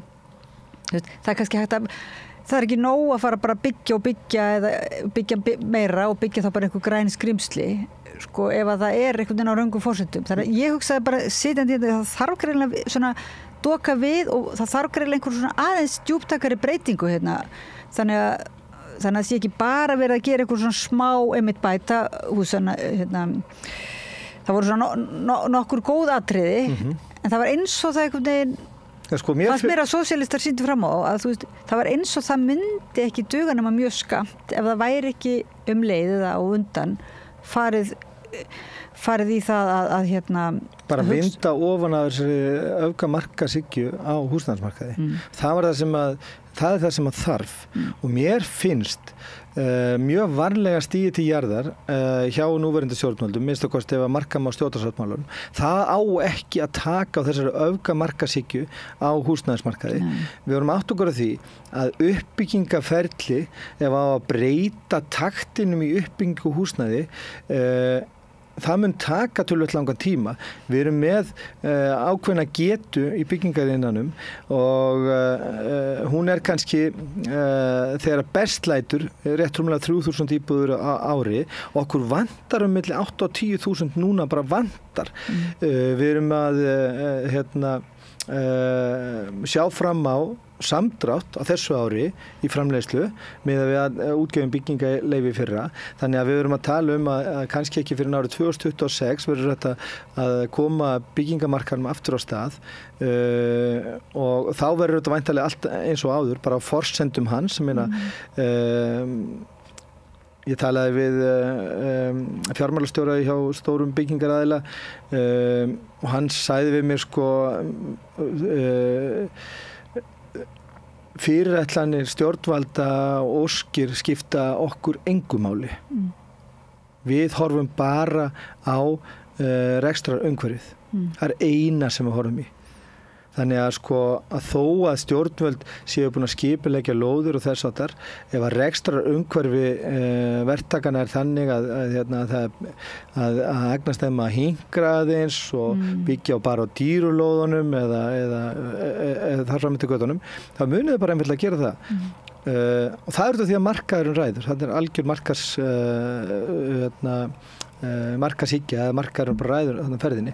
Og við höfum viljað sjá að ríki og sveitarfélög tæki stærri þátt í uppbyggingunum vegna þess að þau gera þetta ekki á markaðsforsendum og eru ekki að horfa í ekstra umhverfið, heldur bara þörfina til þess að uppfylla þessa félagslegu þörf íbúana eða skjólstæðinga sinna. Við höfum viljað sjá það. Annars sem ég rækka augun í varðandi stjórnvaldi sem við höfum kallað eftir, en það virðist eins og stjórnvaldi að við látið þarfir sitja varðandi leigumarkaðin og stöðun á leigumarkaði núna. Það þarf bráða aðgerðir á leigumarkaði og þá erum við að tala það þarf að hamla, ekki bara hamla frekara hækkunum, heldur leiðrétta leiguverð. Það fyrsta krafan. Það að leiðrétta leiguverð vegna þess það búið að hækka umfram allar aðra hagstærðir eða samfylgni við aðra hagstærðir meira á Íslandi en nokkur öðru landi í Evrópu. Þannig að það að leiðrétta það. Það er ekki nóg að hafa leiguþak. Nei, það þarf að setja leiguþak eða að setja viðmunaverð, það þarf að leiðrétta leiguverð. Þetta er bara leiðrétta leiguverð. Við getum bara miða við, það eru alls konar aðferði við að reikna út eðlilega húsalegu og við höfum gert það eftir einum 5 mismunandi leiðum og alltaf endað á svona sama 10.000 krónunum við höfum reikna út eðlilega húsalegu fyrir ákveðna stærðir íbúðum sem að þýðir hins vegar að húsalega þarf að lækka 30-35%. Þá erum við komin að því sem eðlileg húsalega og ætti að vera. Ef að húsalega hefði hækkað samlega verðlagi, verið með eðlilega samfylgni við hækkun húsnæðisverð, tæki mið af kostnaði og ef við myndum nýta okkur áfram þessa reglu sem ríkið hefur nýtt sjálft í áratugi, þar sem að húsalega bara 5% af brunabóndamandi, þá þarf að húsalega lækka þetta 30% og það þarf að gera strax. Það ekki nóg að segja, við ætlum að setja frekari hömlur á Airbnb.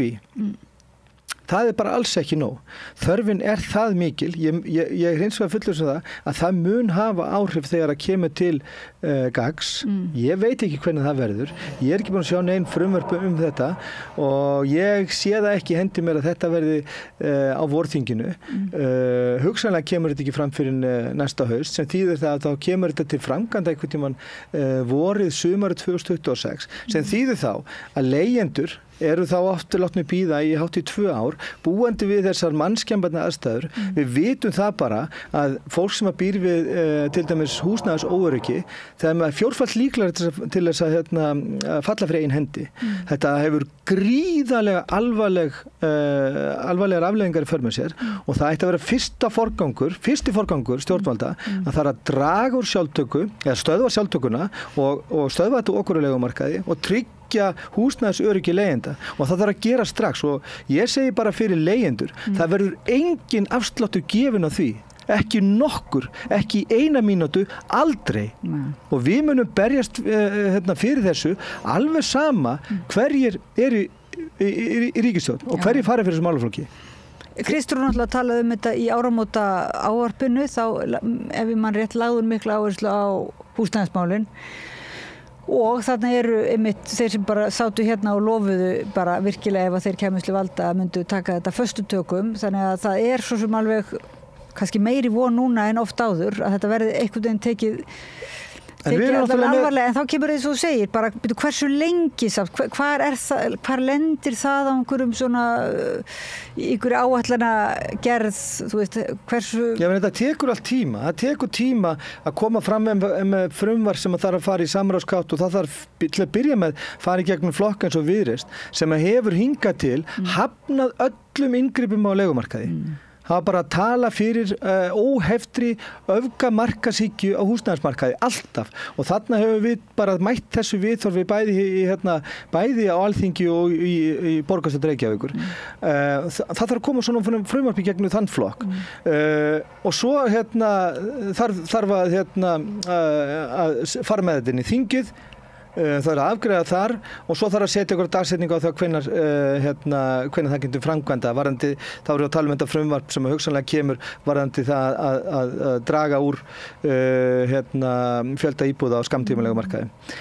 Og svo yfirleitt þannig í svona frumvarpum að þeim fólki gefin ákveðin umþóttunartími. Hann kannski 6-12 mánuðir, það er að segja fólk búin að kannski fjárfesta í íbúðum og til að vera með það skammtímalegu og þeim gefin einhver umþóttunartími, hvað ætla að gera við íbúðunar, selja þær eftir atvikum eða setja þær á leigumarkaðin. Þannig að þá eftir að draga þetta er að dragast mjög á langinn að við fáum einhvers konar alvöru áhrif af þess konar inngripum inn á húsnæðismarkaði þannig að það geti haft áhrif á leiguverð. En væri hægt að gera eitthvað strax? Já, það sem hægt að gera strax það hægt að setja og hægt að leiðrétta húsaleigu. Það bara hægt að gera það strax? Já, það er hægt að gera það strax og það hefur verið gert áður. Það hefur verið sett lög 1983 sem að gerði þetta nákvæmlega. Líka sett lög á 1947 og 1927 og 1930 eitthvað. En þetta hefur ekki verið gert í seinni tíð vegna þess einfaldlega á 7., 7., 8. áratugnum. Og alveg framundur 1995 þá var húsnæðisuppbygging þannig að hún uppfyldi þörf landsmanna alveg að því marki að það var enginn sem gat níðst á samborgurum sínum í skjóli skors af húsnæði. Þannig að þess vegna höfum við tímabil þar sem að ekki verið, það þarf hreinlega ekki. En það gerðist eins og 1983 en það var reyndar út af verðbólgunni af því að launin fylgdi ekki verðbólgu en húsalega fylgdi verðbólgu að þá voru þetta stjórnvöld bara lög húsalegu sem voru gildi svo reyndar með ákveðnum afbrigðum fram til 1999. Þannig að það er hægt að gera þetta og það eru fullt af ríkjum sem að gera þetta. Það eru 23 ríki í Evrópu sem með einhvers konar hömlur á upphafslegu. Við erum allt í kringum okkur. Í Danmörku, Þýskalandi, Austurríki, Hollandi, Belgíu, Spáni. Þetta er allt í kringum okkur. Það sem að ekki bara verið að setja leigubremsu, heldur líka eru ákveðin viðmið upphafsleguna. Gott og vel, ef að leigubremsa hefur verið sett á bara 2011, í maí 2011. En það er ekki hægt að láta húsalegu hækka 3-4-falt umfram verðlag í 1,5 áratug og segja, nú skulum við setja leigubremsu.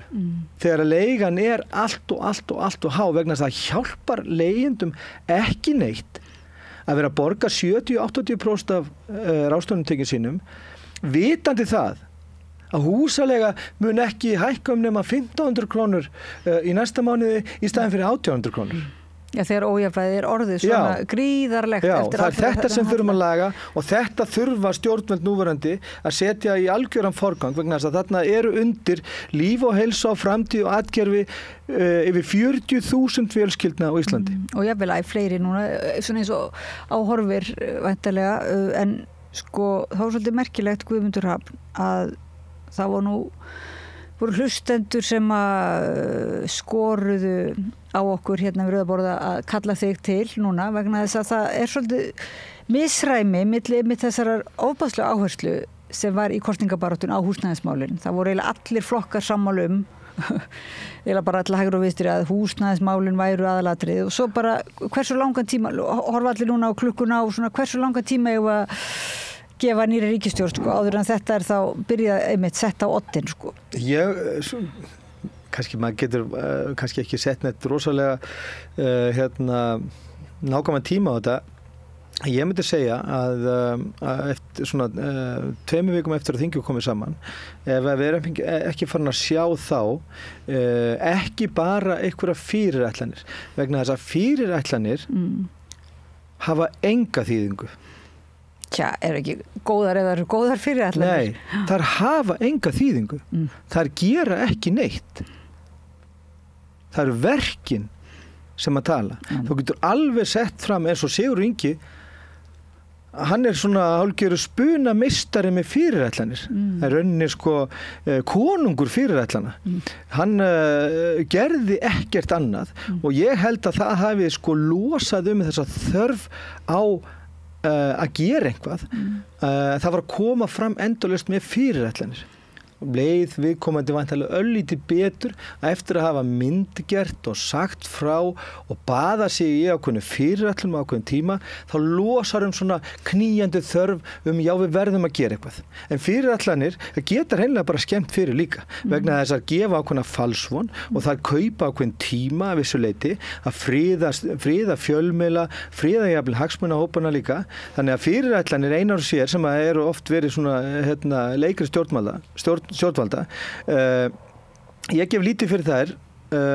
Ég vil bara sjá aðgerðapakka, þar að segja tímasettan, fjármagnaðan aðgerðapakka og ég vil líka sjá aðgerðir sem kostar ríkið ekki krónu, eins og til dæmis að leiðrétta leiguverð og það að skila hluta af þessum fjármunum sem að leigjendur borga í auka skatt umfram alla aðra þegna á landinu inn í hagsmunabaráttu fyrir þá og öllum afgangi skal þá skila annarkvæmt í húsnæðisbætur eða til uppbyggingar. Við förum bara fram á það og það er ekkert mál að reikna það bara aftur í tíman. Ég meina, ríkisskattstjóri eða skattaöfuld hljóta að geta sagt okkur bara hvað að hafa leigusólar skilað í fjármagnstekjuskatt sem er innheimtur á leigjendum undanfarið 15 ár og þá getum við bara séð hvaða sem leigjendur eiga inni þá annarkvæmt í fjármunum sem á að setja bara strax í uppbyggingu á húsnæði, óhagnandrifnu húsnæði handa þeim á vegum ríkis og sveitarfélaga eða borga þeim í húsnæðisbætur eða styrkja þeirra hagsmunabaráttu. Þetta eru peningar sem að með mér liggur við að segja með óréttmætum eða ósiðlegum hætti er innheimtur að fátækasta hluta þjóðarinnar og fer inn í ríkissjóð. Og aldrei talað sem einhver sérstök skattheimta. Þetta sérstök skattheimta sem að leigusalanum gert að innheimta af leigjandanum. Leigusalinn innheimtir skattin af leigjandanum og skilar honum til ríkisins. Nákvæmlega eins og verktakinn sem innheimtir virðisaukaskatt af þeim sem hann kaupir einhverja vöru eða þjónustu af og skilar virðisaukanum til ríkisins. En eins og segir þessir fjármunir sem eru svona órétt sem sagt þeim aflað órétt með þann máta það væri hægt að nota þá til dæmis í félagslega uppbyggingu húsnæðis, óhagnaðardrifna uppbyggingu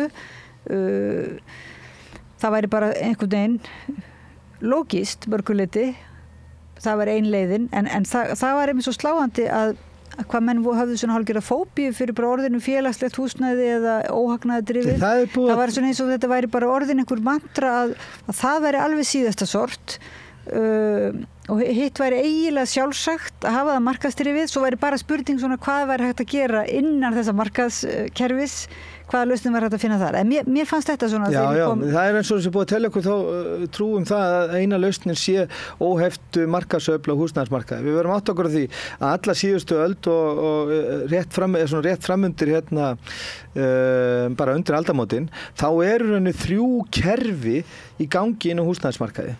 Við erum með samvinnufélög sem að byggðu það vel 20.000 íbúðir. Við erum með sveitafélögin sem að byggðu 14.000 íbúðir og svo erum við með svona hinn almenna markað. Þeir eru álíka stórir þessi kraftar, byggja allir sínu forsendum. Þarna ertu með alvöru svona samkeppni í rauninni vegna þess út með 3 kerfi í húsnæðisuppbyggingu sem að keppa, kannski ekki að tala um að félagslegt húsnæði sé að keppa hilli borgara sinna en eru til þess að vega upp á móti verði á almennu markaði og líka bara til þess að vera valkostu fyrir fólk.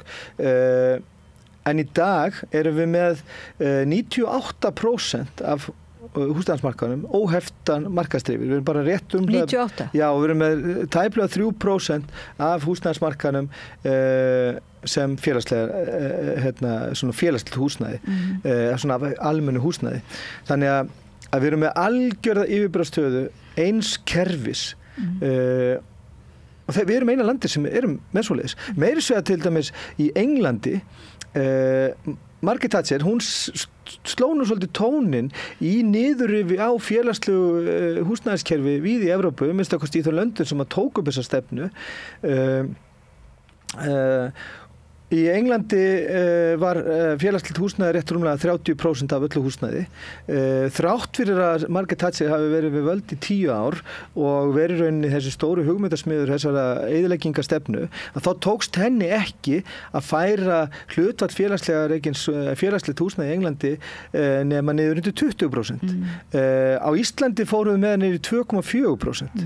Þannig að það var algjört niðurbrot á þessu kerfi og við þurfum að vera með enga eða hagnaðardrifin húsnæðismarkað má alls ekki vera meir en 50% af allri uppbyggingu. Alls ekki meira. Ekki 90% eða 98%. Það má ekki fara yfir 50%.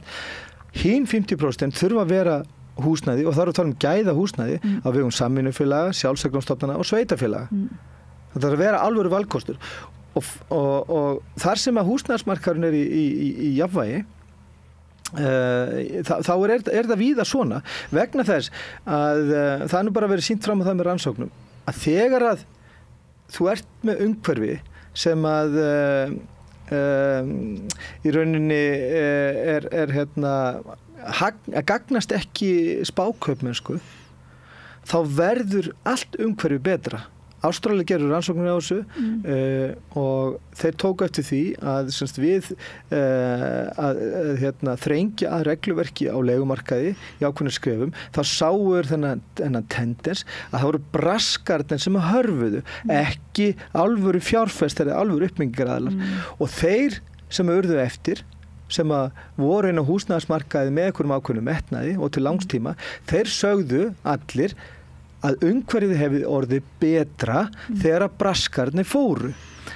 En við erum með umhverfið í dag þar sem að verðt með algjörna yfirbyrða og heftri og öfga markasíkju sem er náttúrulega drauma leikvöllur braskarana og þetta þurfum við náttúrulega að stoppa og ég segi bara að þetta lítur hljóma kannski svolítið öfgafullt að við þurfum að stöðva þetta en það verður bara að stöðva þetta. Þetta er nákvæmlega sem með bara skæða sjúkdóma, bara verður að stöðva svona sem hefur eyðileggjandi og skemmandi og meðandi áhrif á svo stóran hópa meðborgar okkar og samborgar okkar, þá verðum við að stöðva þetta. Okkur ber algjör skylda til þess og ég treysti stjórnvöld til þess en þau geta ekki keypt sér tíma fram á voru til þess að koma fram með alvöru áætlanir þetta. Guðmundur Hrafn Arngrímsson, formaður Leigjendasamtakanna, kæra þakki fyrir að koma og minna stjórnvöld á að þau lofuðu öllu fögru og það er ekki nóg að vera með fögur fyrirheit, það er ekki gott fyrir landið okkur og ekki gott fyrir geðheilsuna og eins og þú segir þegar það kemur í hausinn á okkur og við höfum ekki langan tíma, við höfum ekki tíma til að bíða sem sagt. Alls ekki.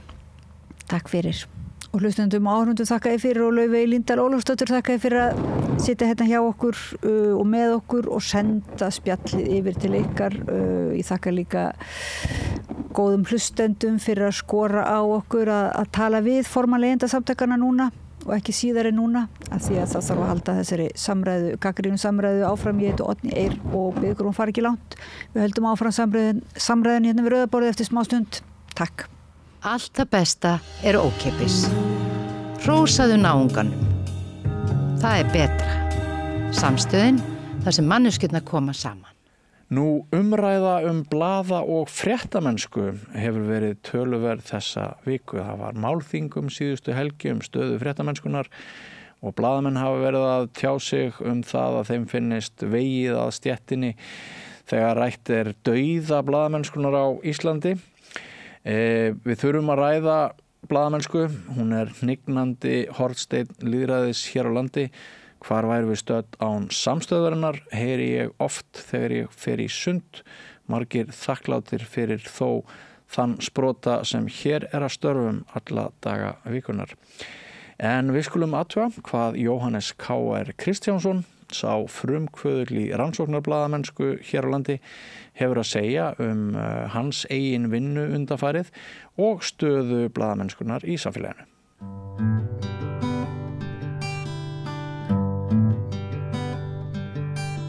Já, komið sæl og blessuð. Þessu eru mörg dæmi að heimilisvinir okkar svokallaðir á sjónvarskjánum, fólk sem að við sjáum nánast daglega, breyta einhverju leyti vettvang og stundum finnst mann eins og einhver hafi gufað upp sem að maður vanur að sjá kannski í tengslu við fréttir eða fréttaþætti eitthvað svoleiðis daglega í stofunni heima. Oftar en ekki þá það nú þannig að þetta fólk gufar ekki upp og oft heldur það áfram að gera svipaða hluti og það hefur verið að gera þótt, hvað maður að segja, dagleg ásýnd þess verði ekki söm og mér lék forvitna á að vita hvað Jóhannes K.R. Kristjánsson, einn okkar fremsti rannsóknarblaðamaður, maður sem ég kynntist þegar við vorum að vinna stundum saman að einslugum í Kompási fyrir langa löngu og hann komin hingað í stúdíói til okkar. Vertu velkomin Jóhannes. Takk fyrir. Þú ert náttúrulega hvað maður að segja, þú ert má ekki segja að þú sért fyrsta kynslóð rannsóknarblaðamanna í sjónvarpi. Jú, kannski má segja það. Kompás var, fréttaskýringaþátturinn Kompás var svona, já, ég meina, ruddi brautin í þessari tegunda blaðamennsku. Það að segja, við fórum, þetta var fréttaskýringaþáttur og þátturinn var þannig uppbyggður að þetta voru 3 mál í hverjum þætti að jafnaði og við gáum okkur tíma í að skoða málin kafa hon í málin. Þannig að við vorum að svona, eins og við köllum það, djögla málum, þannig að við vorum að vinna í mörgum hlutum í einu og svo þegar við vorum konin nógu langt með eitt máli að þá gátum við fara með það út og svo kollakolli. Þannig að jú, allir það ekki. Þráttur að höfum bara verið 2 fyrsta árið, ég og Marteinn Þórsson, að þá var það mikill skóli og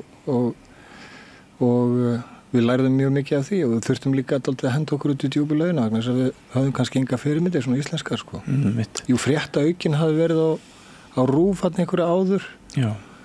Sem var, ég man ekki hvort það var í einu sinni mánuði. Já. En það voru ekki margir þættir sem koma á honum Nei, og áhugavert að Kompás afurð einkaframtaksins. Já, það var mjög, og ég meina við fórum líka vel af stað og við vorum hvað í loftinu voru við ekki 4 ár, ég held það. Og að fá Kristinn Hrafnsson hann inn líka sem náttúrulega var mjög reynslumikil á þeim tíma og ég get alveg kalla hann einn af mínum mentorum í blaðamennsku. Mjög dýrmætt. En við hreyfðum við málum á Íslandi. Já, heldur betur. Og náðum að kafa onni í fullt af hlutum sem að við, allan að ég, maður horfið tilbaka og heldur maður að þetta hafi skiptið ykkur máli. Já.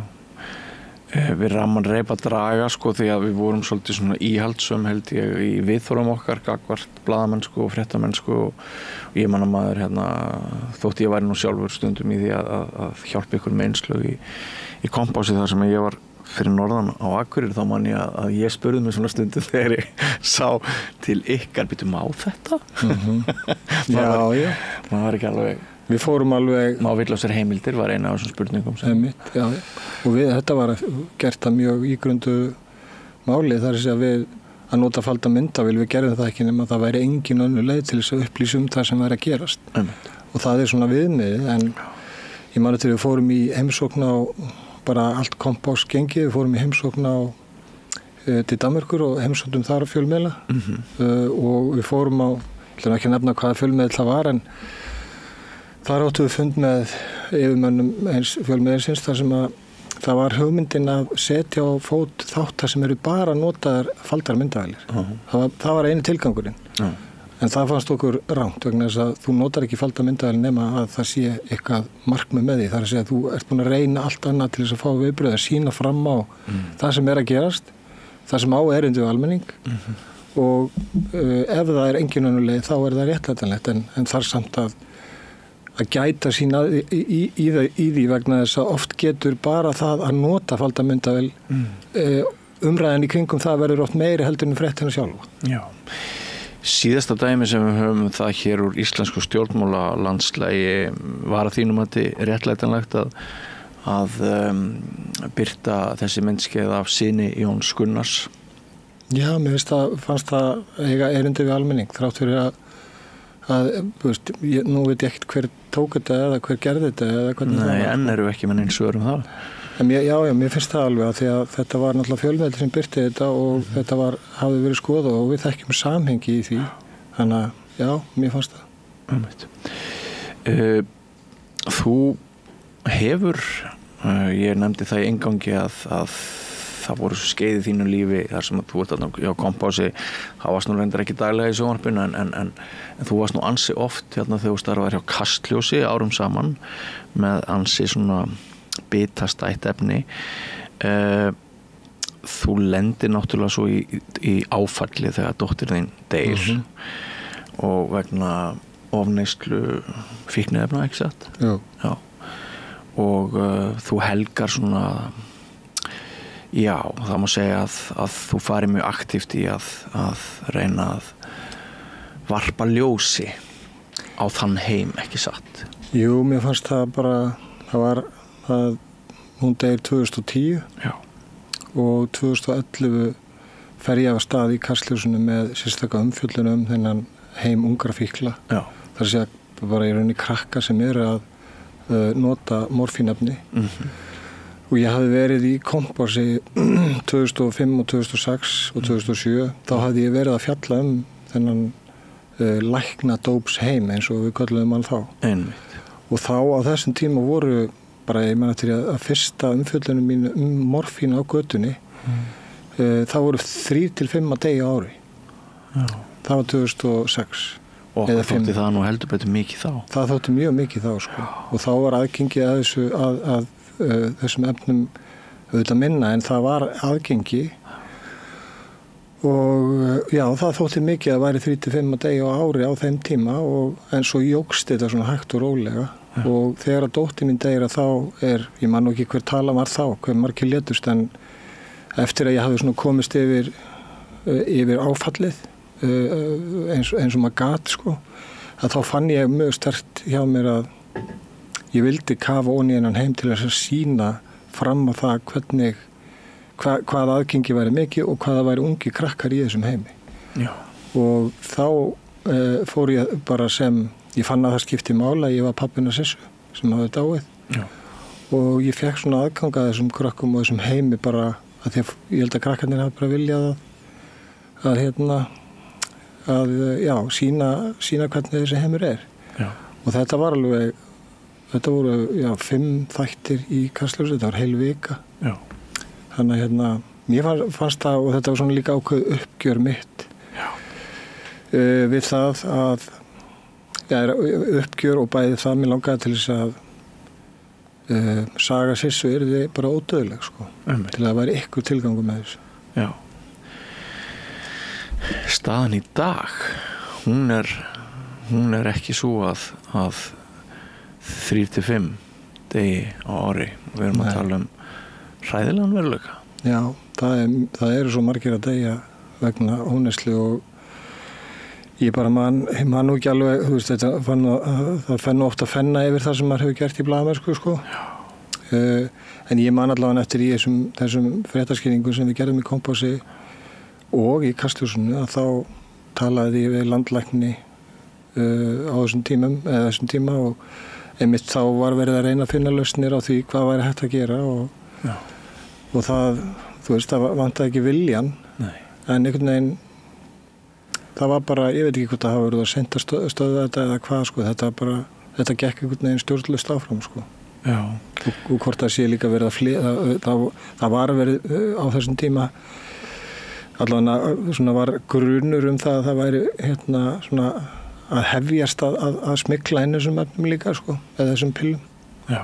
Þannig að en já, manni finnst þetta bara sorglegt hvernig þetta og ég bara veit ekki hvað er hægt að gera til þess að stöða þetta og ég hugsa aldrei ekkert mikið það þannig séð vegna þess að mér finnst þetta, ég er svona búið með hann að pakka bara einhvern veginn, sko. Já, sko ég upplifi þessi mál svo litið sjálfur þannig að bara svona þegar ég velti fyrir mér heilbrigðismálum íslensku þjóðarinnar þá finnst mér sumt vera bara mjög vel gert. Já. Til dæmis þá held ég að það sé ekkert mjög mörg lönd sem að sem að þú ert betur komin ef þú færð hjartaáfall eða ef þú lendir í bráðri hættu, þá held ég að það sé að jafnaði mjög vel séð þig hér.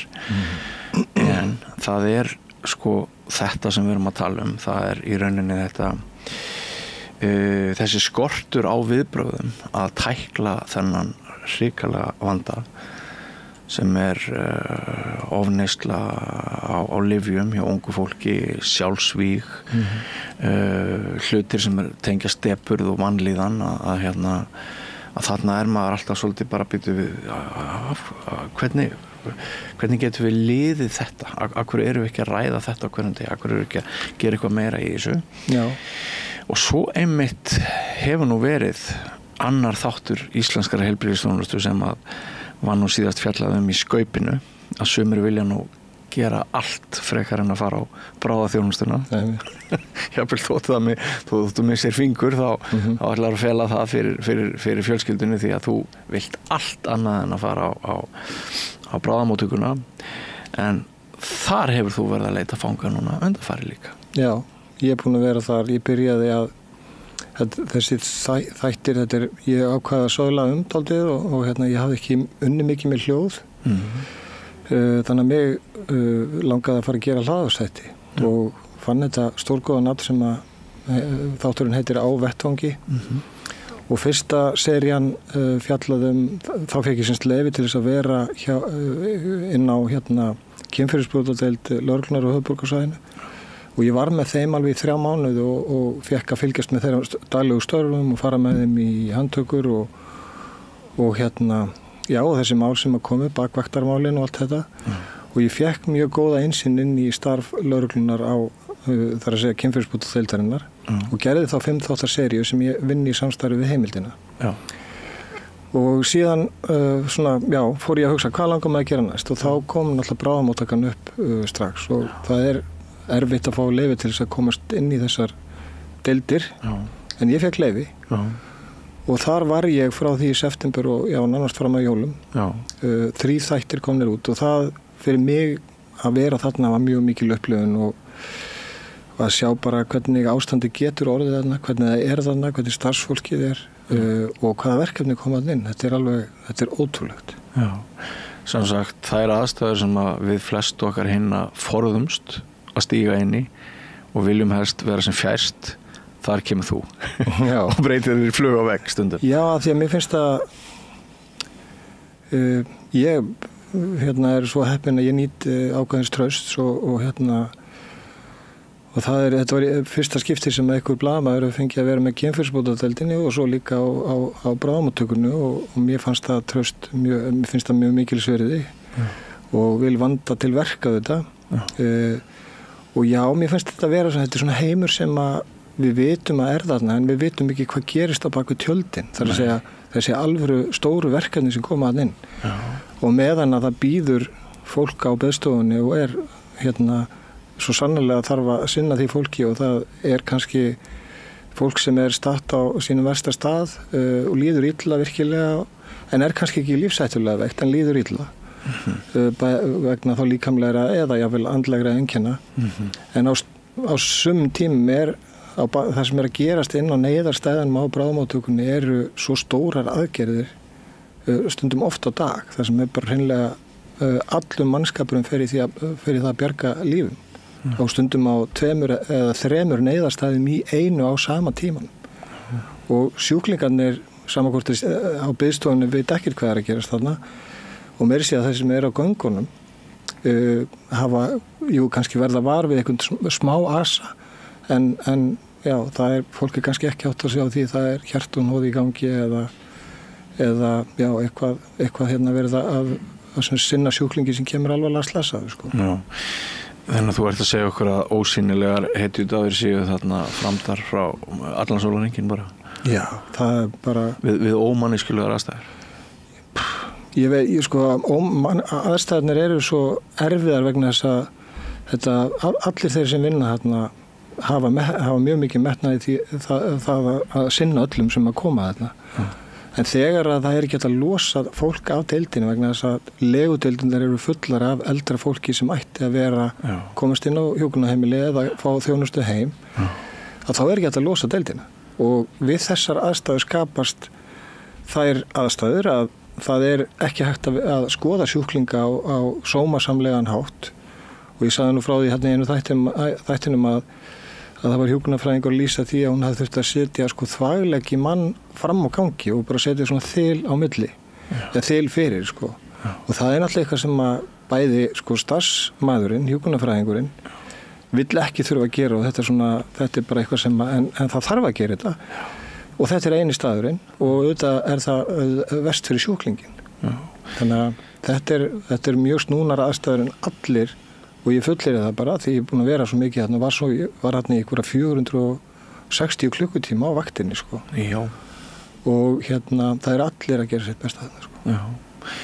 Ég hef líka heyrt og gert fréttir eftir röddum sjúklinga sem að þarna komu og þurftu kannski að bíða í 20-30 klukkustundir áður en þeir fengu bót sinna meina, fulla bót að þeir hafi bara upplifað sig í lífshættu við, þetta er kannski þreytt fólk, þetta er fólk á miðjum aldri eða eldra fólk, þetta er fólk sem að má ekki við til dæmis rosalegri hávaðamengun, grátur, öskur, allstaðar í kringu því, það sefur kannski ekki nóttina eins og hefði verið æskilegt og það kemur ofan á einhver mein sem það kemur með á bráðadeildina.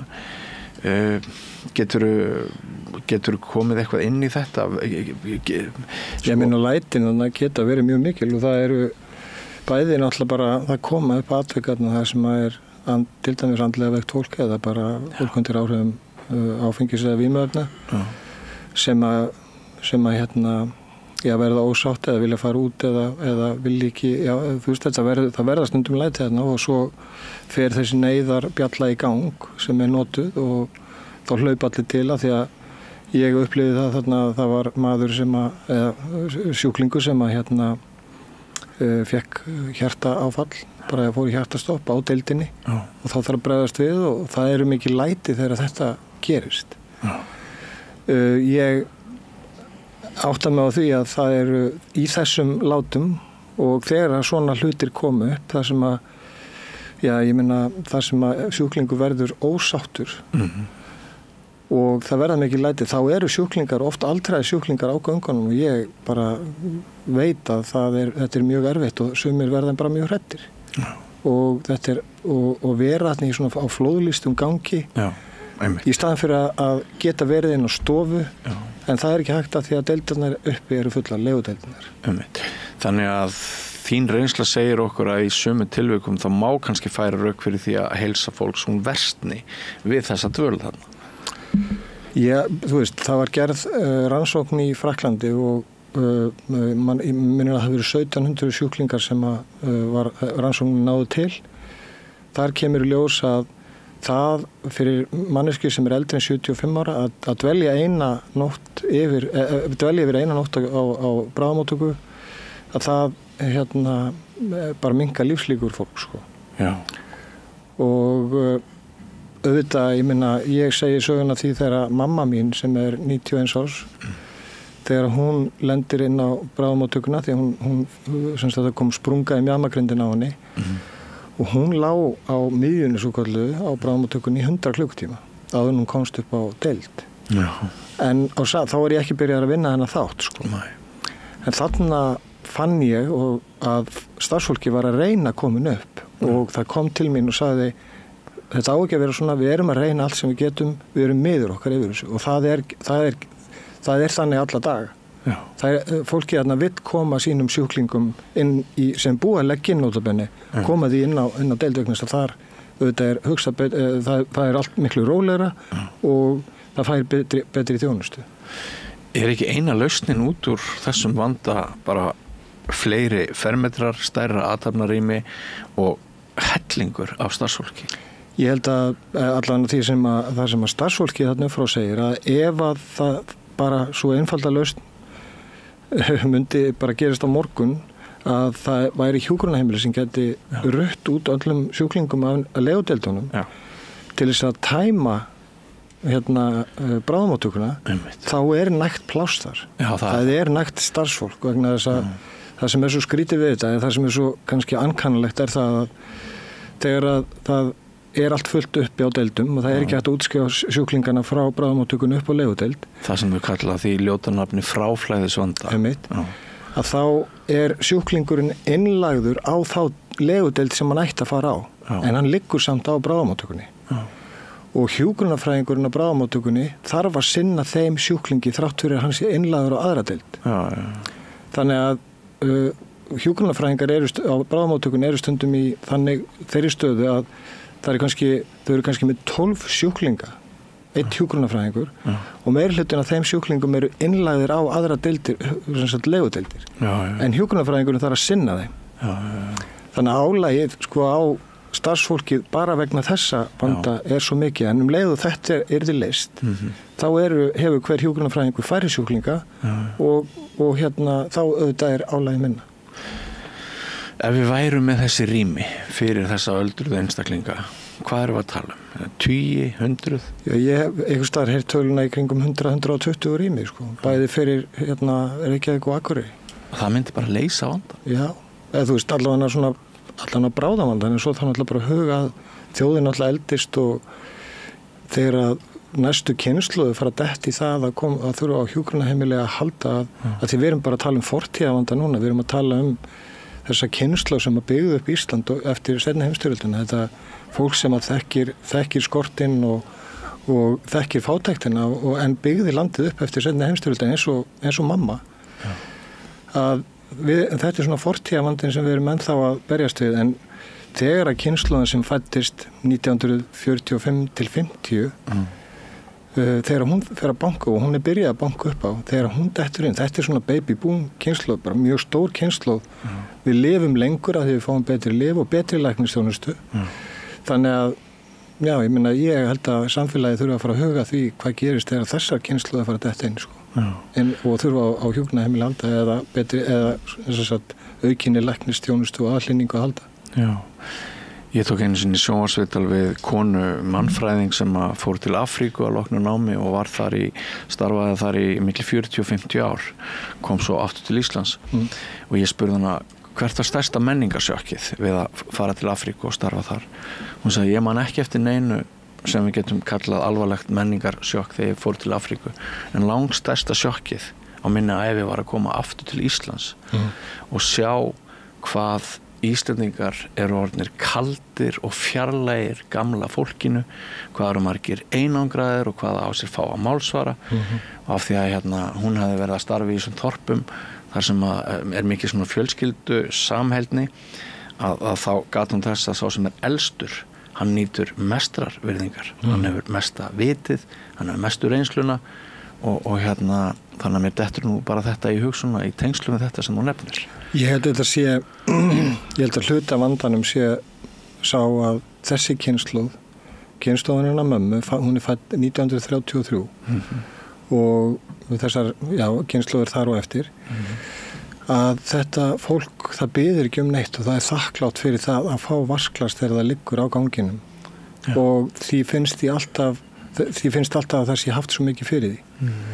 Ég held að það sé hluti af vandanum, en leið og við dettum inn í næstu kynslóðu þar fyrir ofan, þá verður þær kynslóðu verða ekki svona hljóðar og vilja ekkit láta fyrir sér hafa. Þá fyrir við að fá raunverulega herðu, hvað að gera fyrir okkur, en þessi kynslóð ekki í því. Mamma myndi aldrei. Nei. Og ég meina við þekkjum þennan hóp af fólki sem bara sátt við það sem það einhvern veginn. Ég held að það sé hluti af vandanum og að það heyrist ekki nógu mikið í þessum hópi.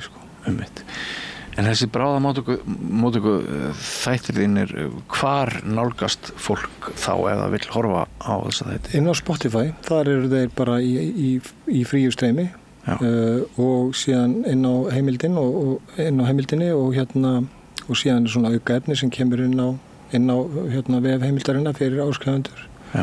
Og ég bara þakkláttur fyrir það að fá tækifæri til þess að vinna þetta efni vegna þess að þetta ekki ódýrt efni, þetta dýrt. Þrátt fyrir þetta sé bara hljóð að þá liggur mikil upptökuvinna og svo klippivinna á bakvið hvern einasta þátt og maður þarf að, þetta viðkvæmt efni þar sem að þarf að huga að persónuverndinni og réttindum sjúklinga og en þetta mjög gefandi og ég finn það líka þessum gaman að upplifa það að ég oft verið kallað kompásgaurinn og núna ég farin að finna það að það yngra fólkið sem er farið að þekkja allt í henni kompásgaurina því ég mjög persónulegur í þessum þáttum tala minn feril og eða þú veist, kannski ekki minn feril heldur svona það sem maður hefur til að setja hluti í samhengi og þannig að það og maður finnur það svo sterkt að unga fólki það ekki að horfa á línulega dagskrá í sjónvarpi það ekki að bíða eftir Kastljósi eða Kveik eða því sko, ef það horfir á þessa þætti að þá gerir það bara á netinu en það hlustar á podcast og það er alltaf gaman að svona, mér finnst þetta að vera svona alltaf endurnýjun hjá mér líka að ná til yngra fólksins sko. mjög gaman En sko, þú ert búin að vera ótrúlega öflugur og til dæmis í COVID þá náttúrulega varstu bara alla daga í því að skrásetja þá sögu og þú varst að nefna kynferðisbrotadeildina ég var að gera grín að því að þú værir í þessum aðstæðum sem við öll hinn reynum að forðast Já, kona mín sagði það þegar COVID byrjaði að þá hljóp ég út að meðan allir voru að vinna heima þá hljóp ég út og fór til Búlingavíkur og Ísafjarðar og var að vinna þar auðvitað og svo heima í Reykjavík en já, mér finnst svona krefjandi aðstæða mjög spennandi og eftir því sem að aðgengi erfiðara eða þú veist það erfiðara að fá leyfin þá það hvetur mig áfram og ef ykkur segir nei, því að tekst þetta aldrei þá þá myndast eitthvað svona í hausnum á mér jú veist ég ætla að sýna þér ef mér takist þetta en það var nú kannski svona þegar ég var aðeins yngri en mér finnst þetta ótrúlega gaman að vera inn í svona þessu umhverfi þar sem að almenningur kannski fær ekki alveg þennan beina aðgang en mér finnst það mikil forréttindi að fá þennan aðgang og fá tækifæri til þess að greina frá því hvað er að gerast þarna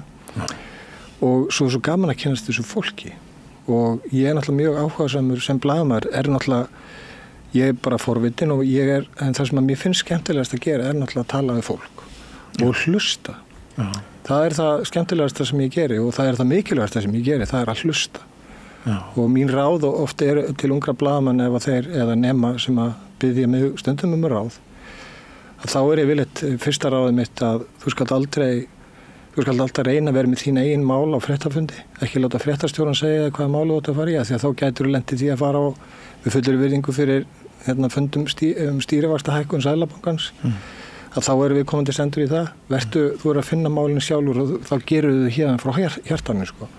Og ráð númer 2 það að þú þarft að æfa því að hlusta á fólk sko. En til þess að vita hvað hefur vægi og hvað skiptir meira máli en annað þá þarftu aldur, reynslu, samhengi það gott að vera kall á þínum aldri þú ert með forskot með að við 22 ára gamlan einstakling sem er nýkomin út úr einhverju fjölmiðlafræðin á mig, ekki satt?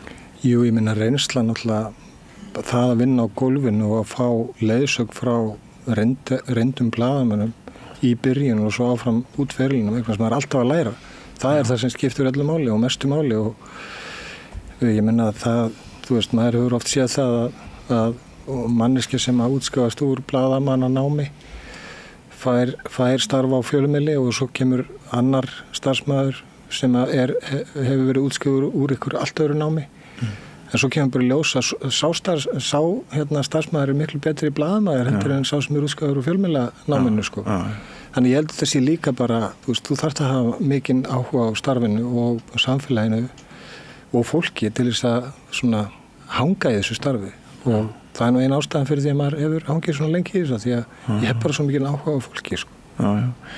Þetta verður nú svolítið þema hjá mér þennan daginn í dagskrárgerðin að ræða blaðamenn sko vegna þess að síðar í dag fæ ég til mín getur við sagt panel nokkur einstaklinga til þess að ræða málþing sem framfór fréttamennsku eða blaðamennsku síðustu helgi og þar á meðal hann spurt hvort fréttamennskan væri bara dauð, hvort blaðamennska væri dauð. Við vorum að ræða Kristinn Hrafnsson hérna áðan, sem við þekkjum náttúrulega vel, ritstjóra Wikileaks.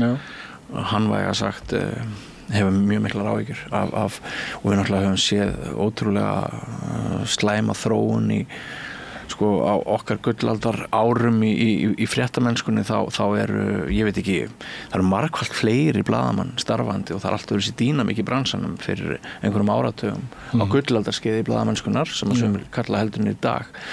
Hve bjartsýnn eða svartsýnn ert þú á stöðu blaðamennskunnar hér á landi?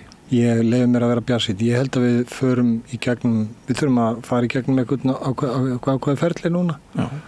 Við erum svona á dálítið umróta tímum vegna þess að samsæriskenningar náttúrulega bara fljúga út allt. Og ég fann það mjög sterkt þegar ég var að vinna í Stormi þáttunum COVID að það voru þarna og ég meina þríeykið bara sagði, heyrðu, ef fólk hefur rétt á að lýsa sínum skoðunum og mótmæli það bara, fólk á rétt á að lýsa sínum skoðunum og það er það sem skiptir máli. En síðan ertu komin með sko einhverja, þú ert komin með svona hópa fólki sem hefur bara það eina að senda að búa til svona rugl í kringum hluti og það er bara sama hvert þú lítur, þá er það, og bara sem skynsami maður þá sérðu að þetta er bara vitleysa og þú getur skoðað, þú getur fundið heimildi fyrir því að þetta er bara kjaftaði.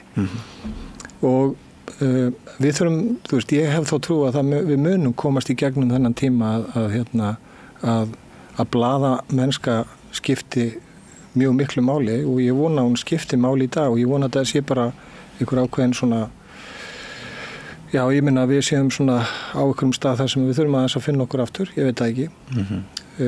Ég hef bara, það sem að náttúrulega mig vantar aldrei núna, það er svo langt síðan unnið á fréttastofu. Ég er búin að vera svona einyrki í að verða 10 ár sko.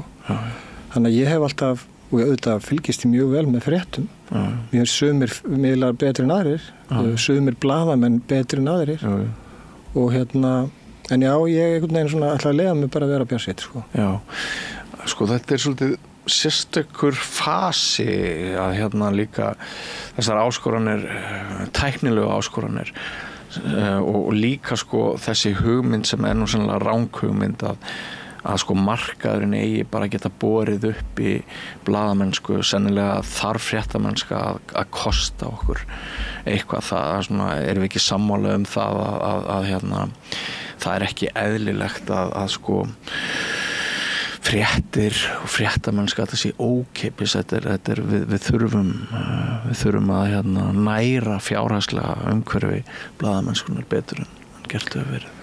Ég meina heimildin er áskriftarmiðill og ég hef alltaf sagt að það skiptir mjög miklu máli, hver einasti áskrifandi skiptir máli vegna þess að þaðan koma penningarnir til þess að geta greitt góðum blaðamönnum laun sem geta þá kafað á nefni.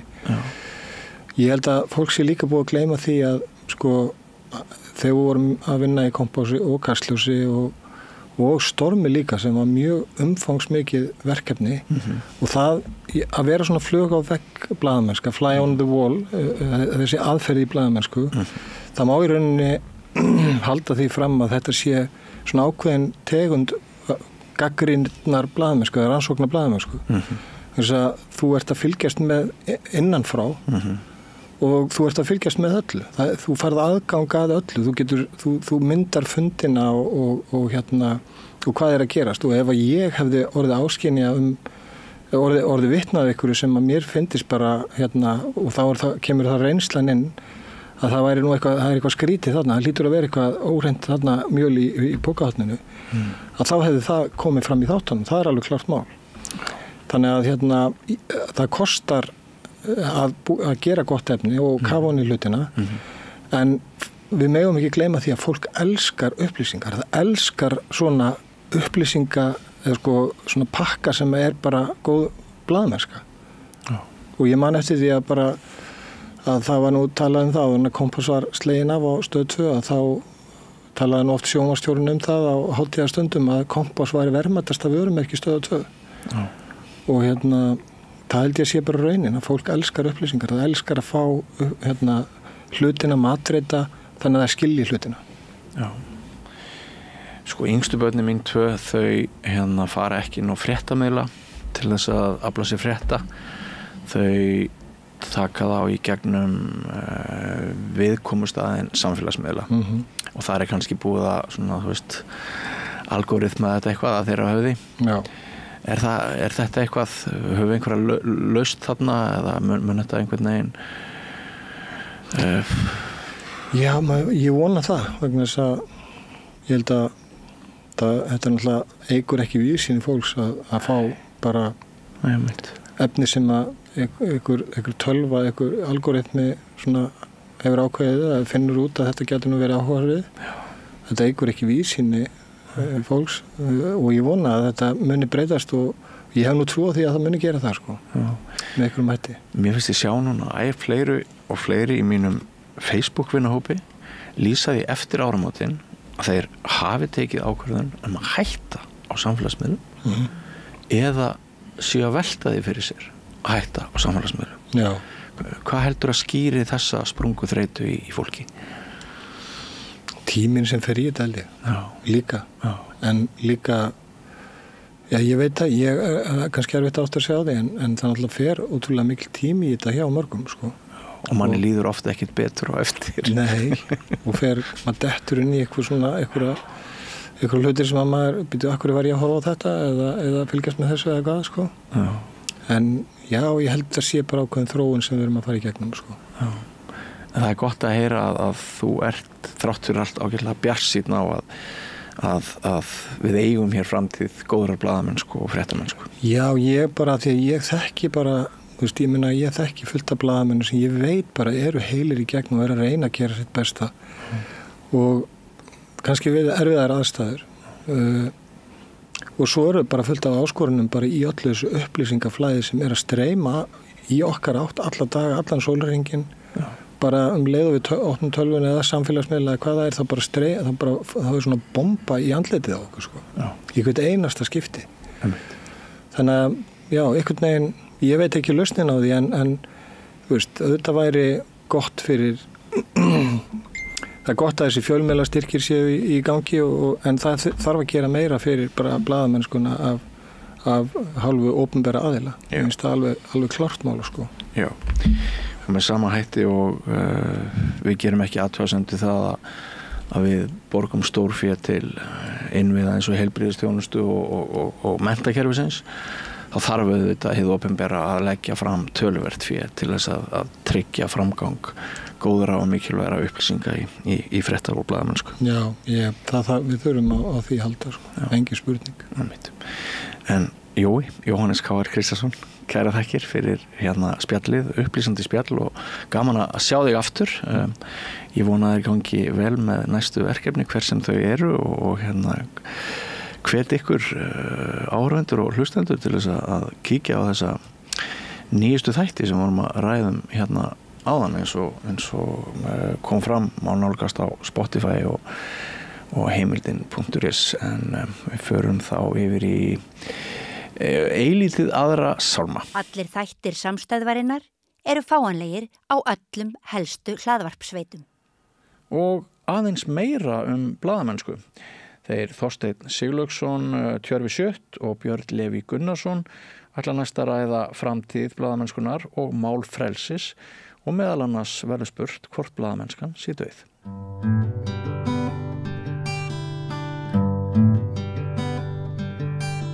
Já, komið þið sæl og blessuð. Við ætlum að ræða fjölmiðla, framtíð blaðamennskunar, fréttamennskuna í dag.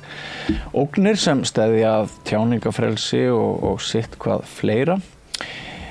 Málfrelsi heita samtök frjálsa og opna umræðu, lýðræði og mannréttindi. Þau gefa út veftímarit sem kallast Krossgötur og stundum halda þessi samtök málþing líkt og núna síðustu helgi í Þjóðminjasafninu framtíð fréttamennskunar. Það var mjög vel sótt ráðstefna. Ég var á meðal áheyrenda eða áhorfenda þarna og heyrði Svölu Magnu Ásdísardóttur flytja gott erindi í upphafi. Ögmundur Jónasson var fundarstjóri. Kristinn Hrafnsson hjá Wikileaks, hann flutti mjög sterkt erindi mál Julians Assange. Birgir Guðmundsson, kennari fjölmiðlafræði, var einnig þarna með erindi sem og Tjörfi Sjutt, sagnfræðingur, doktorsnemi. Það voru þessi 3 helstu erindi sem bara á góma og svo pallborðsumræður í lokin. Og til að ræða þetta þing og það sem þarna kom fram og þessa viðsjá í upplýsingaheimi okkar, þessa stundina hef ég fengið 3 einstaklinga. Meðal annars hér einn fyrirlesarana, Tjörfi, velkomin. Og Þorsteinn Sigurðsson, þú ert varaformaður samtakanna. Og svo varst þú þarna við hlið mér, nafni Björn Leví Gunnarsson, fyrrverandi þingmaður. Nörd. Og þú hefur nú einmitt verið ansi iðin við að svona halda athygli okkar við alls konar hluti sem var það gagnsæi og annað. Þannig að ég sá einn annan þingmann, það var hún Sigríður Andersen. En það sem var merkilegt fannst mér á þessu þingi var að það var smekkfullt hvert einasta sæti setið, vel heppnað hjá ykkur, Þorsteinn, í ákveðnum skilningi og en það vantaði svolítið blaðamennina og Kristinn Hrafnsson hefur einmitt verið að segja það og það kom fram í erindi hans þarna, þótt að væri kannski svolítið ögrun í því og hann hefur reyndar sagt að þetta rauða borð hér, held ég, einhvern tímann áður, að blaðamennskan sé dauð og það sé orðið svona mjög erfitt að henda reiður á alvöru upplýsingum og bara einhverju vitleysu. En byrjum bara á því hvað ykkur fannst svona áhugaverðast og þá langar mig að bara leita fyrst til þín, Björn Leví. Já, ég kannski tekt aldrei undir með honum Kristni hvað blaðamennskuna varðar. Ég held að þetta sé rétt hjá honum, en ekkert endilega af því að blaðamennskan eigi sér ekki framtíð, heldur bara einfaldlega af því að aðstæður hafa breyst. Fjölmiðla umhverfið bara á allt öðrum stað, samfélagið á allt öðrum stað og blaðamennskan þarf einhvern veginn að þróast með því og einn hluti umræðunar kannski snýrist aldrei einmitt almannarýmið og þá tjáningafrelsið í almannarýminu og hvernig fólki finnst tjáning sín á samfélagsmiðlum vera umræða í almannarýminu sem það ekki. Og ef ég má skjóta inni, á þessari ráðstefnu var deilt hvort samfélagsmiðlar væru almannarými eða ekki. Það var prófessorinn sem sagði að þetta væri almannarými en Kristinn Hrafnsson var ósammála því. Ég einmitt ósammála því líka. Ég skil að fólki finnist þáttaka sín á Facebook og X og ýmislegt svoleiðis, þetta það stórir í rauninni svona plattformar, svona miðlar í rauninni að það að hefta aðgang fólks að þessum svona gjallarhornum að fólki líður eins og það sé verið útilokað úr samfélagsumræðinni. En lagalega það bara þannig að fyrirtækin eiga þennan miðil, þau ráða því hvernig þau haga sinni ritstjórn í rauninni á þessum miðlum og hið opinbera sem í rauninni svona tjáningafrelsið situr ákveðnar kvaðir á að bæði vernda og takmarka ekki á ómálefnalegan hátt á ekkert bara við þessi fyrirtæki. Þannig að ef að þetta á að vera eins og prófessorinn segir, þetta sé almannarými, þá erum við allt í einu komið bara með lögregluna inn sem að þarf að sinna í rauninni þá vernd tjáningafrelsins sem slíka gagnvart eins og hatursorðræðu eða ýmsu svoleiðis. Já. Við könnumst við þessi fyrstu skref þegar maður fór fyrst inn á þessa miðla að maður taldi sig vera að stíga þarna inn af fúsum og frjálsum vilja sem það var sannarlega að gera en svo sogast maður inn í einhvern heim sem að mörgum finnst erfitt að standa utan. Er það ekki svolítið punktur, Þorsteinn? Þetta dálítið þannig og ég held að þetta er mikilvægur punktur sem að Kristinn hefur verið að benda á í þessu sem það að við upplifum þetta sem almannarými en við höfum í rauninni og við getum alveg sagt í sjálfu sér að svo upplifun sem kannski ekki endilega röng ekki beint en við getum líka sagt við höfum afhent einhverjum tilteknum fyrirtækjum yfirráð yfir því sem við höldum að sé almannarými og eins og Bjarni segir ég meina Lagalega þetta ekkert almannarými. Lagalega eiga þessi fyrirtæki þessa miðla og þau geta hegðað sér eins og þau vilja varði þá. Hins vegar það annað í þessu líka sko að yfirráðin eru ekki einskorðuð við fyrirtækin, heldur hefur hið opinbera líka mikil áhrif á það hvernig þessu miðlum stýrt. Og þetta nú til dæmis og það nú kannski að því vorum við alltaf fyrir okkur hvers vegna svona mikið af fólki að segja þessa ráðstefnu núna sko þetta, ég gæti trúa kannski að yfirlýsing Zuckerbergs hjá Meta sem kom þarna bara örfáðan dögum áður hafum kannski líka haft svolítið vakið sko áhuga fólks á að taka þátt í þessari umræðu þar sem að hann einfallega bara gerir grein fyrir því að sko fyrirtækið hafi í rauninni orðið að beita sér fyrir tilstuðlan stjórnvalda í umræðu og segir sett frá því að þeir hyggist núna láta af þessu sko og ég þekki þetta alveg vel vegna þess að ég var nú þeirra sem að gagnrýndu mjög þessar COVID-aðgerðir og það allt saman sko. Ég má ekki segja að málfrelsi spretti upp úr það sprettur í rauninu upp úr því sko, þetta sprettur upp úr því, þetta hópur fólk sem var með gagnrýnin á þetta og ég var að starfa með sko fjölmiðlum erlendis fyrst fremst sko, svona á jaðrinum sko.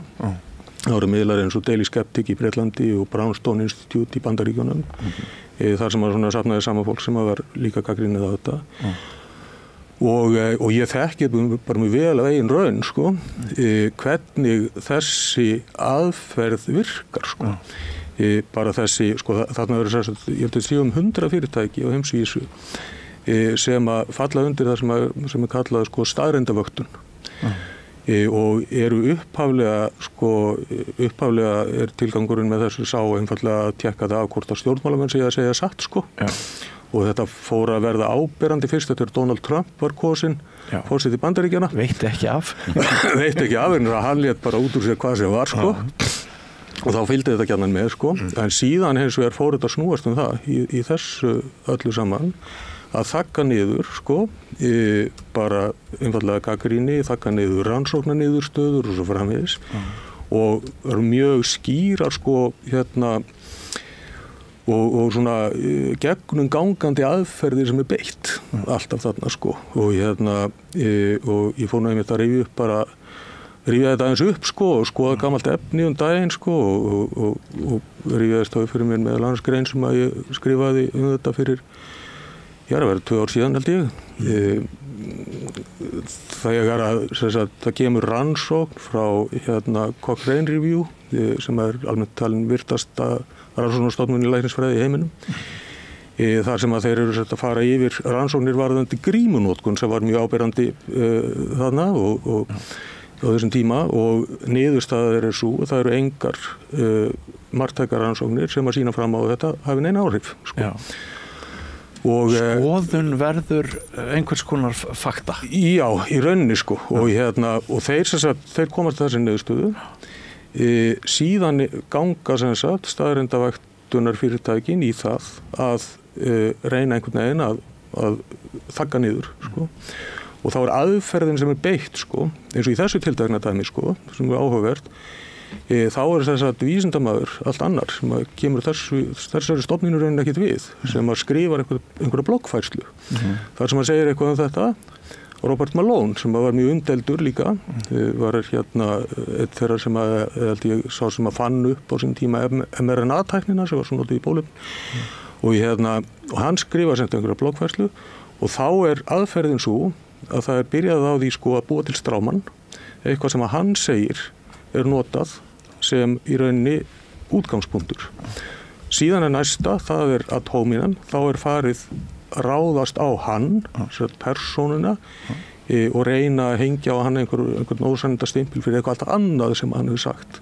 Og síðan kemur röksemdafærslan sko, og hún öll náttúrulega í skötulíki, en það sem að gerist síðan, leið og þessi dómur komin frá staðreyndavaktaranum að þá þýðir það að allir sem reyna að minnast á eða deila rannsókn Cochrane Review á samfélagsmiðlunum, það eins og tekið niður og svona virkaði þetta sko og þannig að sko ég velti því stundu fyrir mig sko hvernig var að vinna hjá svona fyrirtæki sko. Þetta eru vel fjármögnu fyrirtæki sko, en hvernig það að vinna hjá fyrirtæki þar sem að lykilgildi fyrirtækisins óheiðarleiki. Já, en ef ég má aðeins sko spyrja þig út í, ef rétt að þrýstingur frá stjórnvöldum leiði til þess að það sé bara minna að marka upplýsingar og við séum með minni áreiðanleika hvað varðar upplýsingar. Tilgangur, ef þú aðeins nefnir það, tilgangurinn með því hver? Tilgangurinn í þessu tilfelli þetta tilgangurinn sá að stilla samfélagið inn á eina skoðun. Sko. Stilla samfélagið inn á eina skoðun. Stilla samfélagið inn á eina skoðun og þetta í rauninni bara sama sko, við getum sagt þetta sem mörguleiti sama taktík eins og við notum til dæmis ef landa á í stríði, að það má ekkert gagnrýna, sko. Það sem að ígildi herlaga í rauninni ígildi herlaga svolítið og þetta er einmitt þetta sem að skoðanafrelsi. Já, og þetta er í rauninni svolítið eitt af því sem að Kristín einmitt kom inn á þarna á fundinum sko. Já. Að það er það að í rauninni eiginlega sko á þessum tíma þá eiginlega herlög nánast sko innleitt og það sem gerist sko og hann sagði sko Zuckerberg hann segir við vorum þvingaðir til þess að gera þetta. Já. En Kristinn, hann segir þetta var ekki í rauninni þannig. Þeir komu til stjórnvalda og sögðu við höfum hérna tækni sem við getum notað. Já. Og þá í rauninni kom í ljós, sagði hann, að sko þessi tækni sem var búið að beita, það var búið að beita henni miklu lengur. Sko. Og hjá Wikileaks til dæmis þá voru menn að sjá alveg hvenar var verið að taka hlutin niður, hvenar var verið að beita einhverjum algoritmum til þess. Löngu áður en nokkuð tíma var viðurkennt einstæðar að þessari tækni væri beitt sko. Og síðan byrjaði þess að beita henni í samkvörli við stjórnvöld að það fór allt leynt. Það var ekki opinbert sko. Það er fyrst núna í rauninni, það kemur fyrst náttúrulega með Twitter-files þarna fyrir 2 árum sko, hvað Twitter og síðan hafi verið dómsmál og þannlega en síðan núna þá víður hérna Zuckerberg í rauninni bara þetta hvernig þeir unnu sko og tilgangurinn bara þessi sem sagt að það að stilla samfélagið inn á eina línu og reyna að koma í veg fyrir það að menn geri ágreiningu hana. Það nefnilega þannig sko. Já. Þetta er mjög áhugavert. Sko Tjörfi, ég hlustaði á erindi þitt. Þú varst að sýna fram á með dæmum af fréttaflutningi að það ber að varast að treysta því blóðhráu sem við lesum og skoðum. Já, ég var náttúrulega aðalega fjallum sko umfjöllun fréttamiðla utanríkismál og sérstaklega sko stríð út í heimi. Já. Og eins og ég sýndi fram á þá tel ég sko, já, maður getur ekki trúa neinu bara gagnrýnislaust sem þeir segja sko og sérstaklega ekki í þeim efnum sko. Og ég tek þeim upplýsingum sem að ég lesi í þessum miðlum sko stríð út í heimi sérstaklega bara eins og hverju öðru sko. Þú veist, take it with a grain of salt sko. Þú þarft alltaf að sko lesa þetta og bera síðan saman við aðra heimildir og sjá hvernig bækur bera saman skilur, þú vilt koma að staði hvað er rétt sko. Að því það og eins og ég sýndi í mínu erindi að það bara fjöldamörg dæmi bara beinleinis falsfréttir og rangar upplýsingar og það liggur bara í augum uppi að þessi fréttamiðlar eru bara stunda áróður bara stríðsáróður, að því þeir eru að styðja eina hlið í átökunum og þeir enduróma áróðurinn sem að kemur frá þeirri hlið gagnrýnislaust og til þess að láta sko óvinn líta illa út og til þess að láta þessa hlið sem þeir styðja átökunum vel út og ég tók dæmi úr átökunum í stríðinu í Sýrlandi og í Ísrael, Palestínu, Gaza og svo líka í Úkraínustríðinu og við sjáum alveg fullt af dæmum þetta í þeim málum sko. Þannig að það var það sem ég var að fjalla í mínu erindi sko. Já, þannig að þetta er ekki þægileg innivinna að lesa fréttir, þú þarft að setja gagnrýna hugsun alveg reynd á 100 af 100. Var þetta ekki þannig áður? Er þetta eitthvað að versna núna? Auðvitað var þetta þannig áður og auðvitað hefur þetta alltaf verið í öllum stríðsátökum hefur verið áróður, stríðsáróður rekin og eins og ég kom að í erindinu mínu þá var þetta sérstaklega áberandi í sko fyrri heimsstyrjöldinni og seinni heimsstyrjöldinni. Ég tók dæmi í fyrri heimsstyrjöldinni að þegar Þjóðverjar réðust inn í Belgíu þá fluttu sko bandamenn, þess að Bandaríkin og Bretar og Frakkar fréttir af því að þeir hafa ekki bara nauðgað konum heldur einnig krossfestar og borða börn og eitthvað svona þvílíkt sko og þú veist og sko kom í ljós að var ekki rétt skilurðu. það var stórlega ýkt og við sáum svipað með 7. október núna 2023 að það hefði verið 60 börn afhöfðuð sem var frétt sem var bara endurómuð út allt og það kom í ljós að þetta var aldrei staðfest, þetta var bara falsfrétt og þá segi ég að það er orðið sérstaklega áberandi núna hvað þessi stríðsáróður hefur orðið mikill og þetta minnir mig svolítið svona á fyrri og seinni heimsstyrjöldar hvað þetta er orðið ýkt það ég tökum til dæmis dæmi um Víetnamstríðið að þegar Bandaríkin voru í Víetnamstríðinu þá var miklu gagnrýni fréttaumfjöllun þá voru fjölmiðlar gagnrýnir á stjórnvöld en við sjáum það ekki þennan stríðsrekstur núna þvert á móti þessu Íraksstríði þá voru fjölmiðlar bara slá á stríðstrúmurnar og taka undir eins og þegar Bush var að tala gjöreyðingavopnin í Írak og þessar afsakanir til að réttlæta innrásina fjölmiðlar voru bara enduróma það, bara slá á stríðstrúmurnar þannig að ég vilti sjá meira svona eins og það var á tímum Víetnamstríðsins, þá var gagnrýnin umfjöllun Já, svo af því þú ert að ræða hugtaka eins og falsfrétt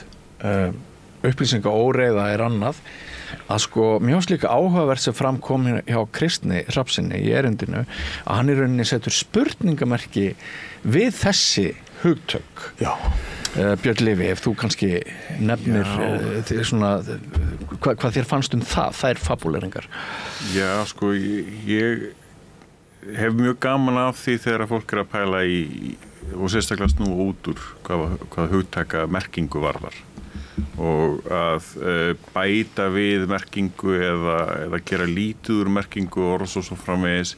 Ég held að sé ekki hjálplegt fyrir umræðina. Upplýsingaóreiða þýðir ákveðið svona bara logískt séð, orðabókalega séð og ef fólk er að nota þá orði í einhverjum svona frjálslegri skilningi þá er það ekkert hjálplegt. Þá er það rámt að gera það. Það er hluti af áróðurinunum oft að reyna að toga til merkingu hugtaksins í aðra ráttir heldur en það er raun og verið þýðir. Vók, bylgjan er dæmi um það til dæmis. Orðið þýðir allt annað heldur en það verið að reyna að láta það þýða til dæmis. Og það er hluti af þessum svona óheiðleika kannski sem að Þorsteinn vísar daldið í að sem sagt það eru alltaf einhverjir aðilar á öllum sviðum sem eru annað hvort beinlínis óheiðlegir eða eru að misskilja aðstæður á einhvern hátt. Líklega oftar er það saklaus misskilningur að bara fólk hefur aðrar skoðanir og það er ofsalega erfitt að rauninni berjast gegn skoðunum sínum þrátt fyrir að gögnin segi annað. Það er bara sálfræðilegt fyrirbæri að þrátt fyrir að gögnin segi að skoðanir okkar séu rangar að þá skiptum við ekki skoðun. Það er bara, við leitum að upplýsingum sem að staðfesta skoðunar okkar en ekki við grannskoðum ekki gögnin og segjum, ég er rangt fyrir mér. Það er bara almennt séð ekki þannig.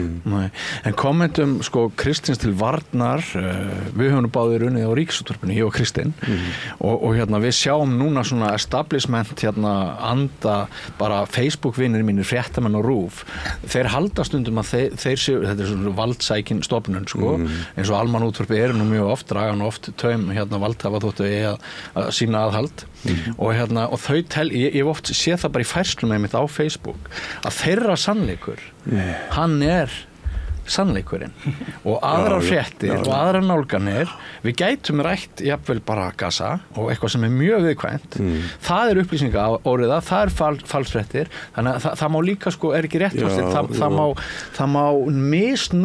má misnota ég held að það segir mjög mikilvægur punktur sem að Björn nefni þetta að hugtakið upplýsingaóreiða, það hefur alveg ætti að geta haft til dæmis að skýra merkingu það er einfaldlega bara það þegar það er óreiða á því hvað er rétt og hvað er rangt en þetta hugtak hefur verið alveg miskunnarlaust notað einfaldlega til þess að taka niður skoðanir sem að snýst þá ekkert í rauninum upplýsingar það snýst ekki staðreyndir það snýst bara um skoðanir, röksemdir og svo framvegis og það fælir almenning frá svona fjölbreytileika það fælir nefnilega frá og það er það sem er svo hættulegt í þessu vegna þess að svona misnotkun á hugtökum það sem hún gerir er það að hún fælir fólk frá því að hugsa gagnrýnið og hvað þá núna á tímum þar sem að sko gagnrýnin hugsun hefur aldrei verið mikilvægari, þá er þetta gríðarlega skaðlegt. Og núna sko, nú stöndum við framfyrir eins og Kristinn nefndi nú einmitt þarna í pallprófsumræðunum sko, hérna á laugardaginn, sko 95% af því efni sem að blaðamenn að vinna á fjölmiðlum, þetta eitthvað sem að gervigreind að taka við, sko. Og hérna, og við erum í rauninni að í hættu á því að afhenda einhverjum tæknibúnaði sko ákvörðunarvald okkar. Það er bara svo auðvelt, það er bara svo þægilegt. Það er svo auðvelt að láta bara einhver gervigreindarlíkon sjá að taka fyrir okkur ákvarðanir svo framvegis, sko. Og á þessum tímum þá er þetta náttúrulega, þá er þörfin fyrir gagnrýna hugsun, það er aldrei nokk tíma verið meiri heldur en einmitt núna.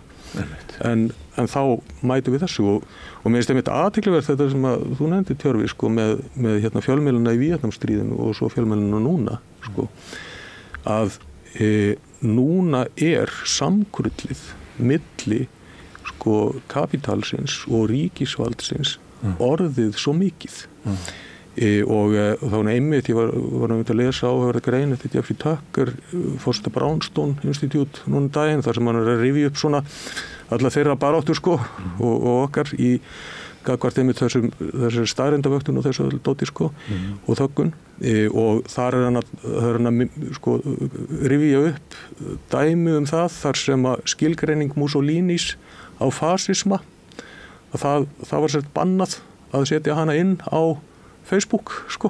Þar sem að hann er bara einfallega skilgreina fasisma, þetta er frá því áður en hann mér að tekur völd sko. Sem sagt nákvæmlega þetta, það er samstarf stórfyrirtækja og ríkisvalds sko. Og þetta mátti ekki segja. Það mátti heldur ekki segja að það væri ritskoðun.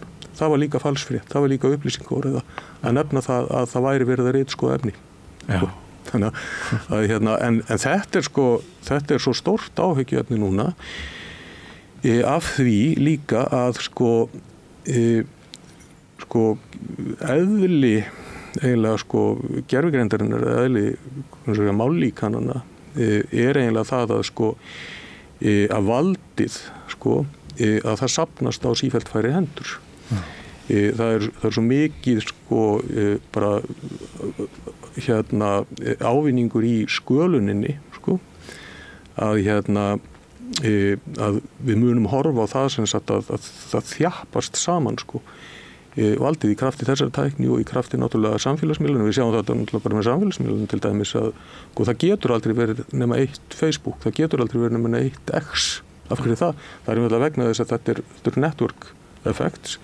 Því fleiri sem eru þarna, því betur gengur starfsemin og því betur sem starfsemin gengur, því fleiri verða þar og það endar þá í rauninni einokun og þá náttúrulega kemur upp auðvitað þessi spurningum almannarýmið kannski. Já, mér finnst líka mjög sláandi hvernig sko Kristinn Hrafnsson líkti Julian Assange-málinu við svona að það væri svona bara mikrokosmos að með þeirri afferu þá hefði bara lokast ákveðin hlið í heiminum. Já. Hvað segirðu það nefni?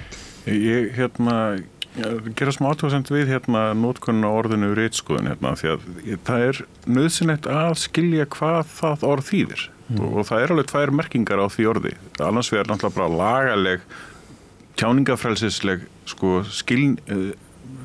merking á því orði og hún þýðir þá að þegar að fyrirtæki eins og Facebook eða X eða eitthvað svoleiðis er að stunda ritstjórn á sínu miðli og með því að henda fólki út eða banna hitt og þetta, þá er það ekki ritskoðun. Það er það bara ekki. Nú er það bara ekki.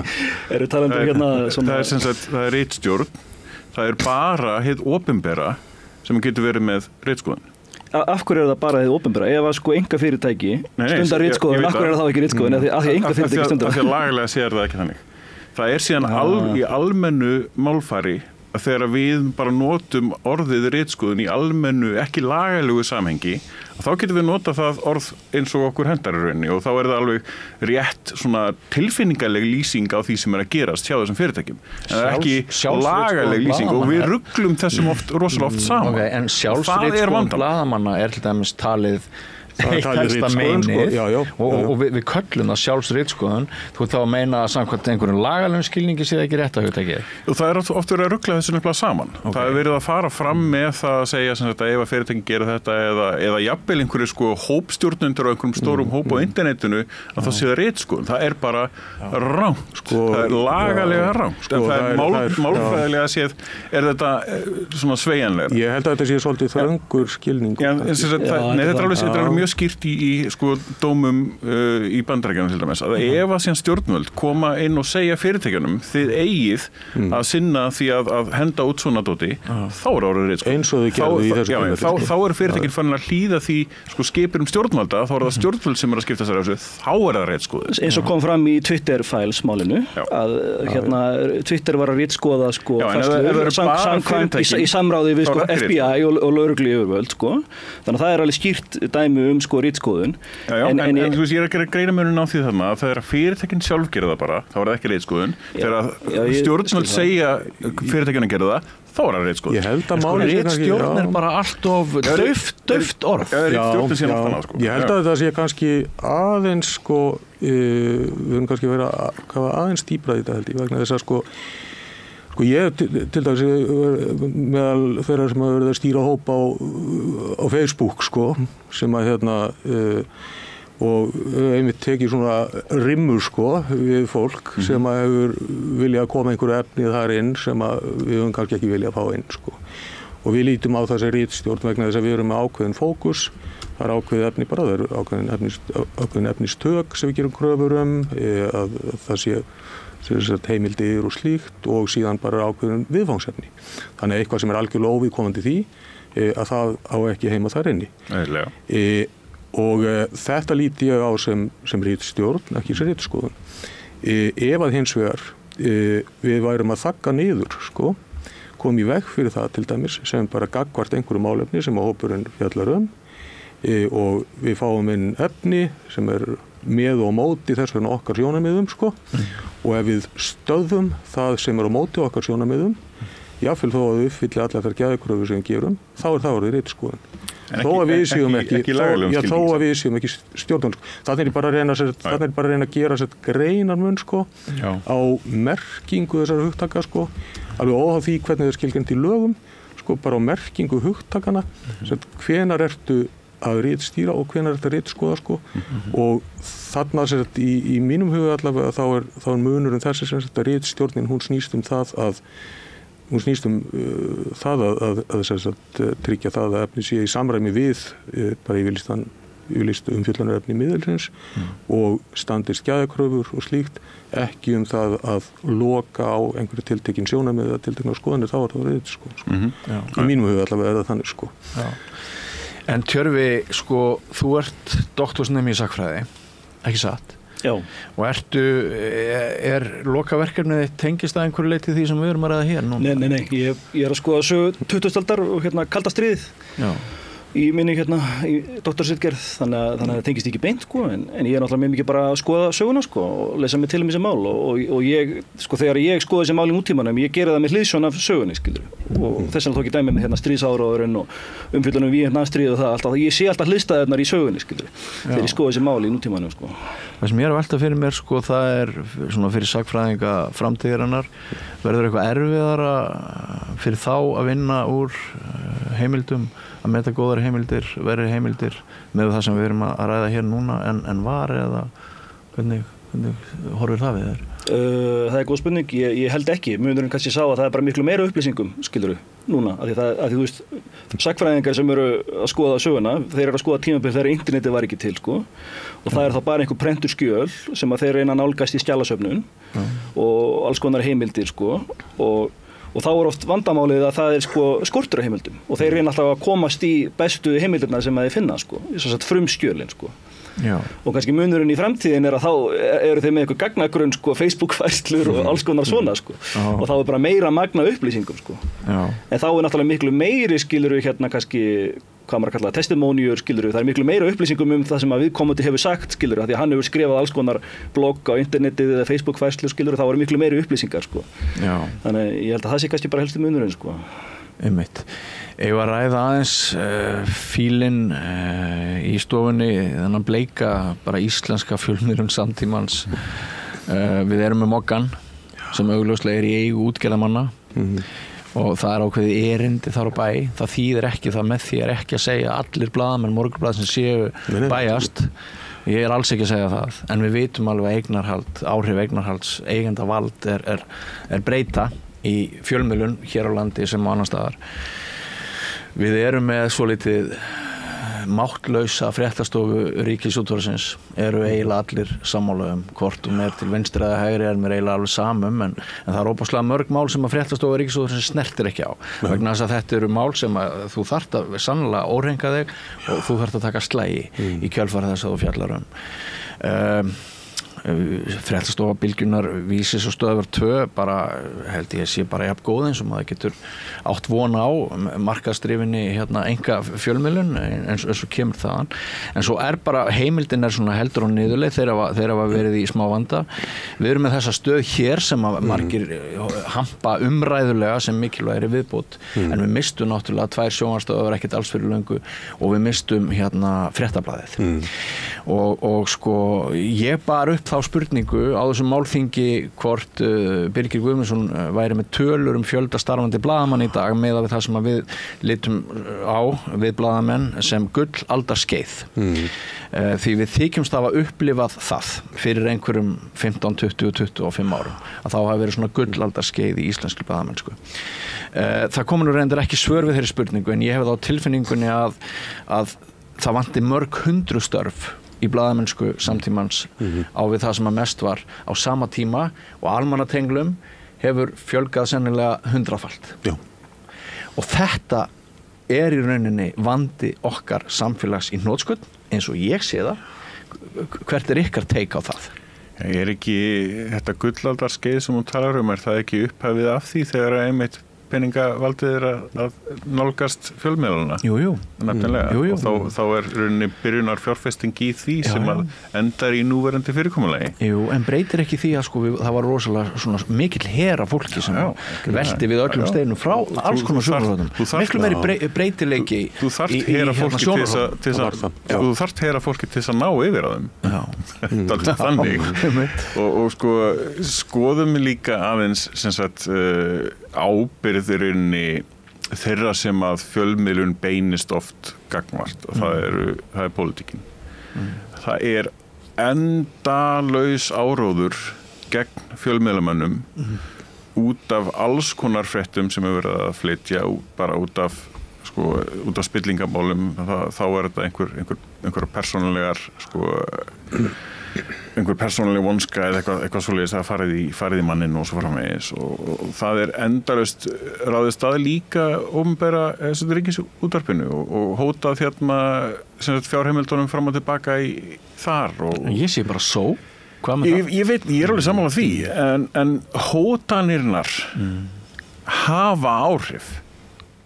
Mér finnst það augljóslega að hafa haft áhrif sem að gera það verkum að fréttastofa Ríkisútvarpsins og rauninni fleiri fjölmiðlar menn bara snerta ekki á ákveðnum málum. Bara deig blaðamennska, bara deig fréttamennska. Ég meina það það sem að málþingi snerist hvað Assange varðaði.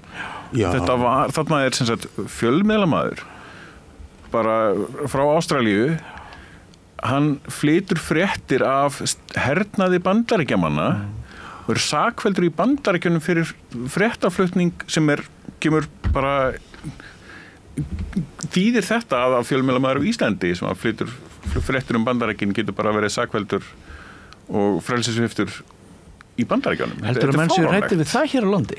Þetta almennt séð. Þetta hefur komið líka í kjölfar Panamaskjalana og fleiri svona opinberana. Það hefur ansi margir fjölmiðlamenn bara einfaldlega verið myrtir af Rússum til dæmis og í Miðausturlöndum.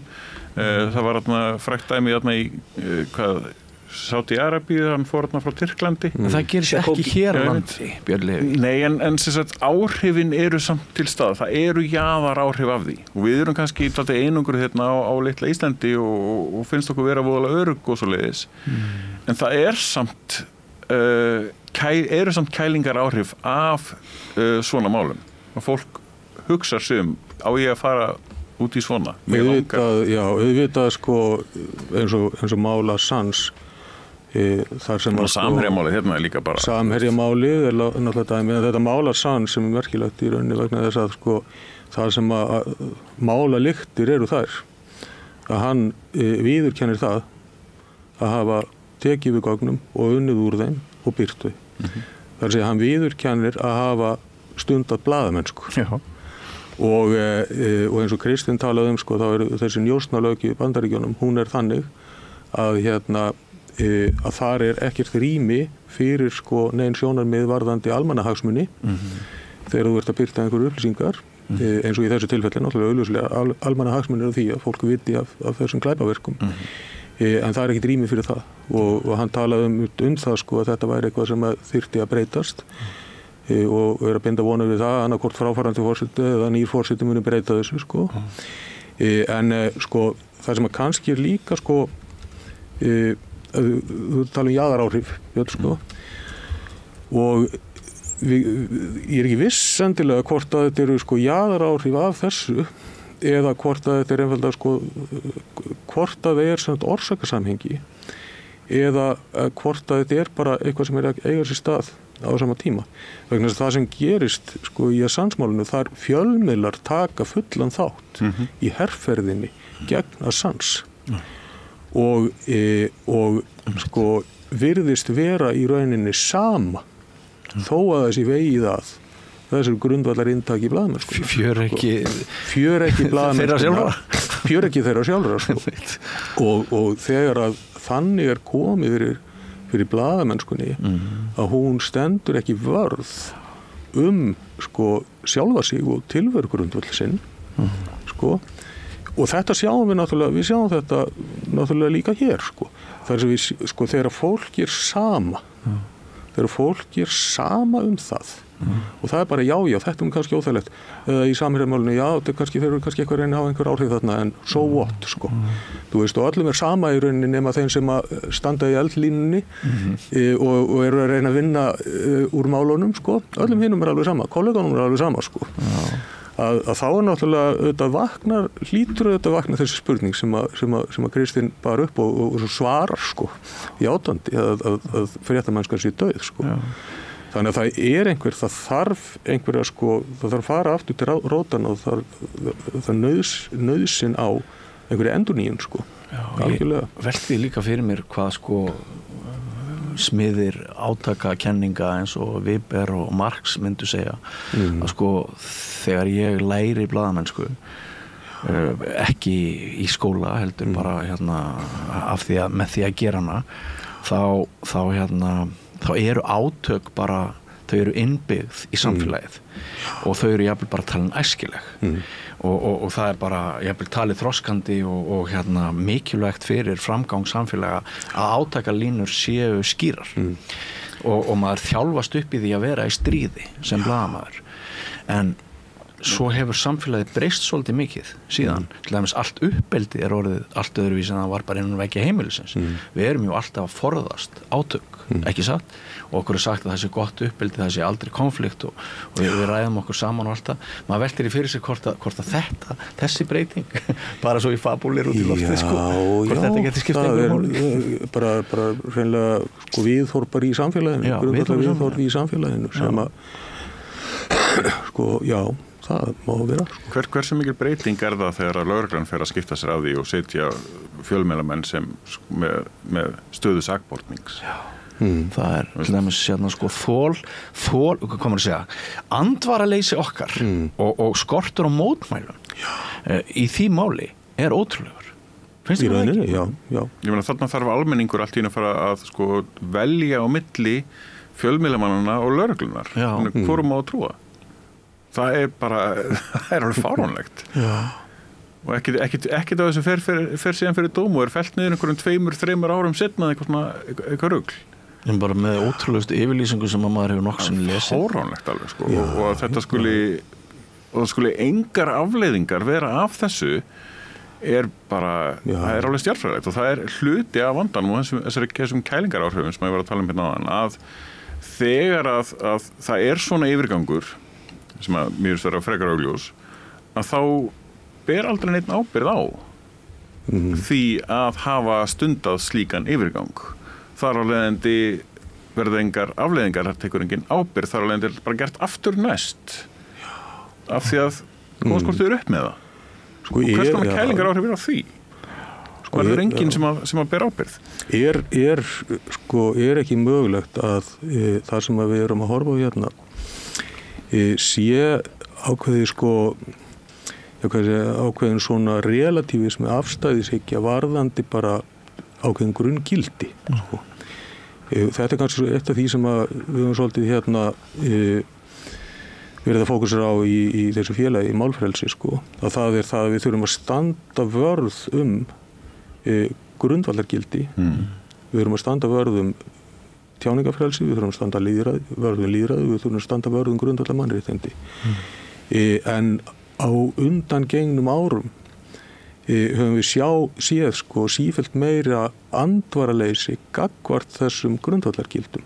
Það sem að fólk lætur sér bara létturúmi liggja hvort að það geti tjáð sig og mér finnst til dæmis mjög áhugavert að fylgjast með því hversu vitundin bara eins og ritskoðunna sem að Zuckerberg var að viðurkenna núna hversu vitundin þetta lítil þar sem að og það var svolítið áhugavert einmitt þarna dæmi sem að var svona smá debatum þarna á fundinum einmitt Tjörfið og mann eftir því hvað sannleikur og þú kannski tekur þann bolta?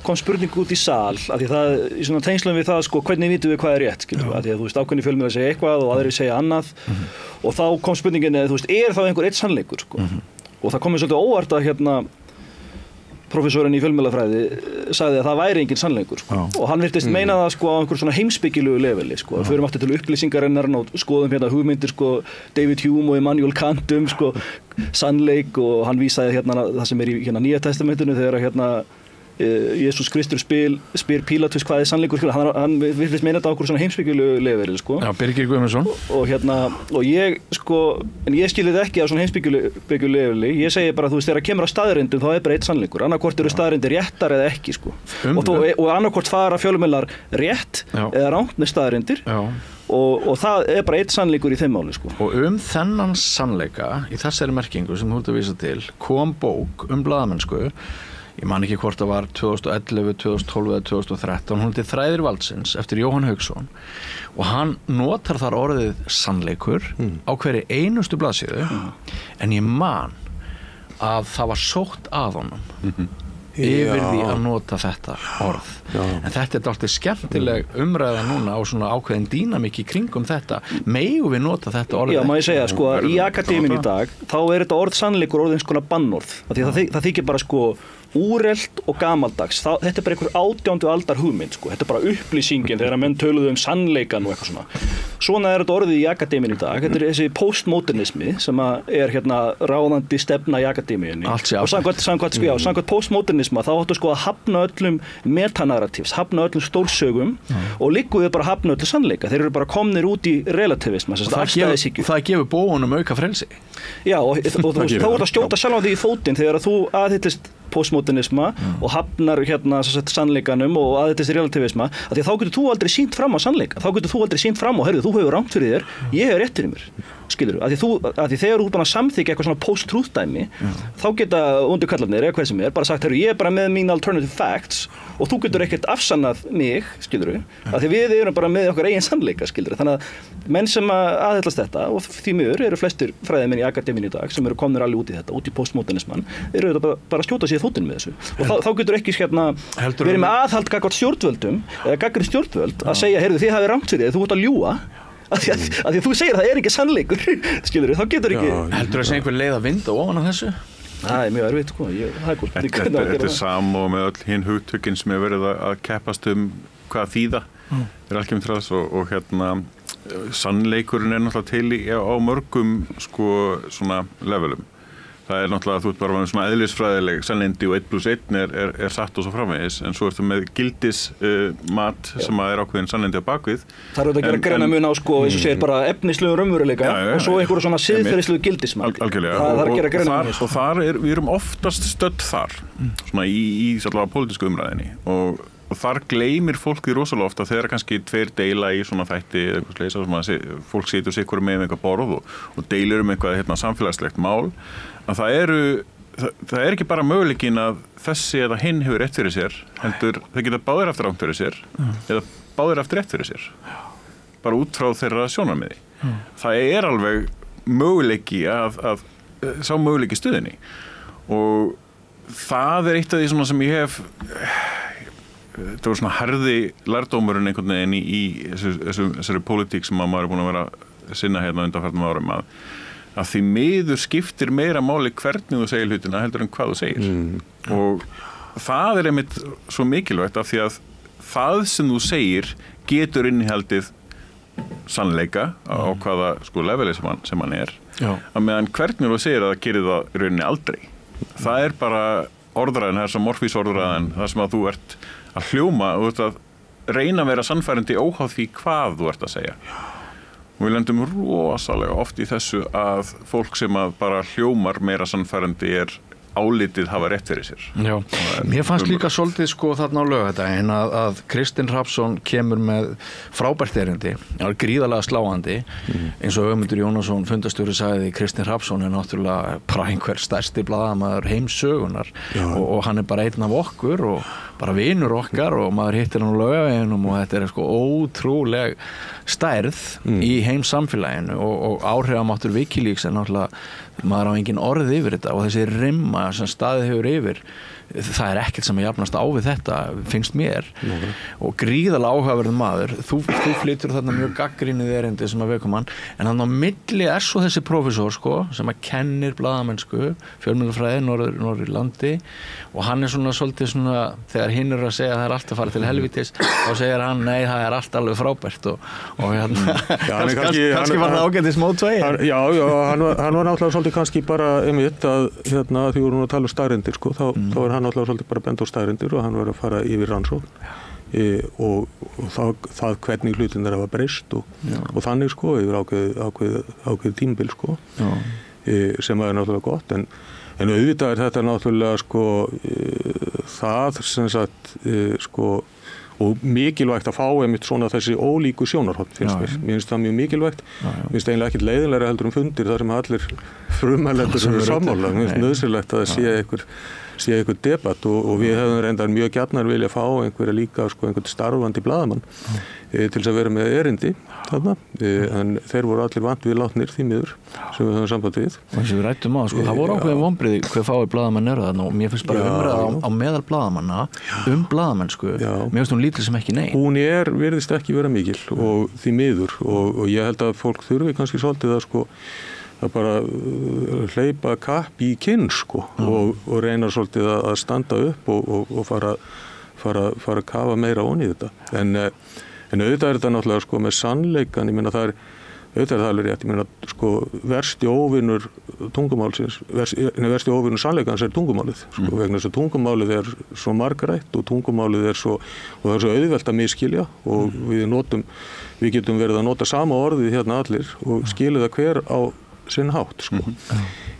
Og það er eitt og það er þekkt og þetta vitum við en það sem að hinga til hefur verið sko við höfum haft hefur verið tvennt sem að í rauninni vinnur gegn þessum ófullkomleika tungumálsins og það er annars vegar bara referensin í hinn ytri veruleika sko og síðan er það hins vegar rökræðan og sko relativismin hann svolítið sko það sem hann gerir svolítið með relativismin er að hann hafnar í rauninni þessu hann hafnar sko innum ytri veruleika hann skiptir máli og hafnar rökræðinni það sé líka bara eitthvað alternativ sko hvað er rökræðilega rétt og hvað er rangt sko og þegar við erum komið þangað þá á spurning Pílatusar mjög vel við sko og við henn þá ekkert svar hvað er sannleikur sko en þannig að ég held að við þurfum svolítið átt okkur á þessu, við þurfum átt okkur á því að þrátt fyrir sko ófullkomleika tungumálsins, þá getum við samt komist að niðurstöðu,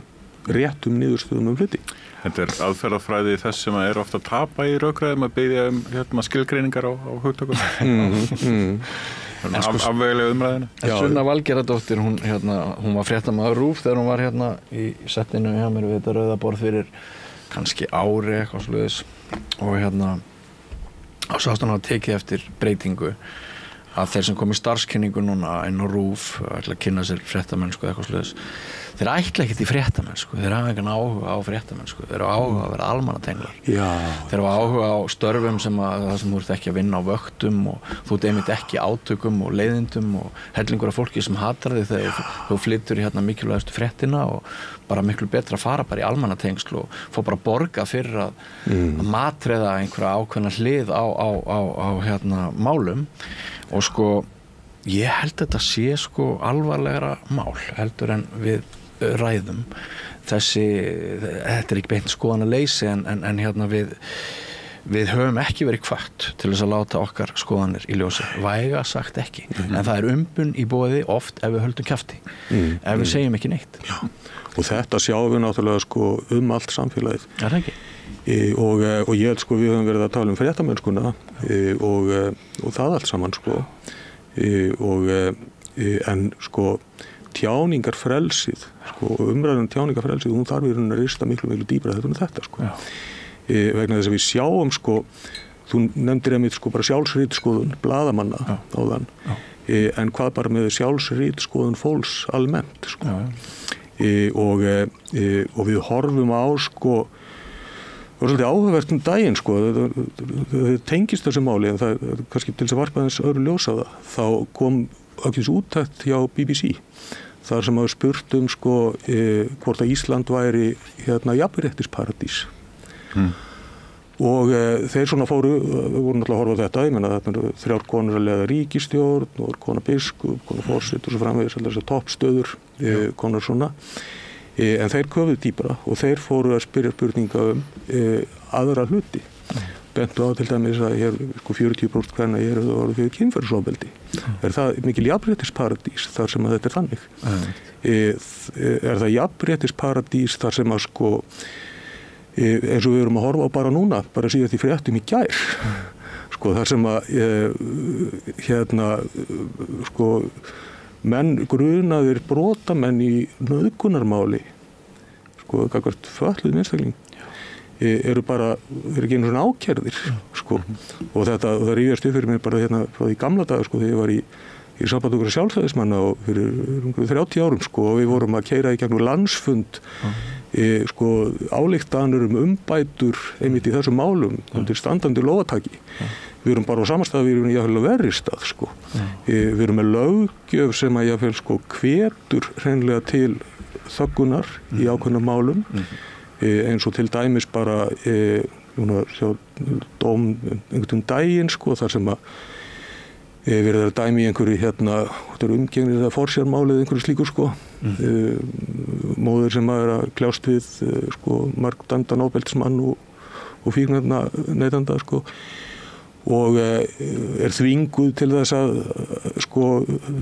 veita umgengni og þá jafnvel gengið svo langt sko í svona málum þá gjafsókn regla samkvæmt lögum þá til þess að reyna að hindra áfrýjun að þá fellir svo dómarinn sko málskostnað hins aðilans á þessa fátæku einstæðu móður bara til þess að koma skilorðsbónum á framfæri þú skalt ekki fara áfrýja röngum dómi sko og það þessi þöggun sko þöggunin ég verið að hugsa þetta svolítið undanfarið sko þar sem að mér finnst áhugavert að tala sem sko þögnin á bak við eldavélina og vísa þá í orð Guðna Ágústssonar þegar hann talaði að staður konurinn væri á bakvið eldavélina sko. það er þögnin þarna og þetta sko blaðamennskan eitt, fréttamennskan eitt en við horfið í samfélaginu þegar við erum með kerfi sem að hvetur sko til þöggunar bara á þessum prívatvettvangi og það lítur þetta að hafa verið líka þarna. Ég held því fram í þessari bók hér sem heitir Besti vinur aðal og fjallar spilling á Íslandi. Það eina fólki sem sé frjálst skoðana sinna í þessu ríki okkar núna séu eldri borgarar sem eru komnir að atvinnumarkaði. Enda sér maður hvernig þeir geysast fram með, með beitta og flotta statusa bara daginn eftir að þeir hafa unnið sinn síðasta vinnu. Leiður eru hættir Já. Ég upplifði þetta aldrei mikið hérna að uppáhald svona ævintýri mitt nýföddum keisarans. Það sem að strákurinn sá sem að bendir á að keisarinn sé nakinn og fagnað í því ævintýri. Almennt séð það nákvæmlega öfugt. Það er sussað af því að allir vissu það sem að strákurinn sagði og skamman fyrir að segja það sem þau vissu að vera rétt en þau þorðu ekki að segja. Góða punktur. Þekkirðu söguna af upphaflegu útgáfunni á sögunni?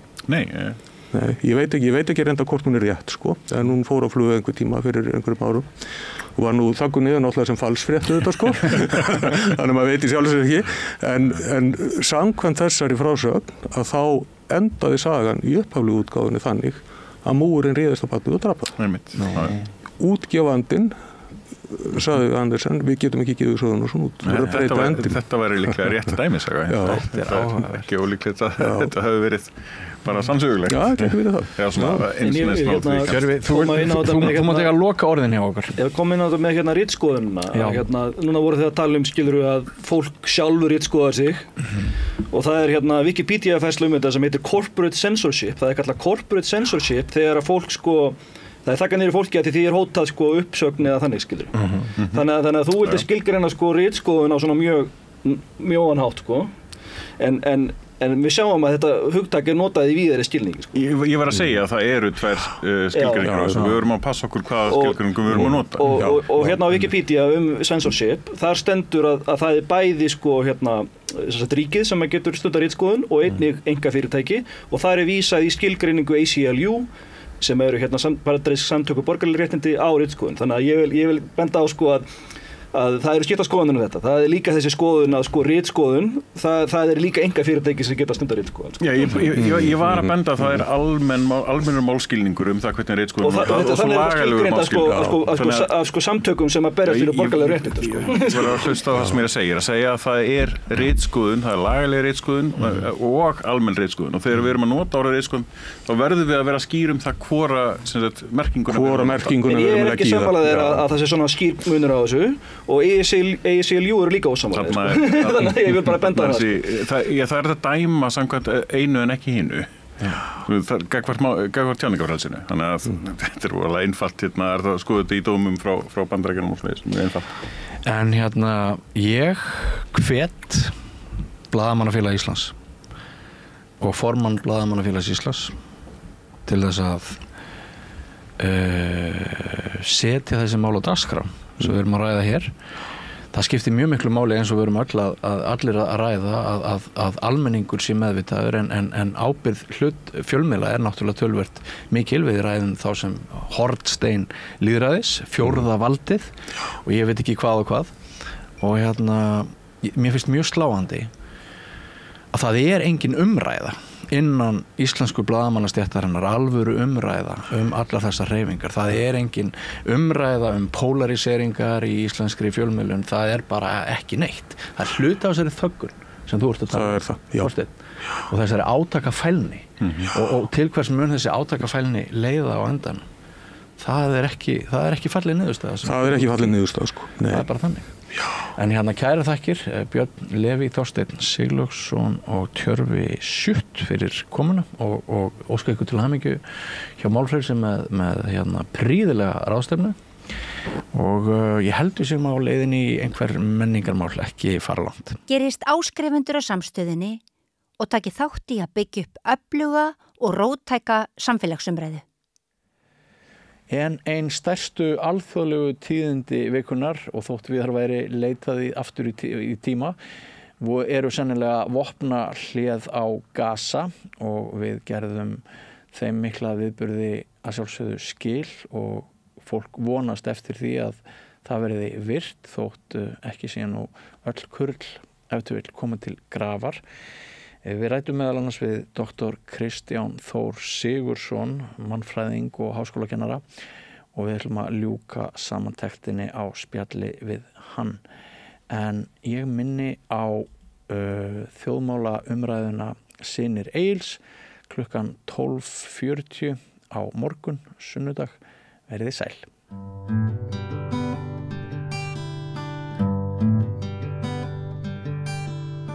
Komið sæl eftir og velkomin að Rauða borðinu. Ég heiti Marja Lilja og með mér er góður gestur, Dr. Kristján Þór Sigursson, mannfræðingur. Hvað er sæl?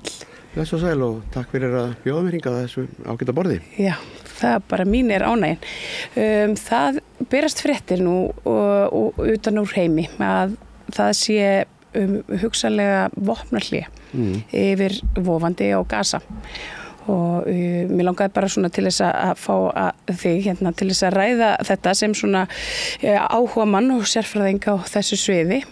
Hvað er eiginlega að gerast þarna núna? Já, ég myndi nú ekki áherslu á áhuga maður. Þetta er kannski ekki alveg mitt sérfræðing, maður náttúrulega fylgist með þessu. Já. Búin að gera það aldrei lengi.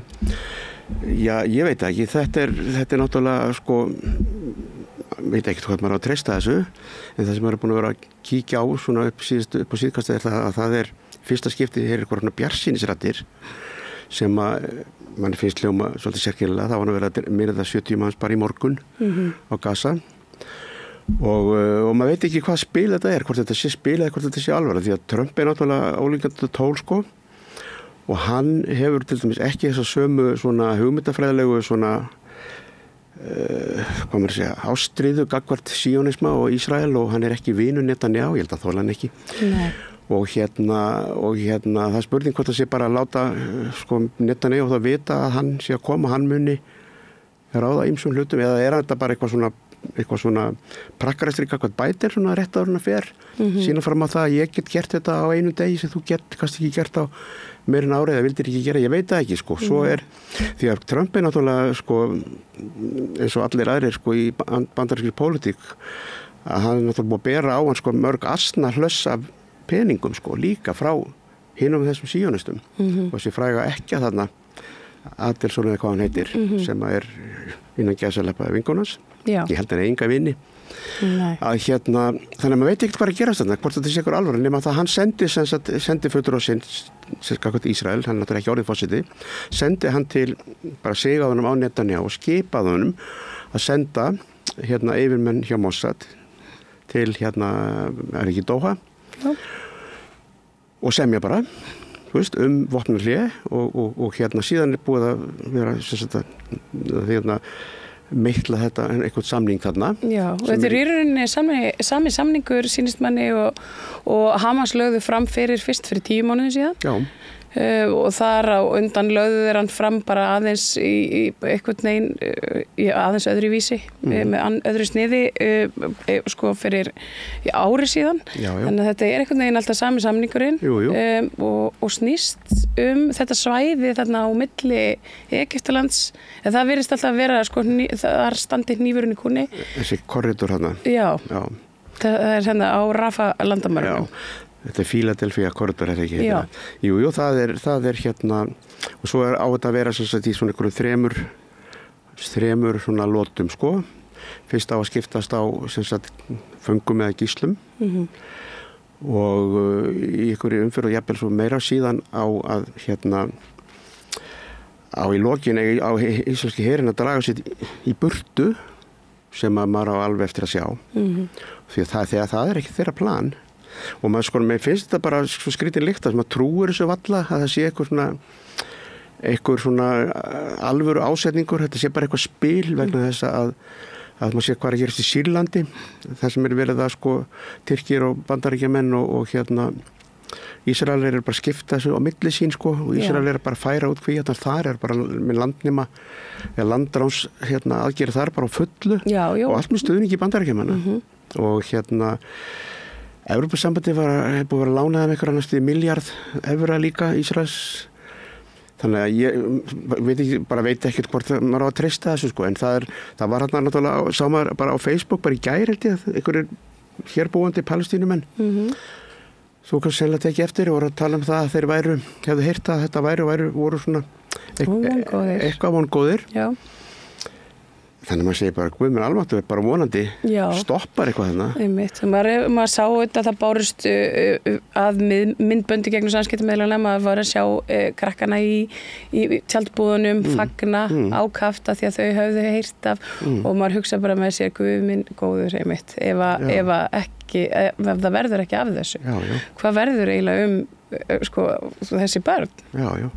Og það voru einhver skilabóð frá hérna, sem sagt, einhvers konar yfirvöldum á Gaza það að það var verið að biðja fólk að fara varlega þó að því að vera að fagna ykkur svona því að ef að fólk verið að fara mikið bara út undir bert loft það bara skotmörk eins og hefur komið í ljós bara núna í morgun og þannig að Já, það virðist að núna eins og hérna núna síðustu daga eftir að við byrjuðum að heyra af þessu vopnahléi eða vinslu þessa vopnahlés þá hérna hefur maður tekið svo litið eftir því að hernaðurinn á Gaza virðist vera sko verulega óhnýtmiðaður ekki það, hann hafi verið eitthvað sérstaklega hnýtmiðaður áður en það er svona eins og það eru sko, það liggja öll hverfin undir. Það eru hérna, það er eins og einmitt það því að Gaza eru náttúrulega Gaza borg er náttúrulega eiginlega 3 borgir og hérna og svona svæði í kring og fólk hefur verið þannig sko rekið svona fram og tilbaka og tjaldbúðnir eru þarna norður Gaza og svo hann við miðju í Deir al-Bala og Khan Yunis og þar og svo hann við Rafah og það eru nú eiginlega engin eftir þar en núna er svona eins og að það rignir hreinlega bara yfir allt Gaza-strippið bara verið að klára þetta með stæl svona innan gæslappa eða klára sko hvað vegna þess að sko þeim hefur ekkit Ísrael hefur ekki tekist neitt af því sem þeir ætla að gera nema bara eyðileggja og myrða upprunalega markmiðið var að uppræta Hamas og fá gíslana heim það er hvorugt tekist Hamas í fullu fjöri ennþá og hérna þeir eru með ágætist þáttum þetta þarna Electronic Intifada hérna það er náðingi þar sem er sérhæfis í þessum hernaðar aðgerðum sem sagt Hamas og þessar annara sveita þarna á Gaza og það er engan bilbó að þeim að finna og hérna þannig að Ísrael hafa ekki unnið þetta ef við köllum þetta stríð, það er náttúrulega ekki stríð þetta er bara helför en þeir hafa ekki unnið neitt nema þeir eru búin að eyðileggja allt og þannig að sko helfurinn sjálf er að takast þú veist, að miklu leyti það bara að myrða sko, 300-400.000 manns segja margir. Já, það er samkvæmt Haaretz og undir bara, undir öllum rústunum og það er náttúrulega að rústa öllu sem þetta er að kalla samfélag þarna, innviðum og öllu því. Þeim hefur tekið stað, náttúrulega með þessum loftarásum, en það er margir sko sem að kannski gera sér ekki grein fyrir það. Ísraelski herinn er mjög lélegur.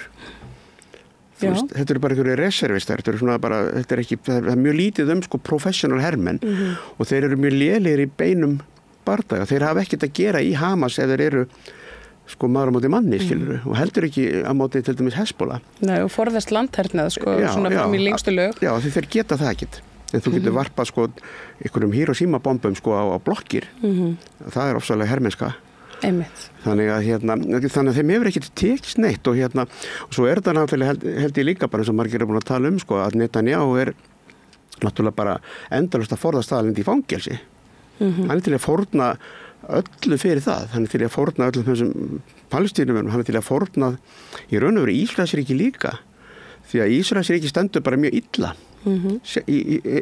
á allan hátt það er mikill landflótti það er búið að vera fréttunum núna, það er að vera vandamál í Hollandi að streyma sko ísraelskir gyðingar til Hollands þannig ég fór að pæla hvað gerir útlendinga eftirlitið þá og það er talið að hátt í 1 milljón sko Ísraela hafi bara fluttir í burtu og þetta er vel efnuð og vel menntuð millistétt fólk sem er bæði í heilbrigðiskerfinu og í þessum tæknigerðunum náttúrulega sem þeir eru framarlega í þeir eru bara farnir og og engin túrismi og þannig að efnahagurinn er bara kalda kolum þannig að og svo er svona eins og sem er að vera að segja maður er að hlusta til Ilan Pappe og fleiri sem er að skoða þetta að sko þessi svona samfélagssamningur Ísraela sjálfra við sjálfan sig, hann er allur að flosna upp sem hann hlýtur að vera þegar eitthvað svona, þetta er bara eins og einstaklingur sem að lætur svona sko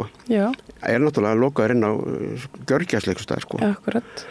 geðdeild sko. Já, og maður sá hérna svona, bara hérna hvað maður segja, svona miðbygg þessa tímabils þjóðamórsins, þá hérna þá voru það þessir orthodox þessir strangtrúuðu gyðingar í Ísraelsríki sem að voru komnir þarna í ansi sko harkalegar deilur við sko samfélagið sitt, þeir voru einhvern veginn vegna þess að það átt að fara að hérna herskilda þá og hérna þannig að það maður hefur verið að fylgjast með þeim í samfélagsgerðinni svolítið svona liðast í sundur og þessu ríki sem að gerir gyðingdómi svo hátt undir höfði var allt í einu farið að snúast gegn sínu strangtrúaðasta fólki sem er mjög áhugavert. Já, og það er hluti af þeim, það er náttúrulega margir svona hópar þar, svona söfnuður eða hvað maður að kalla það, en það er hluti af þeim eru hérna, sem sagt, viðurkenning Ísraelsríki og eru algjör anti-sionistar og það eru bara trúarlegum ástæðum sko, að það er samkvæmt þess að bara einhverjum spádómi að það er ekki komin tími fyrir sem sagt ríki gyðinga sem sagt, hvar sem er, þannig að þeir eru bara prinsipelt á móti því og þessir orthodox-gyðingar sem á að fara sko að munstra í herina því að það er meira segja sko þó að við vitum það út frá þessum hérna upptökum sem að hermennir sjálfur hafa verið að senda út sem eru ógæslegar við vita allir hvað það er að hvers konar bara fyrir ekki pakk þetta er að það er líka tölvert það að liðhlaupa sko sem að meika þetta ekki sko vilja þetta ekki og þetta fólk er bara fer þannig að þetta samfélag og hann var að mynda að tala um það Ilan Pappe, hann sagði sko að sionismi væri á síðustu metrunum bara núna þetta væri bara að þú veist þetta er kannski svolítið ljótara áður en þessi hugmyndafræði og þetta stjórnskipulag sem ríkir hérna sem byggir náttúrulega á þessum rasíska fyrirbæri sem að sionismin er þetta væri bara líðandi lok, þetta er ekki sjálfbært. Nei. Er sionismin nú er oft verið talað um að sionismin sé bara önnur hlið á nasismannum? Þetta er bara svona systir. Já. Þetta er bara evrópsk svona öfga þjóðernis hyggja með rasískum svona yfir svona supremacy hugmyndum og rasisma bara og þetta er náttúrulega upprunalega er þetta bara pólitísk hugmyndafræði, þetta er ekki trúaleg hugmyndafræði í byrjun nema það er réttmætti því að nú þurfi gyðingar að snúa heim, hvað sem það er réttmætti að reyndar að fara eitthvað annað til bara, ég man ekki, bara Angola eða Argentínu eða eitthvað. Það var eitthvað staðar og Brasilia var eitthvað staðar í einhver pæling sko. Það er náttúrulega bara að fara til Nevada. Já, verið í biblíuleik þar. En þannig að þetta er hérna en svo er nú sem ég segja það að hérna sionismin hafi nú eiginlega átt upptök hjá sko kristnum svona evangelistum. Já, einmitt ég þar. Sem voru líka einhvern biblíuleik. Já. Þannig að þetta er náttúrulega hérna enda hafa þeir sér náttúrulega alveg eins og þeir eru farin að nota sko orðfarna sérstana.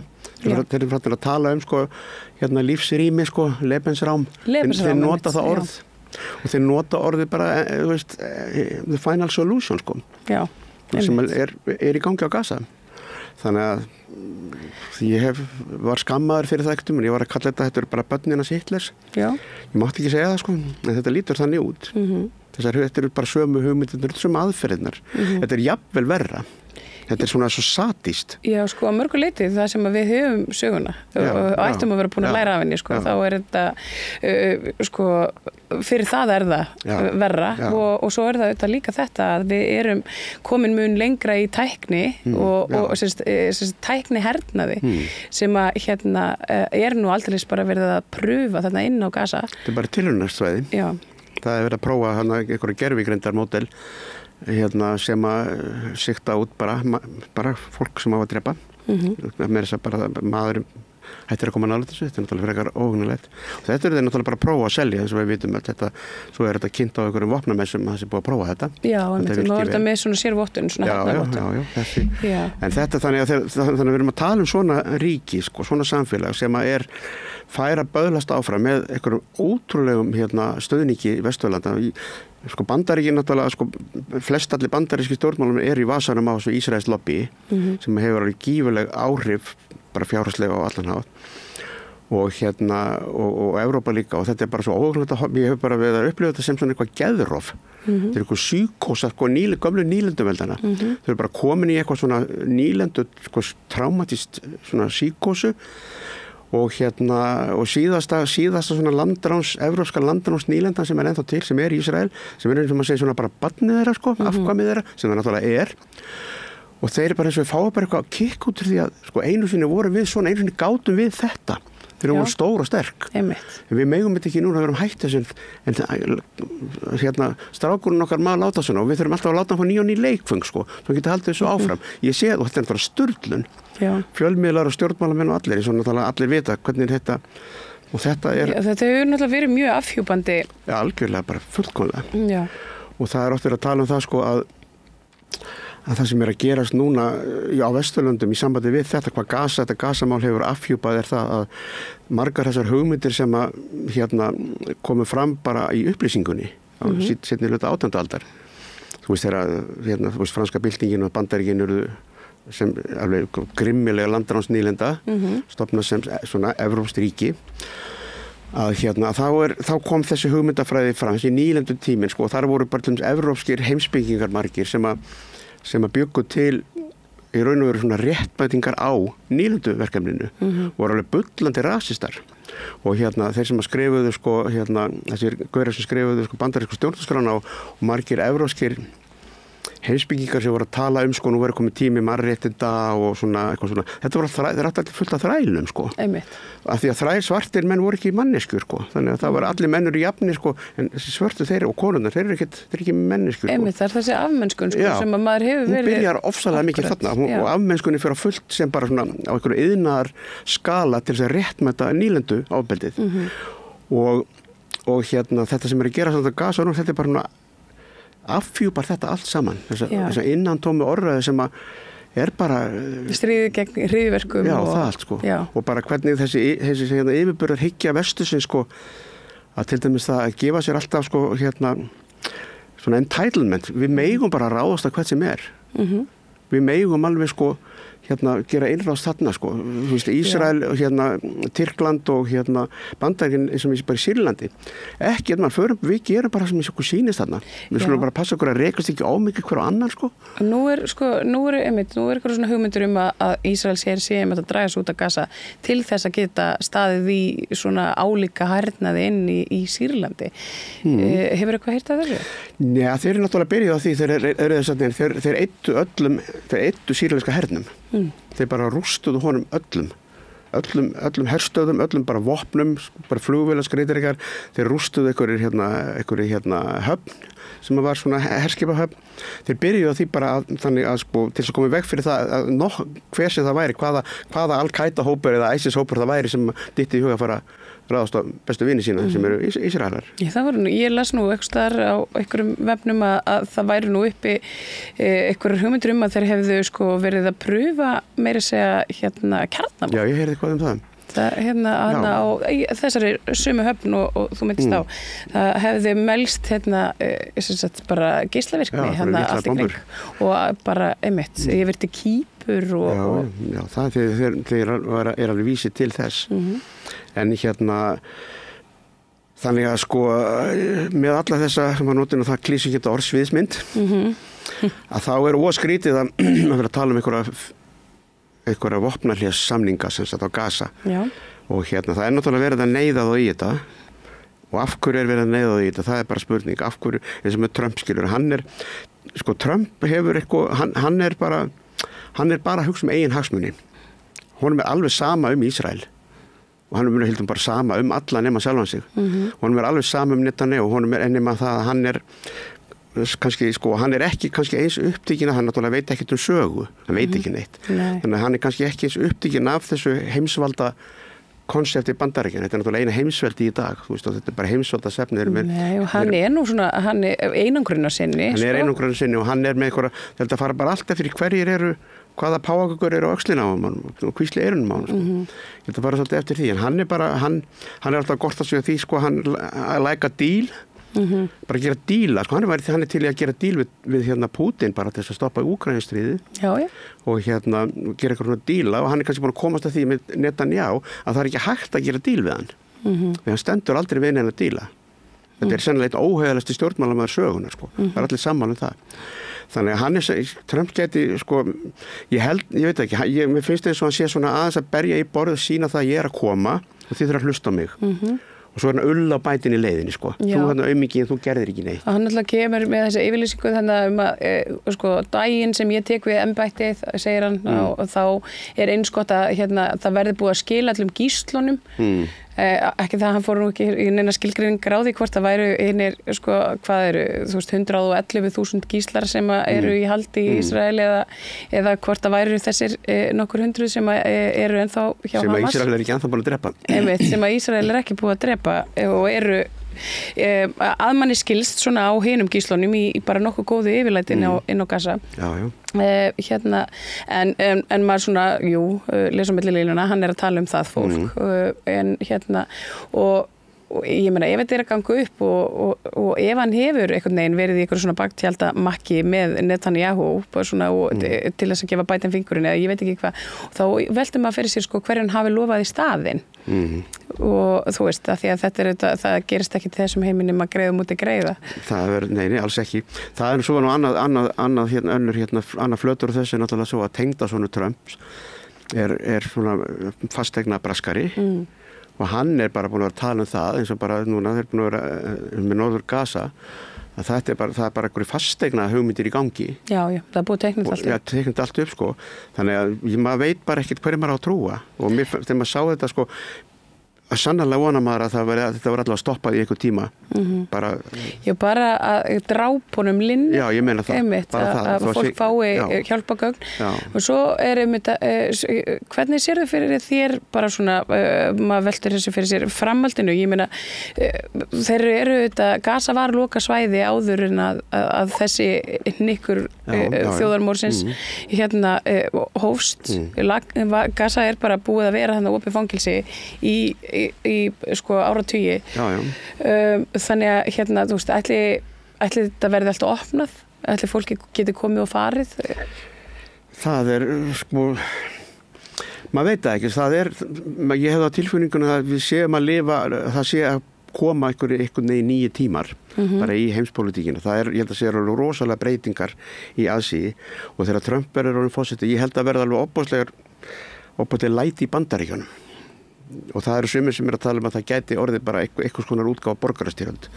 Því ef hann ætlar að standa við sín kosningalofvörð þar og sem að gengur út á það að bara hnekkja mjög mörgum bara mannréttindum og bara þetta sem við búið að tala mikið samt við sko fóstureyðingar og annað slíkt og bara ýmislegt annað ætlar að handtaka bara pólitíska andstæðinga sína og Bandaríkjamenn sko mega eiga það almenningur, þeir mega eiga það að þeir eru duglegir að mótmæla og alls konar mikilvæg breytingar, þjóðfélagsbreytingar og pólitíska breytingar hafa átt í staði Bandaríkjunum fyrst og fremst út af þrýstingi frá almenningi, frá sko bara eins og bara á 7. áratug síðust aldar, þessi civil rights movement og það allt saman, Black Lives Matter og þetta, að þeir eru mjög góðir í þessu og þannig að hann er búin og hann náttúrulega veit það, hann er bara sagði það held ég í kosningabaráttunni að ég ætla að gera þetta og þetta og þetta og ef þið ætla að vera einhvern kæft að fara út á götu og vera með læti, þá sendi ég bara herinn á okkur sem að samkvæmt stjórnarskráninni hann held ég megi ekki gera en hvað honum er nokk saman það held ég. Já, svo er þetta hennar byssu myndið sem að á að venda almenning gegn hernum sko. Já.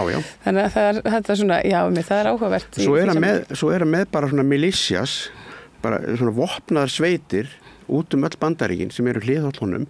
Þetta eru svona öfgahægri fasistar og rasistar og gyðingahatarar en síjónistar margir þeirra, það fer nú oft saman og þetta er oft hluti af þessu eru sem sagt fyrir þetta hermenn bara vopnaðir alveg upp að haus bara með stríðsvopnum og þetta kom bara í ljós 7. janúar fyrir hvað var þetta 4 árum að þessar sveitir bara bíða eftir bara kalli frá honum og og hvað er þetta komið með þá? Þetta komið með fullt af einhverjum svona vopnum skósveit, bara einhverja svona stormsveitir bara götunni og svo ertu með herinn og lögregluna og allt þetta og þetta er bara uppskrift á sko ég er bara alltaf því bara borgarastyrjöld. Það eru sumir að tala um þetta gæti ef að þetta fyrir hart því að maður veit ekkert upp á hverju hann tekur sko. Nei, maður er svolítið tekið eftir því og það þetta, maður fylgist vel með í gegnum samskiptamiðla og fólki sitt svona sem að býr hingað og þangað út heiminn en hérna, það er skrýtin stemning í Bandaríkjunum núna.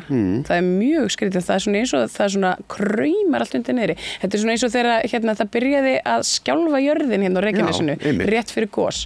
Og þetta er svona, þú veist, ég ímynda mér að það sé svona svipa andrúmsloft, það verður eitthvað neginn svona rafmagnað. Það er verið að bíða eftir gosinu. Það er verið að bíða eftir gosinu, sko, og það er verið að bíða eftir hetjunni, sko.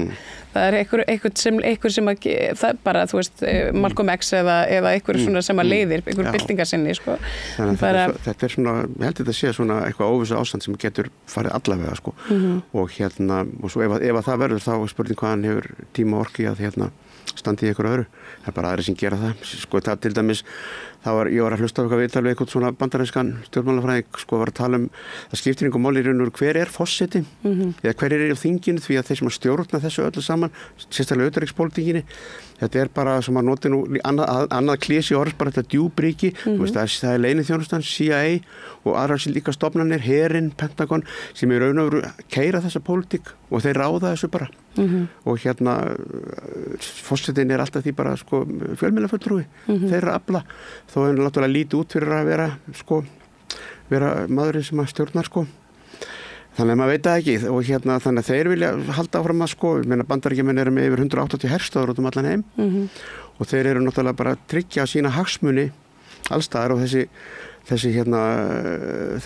terrorismi Bandaríkjanna í hérna Vestur-Asíu, þú veist Írak og Afganistan og Írak og Líbíu og Jemen, ef maður ekki gleyma því og hérna Sýrlandi núna og bara Gaza að þetta er bara, þú veist það er mikið olíu þarna, þetta er ekki bara út af því að Bandaríkjamenn framleiða mjög mikla olíu en þeir vilja hafa bara stjórn á þessu markaði, olíumarkaðnum og hérna, og svo held ég það sé líka bara einhver geðvila, þetta er einhver kækur að við verðum að stjórna þessu. Já. Við ráðum með góðu og illu og enda sýnir sagan sig alltaf að þegar einhver ætlar að fara mótmæla sko þá er byrjað á sko viðskiptaþingunum eins og bara með Sýrland og Íran til dæmis og Venezuela, þú veist það er byrjað á viðskiptaþingunum sem gera það að það er ekkert til bara efnahagurinn hrynur, það verður að egna fólki gegn stjórnvöldum og ef það dugar ekki þá bara gerir innrás og hérna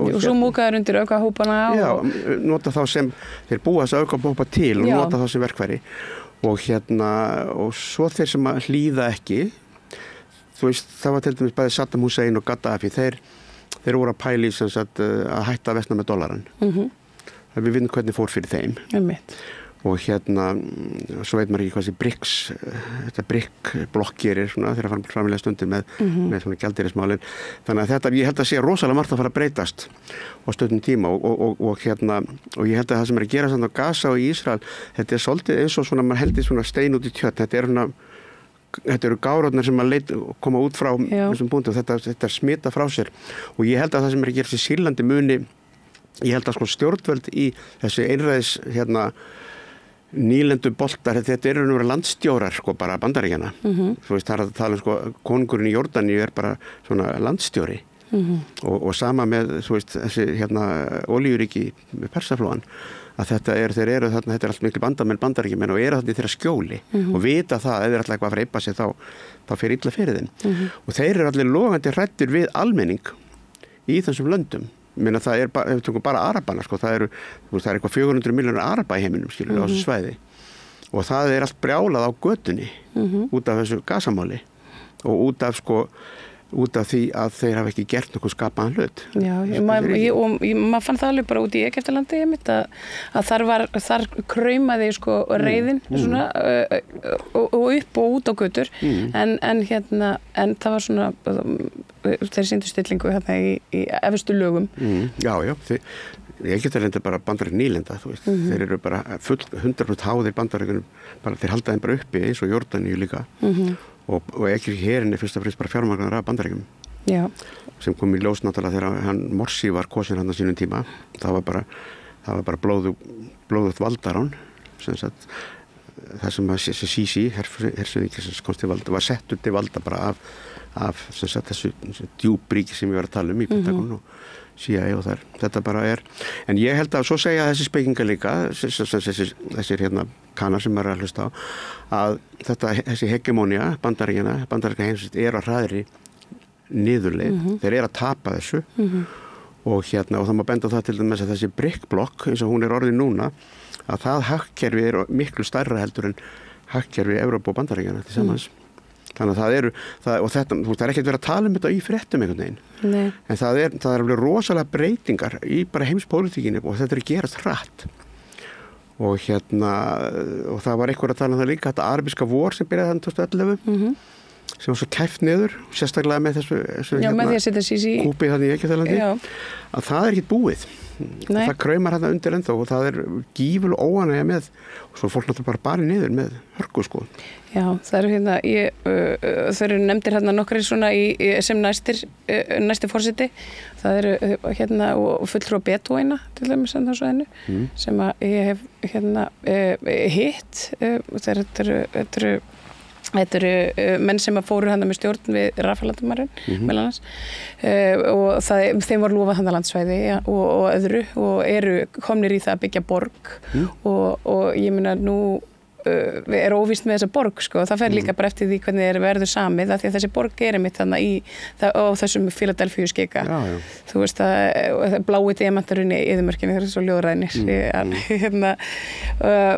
þannig að þetta ekki bara Ísrael-Gaza, þetta svo rosalega stórt og víðfemt sko. Þetta nefnilega og innanbúa pólitíkin í Egyptalandi, það verða beinar afleiðingar hvernig sem fer að því að einmitt eins og segir fólkið á götunni reitt. Já, og það náttúrulega Egyptar náttúrulega með þessum samningi það Egyptaland og Katar og Bandaríkin og náttúrulega fulltrúar frá Hamas þannig að því vorum að byrja að tala um hennar samning ég veit ekki hvað, maður bara bíða þetta bara, það hefur ekkert gerst. Nei. Og maður veit ekkert og þetta gæti farið þannig að þetta myndi byrja samkvæmt samningnum skipst á einhverjum föngum eða gíslum eða hvað kallum þetta og svo færi ég man ekki hvernig röðin á sem var, ég held að síðasta þrepi sé að Ísraelsmenn fari með herinn af Gaza. Ég sé það ekki gerast. Nei. Ég sé það ekki gerast með góðu því að þeir eru orðnir svo vanir því að ekki án þess að loka Gaza algjörlega af og vera þá bara með her allt í kring svona eins og var einmitt. Já, ég veit ekki, maður svona þannig að það bara fólk svo að tala um bara palestínumenn sem búa voru að tjá sig á svona jákvæðan hátt og eru svona vongóður að það nú væri loksins eitthvað að gerast eins og maður bara trúir þegar maður sér það maður veit ekki því að Netanyahu búin að tala um þetta allan tíman að það þurfa að klára þetta og klára hvað? Einmitt. Það hefur nefnilega eitthvað sem hefur aldrei komið fram í umræðinu. Það hefur aldrei verið neitt svona raunhæft markmið nema bara þessi bara drepa útrýma til Palestínumönnum bara þetta þjóðamorð sem maður nærum alltaf yfir þetta bara þessi helfur. Þetta holocaust sem í gangi þarna en hann hefur ekkert það er eina sem að þeir hafa náð og það er það að rústa öllu bara eyða og drepa. Já og svo það einmitt að því að nú þetta orðið og þessi dýrmætustu svæði sem að tala bara dýrmætustu þá fyrir Vesturlönd og þessi svæði sem að landnemarnir vilja þetta eru þessi strandsvæði og annað þar sem að gas, olía, annað. Tala mikið það. Og það er svo mikil gjöreyðing þannig að það talaði um að það taki 15 ár bara að taka til.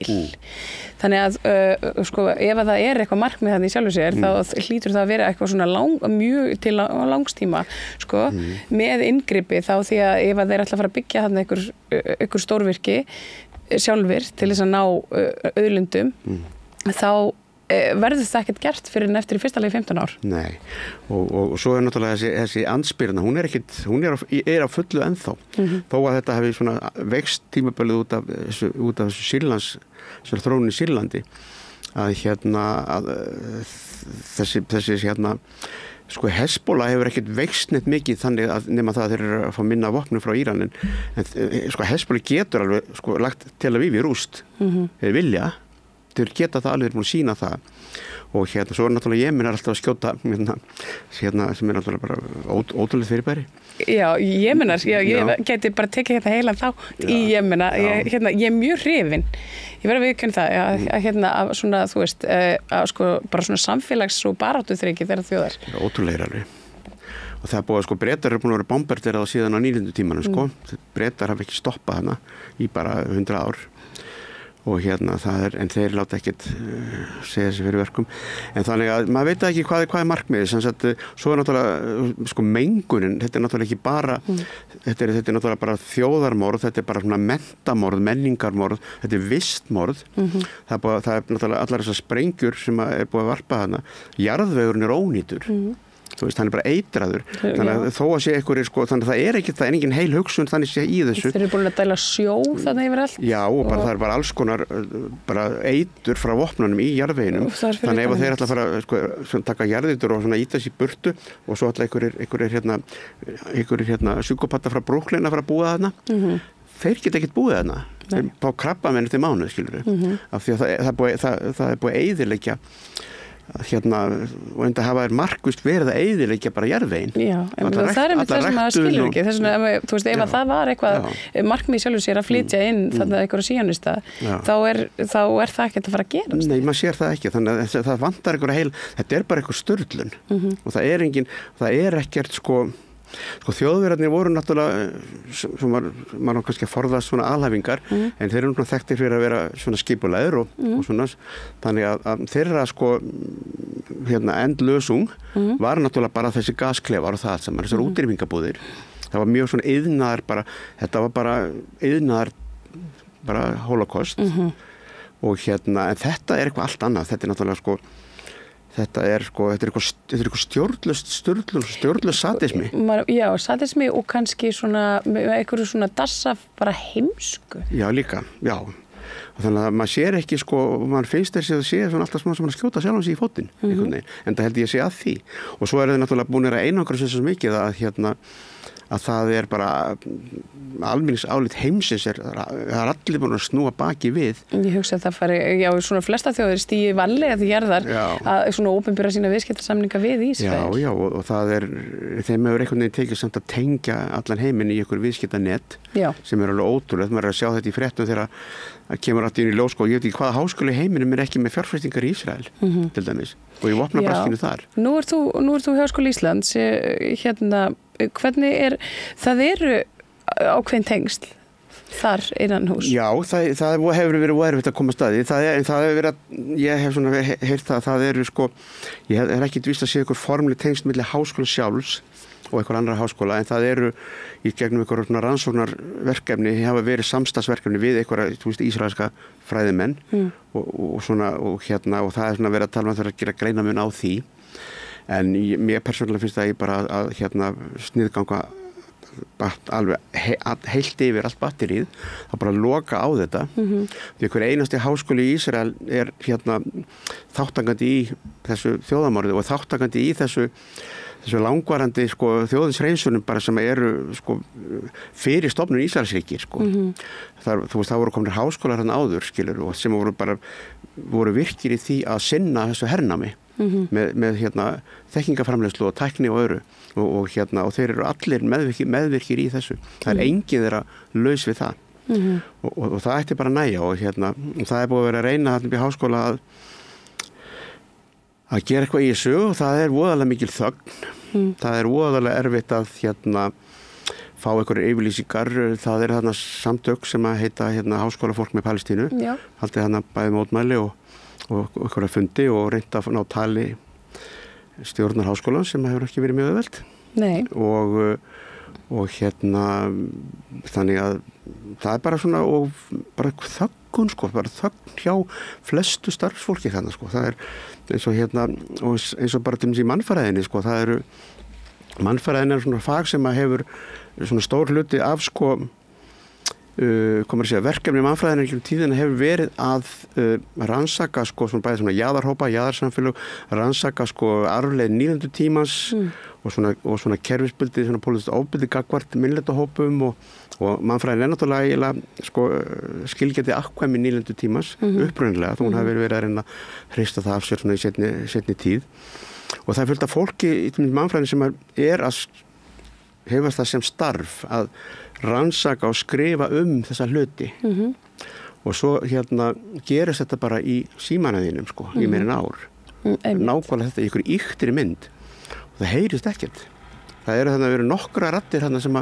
höfum verið að tjá okkur þetta og það er eitthvað rosaleg svona einhver svona inertia sem í gangi varandi það sem ég skil ekki og það gæti, ég veit ekki út af hverju það er og sér þetta bara eins og bæði Bandaríkjunum og Evrópu að háskólafólk sem að jafnvel á einhvern mjög lítil fjörlegan hátt að tjá stöðning sinn við Palestínumenn eða gagnrýna Ísrael, þeir eru bara hægt að missa vinnuna af reknir og sem hefur náttúrulega gerst í raunum sko og þannig að þetta er náttúrulega búið að vera múlbinda fólk, það er að vera að taka tjáningafrelsið af fólki og sem minnir mig á mjög gott viðtal sem var hér við þetta borð einhvern tímann í fyrra við mannréttinda Vindánum frammi, mannréttinda lögfræðingur, hann bandarískur á kúbansku mætti held ég, man ekki nafni hans hvað er ekki Héðinn strákurinn Karl Héðinn, mjög fínt viðtal og hann er menntaður í Þýskalandi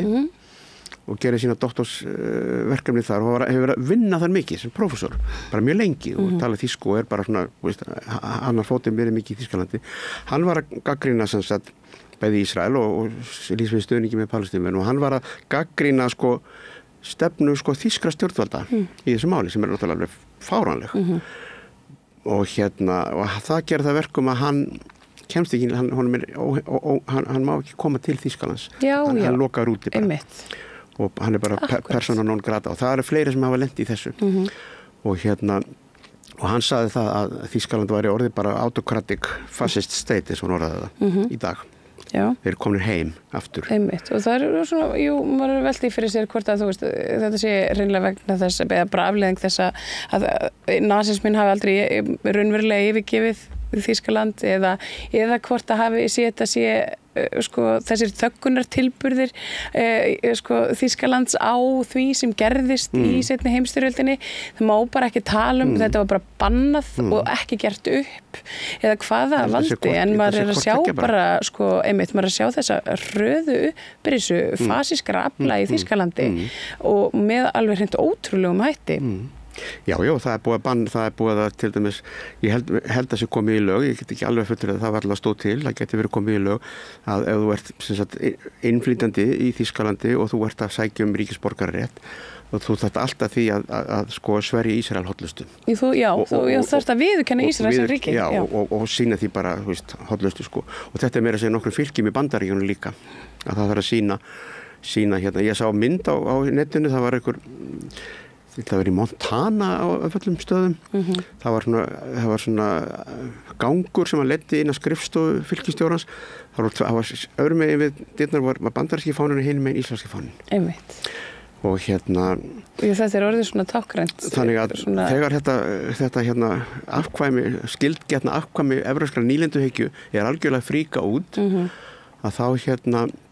meðvirkni svo sjúklega að maður bara á ekki orð og maður bara hugsa sko þegar þetta einhvern tíma lægir þetta hvort sem það verður eftir 50 ári eða hvernig sem það verður og þetta sagan verður skrifuð að allt þetta lið, allir þessi stjórnmálamenn, allir þessi blaðamenn ekki tala þá líka sem að þegja yfir því að það er búið að drepa yfir 200 blaðamenn palestinska blaðamenn á Gaza. Það hefur bara ekki heyrst píp það. Og það voru ykkur mótmæli sá ég. Já, og hafa verið og ég menn það er komið veggmynd sem telur í sko niður í miðbæ sem er bara mjög óhugnaleg og í Amnesty hafa sendt frá sér blaðamannafélagið sendi frá sér einhverju svona að manni fannst fyrir eitthvað billösa orðsendingu sko og það hefur einmitt eins og segir þá á þessum svona mainstream fjölmiðlum þá hefur bara hreinlega ekkert verið rætt þetta. Það bara algjör þögn eða þá það ekkert rætt það eða það bara beinlýs logið sko.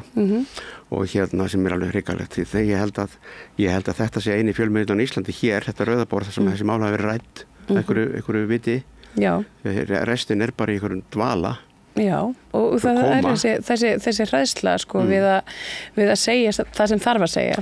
Já, og bara einhvern veginn ég verð nú bara að koma því að ég horfði á viðtal sem að þú tókst, þú fórst upp á RÚV. Já. Talaði við fréttastjórann. Já, einmitt. Ég verð að viðurkenna það að ég var alveg gáttaður. Já. Mér fannst þetta bara, ég var gjörsamlega bara stór hneykslaður og það nú svolítið til að hneyksla mig. Já. Mjög bara hneykslaður á því að þessi maður sé í þessu starfi, bara fyrirgefðu. Já, fannst þér vanþekkingurinn hans á... Bara yfirgengilega og áhugaleysið. Já, áhugaleysið. Og fréttastjórann þá við hefur kannski áhuga því að vita hvað er að gerast. Nei, við fáum bara fréttir á AP og Reuters. Já, það var eiginlega svolítið svarðið.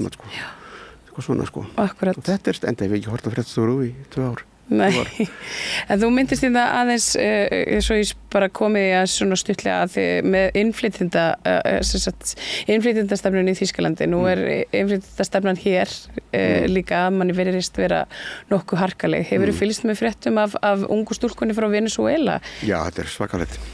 Já, þessi litla stúlka sem á að vísa hér um land á morgun mér skilst að nú sé einhverjir að taka sig til og ætli að mótmæla þessu kröftulega en ef allt gengur eftir þá verður fjölskyldunni fyllt á ótilgreindan stað í dag þar sem þau verða geymd þangað til að flugvélin fer með þau hérna einhvern tímann á morgun. Skjólinætur.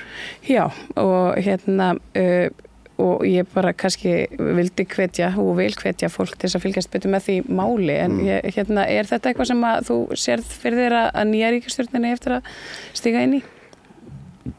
Ég veit ekki, ég bara þessi ríkisstjórn, ég get sagt þér það sko þegar ég vaknaði eftir kosningarnar, eftir þetta var komið í ljós það kom yfir mér gífurlegu léttir ég bara, það væri bara eitthvað svona og farið af okkur öllum. Ég held að við höfum alveg fundið öll fyrir því. Sko. Þannig ég ákvað bara að gefa þeim séns og ég hef líka, ég seti nú bara færslu líka á Facebook og þetta, ég hef, í gegnum mitt líf hef ég sko, alltaf góða sem ég hef fengið hefur komið frá konum. Þannig að konur eru mikla áliti hjá mér og mikla virðingu fyrir þeim og er þakklátur þeim fyrir mjög margt. Þannig ég ákvað að gefa þeim séns, sem 3 konum. En það virðist ekki sérstök teikn á loftum það að ég fara að breyta þessari útlendingapólitík. Nei. Það hefur ekki verið, sko, það mætti alltaf að ísdrottningi væri ennþá þarna. Já, og þau ætla ekki að tjá sig með einstök mál og allt þetta, þetta er svolítið svona groundhog day, svo sagt er.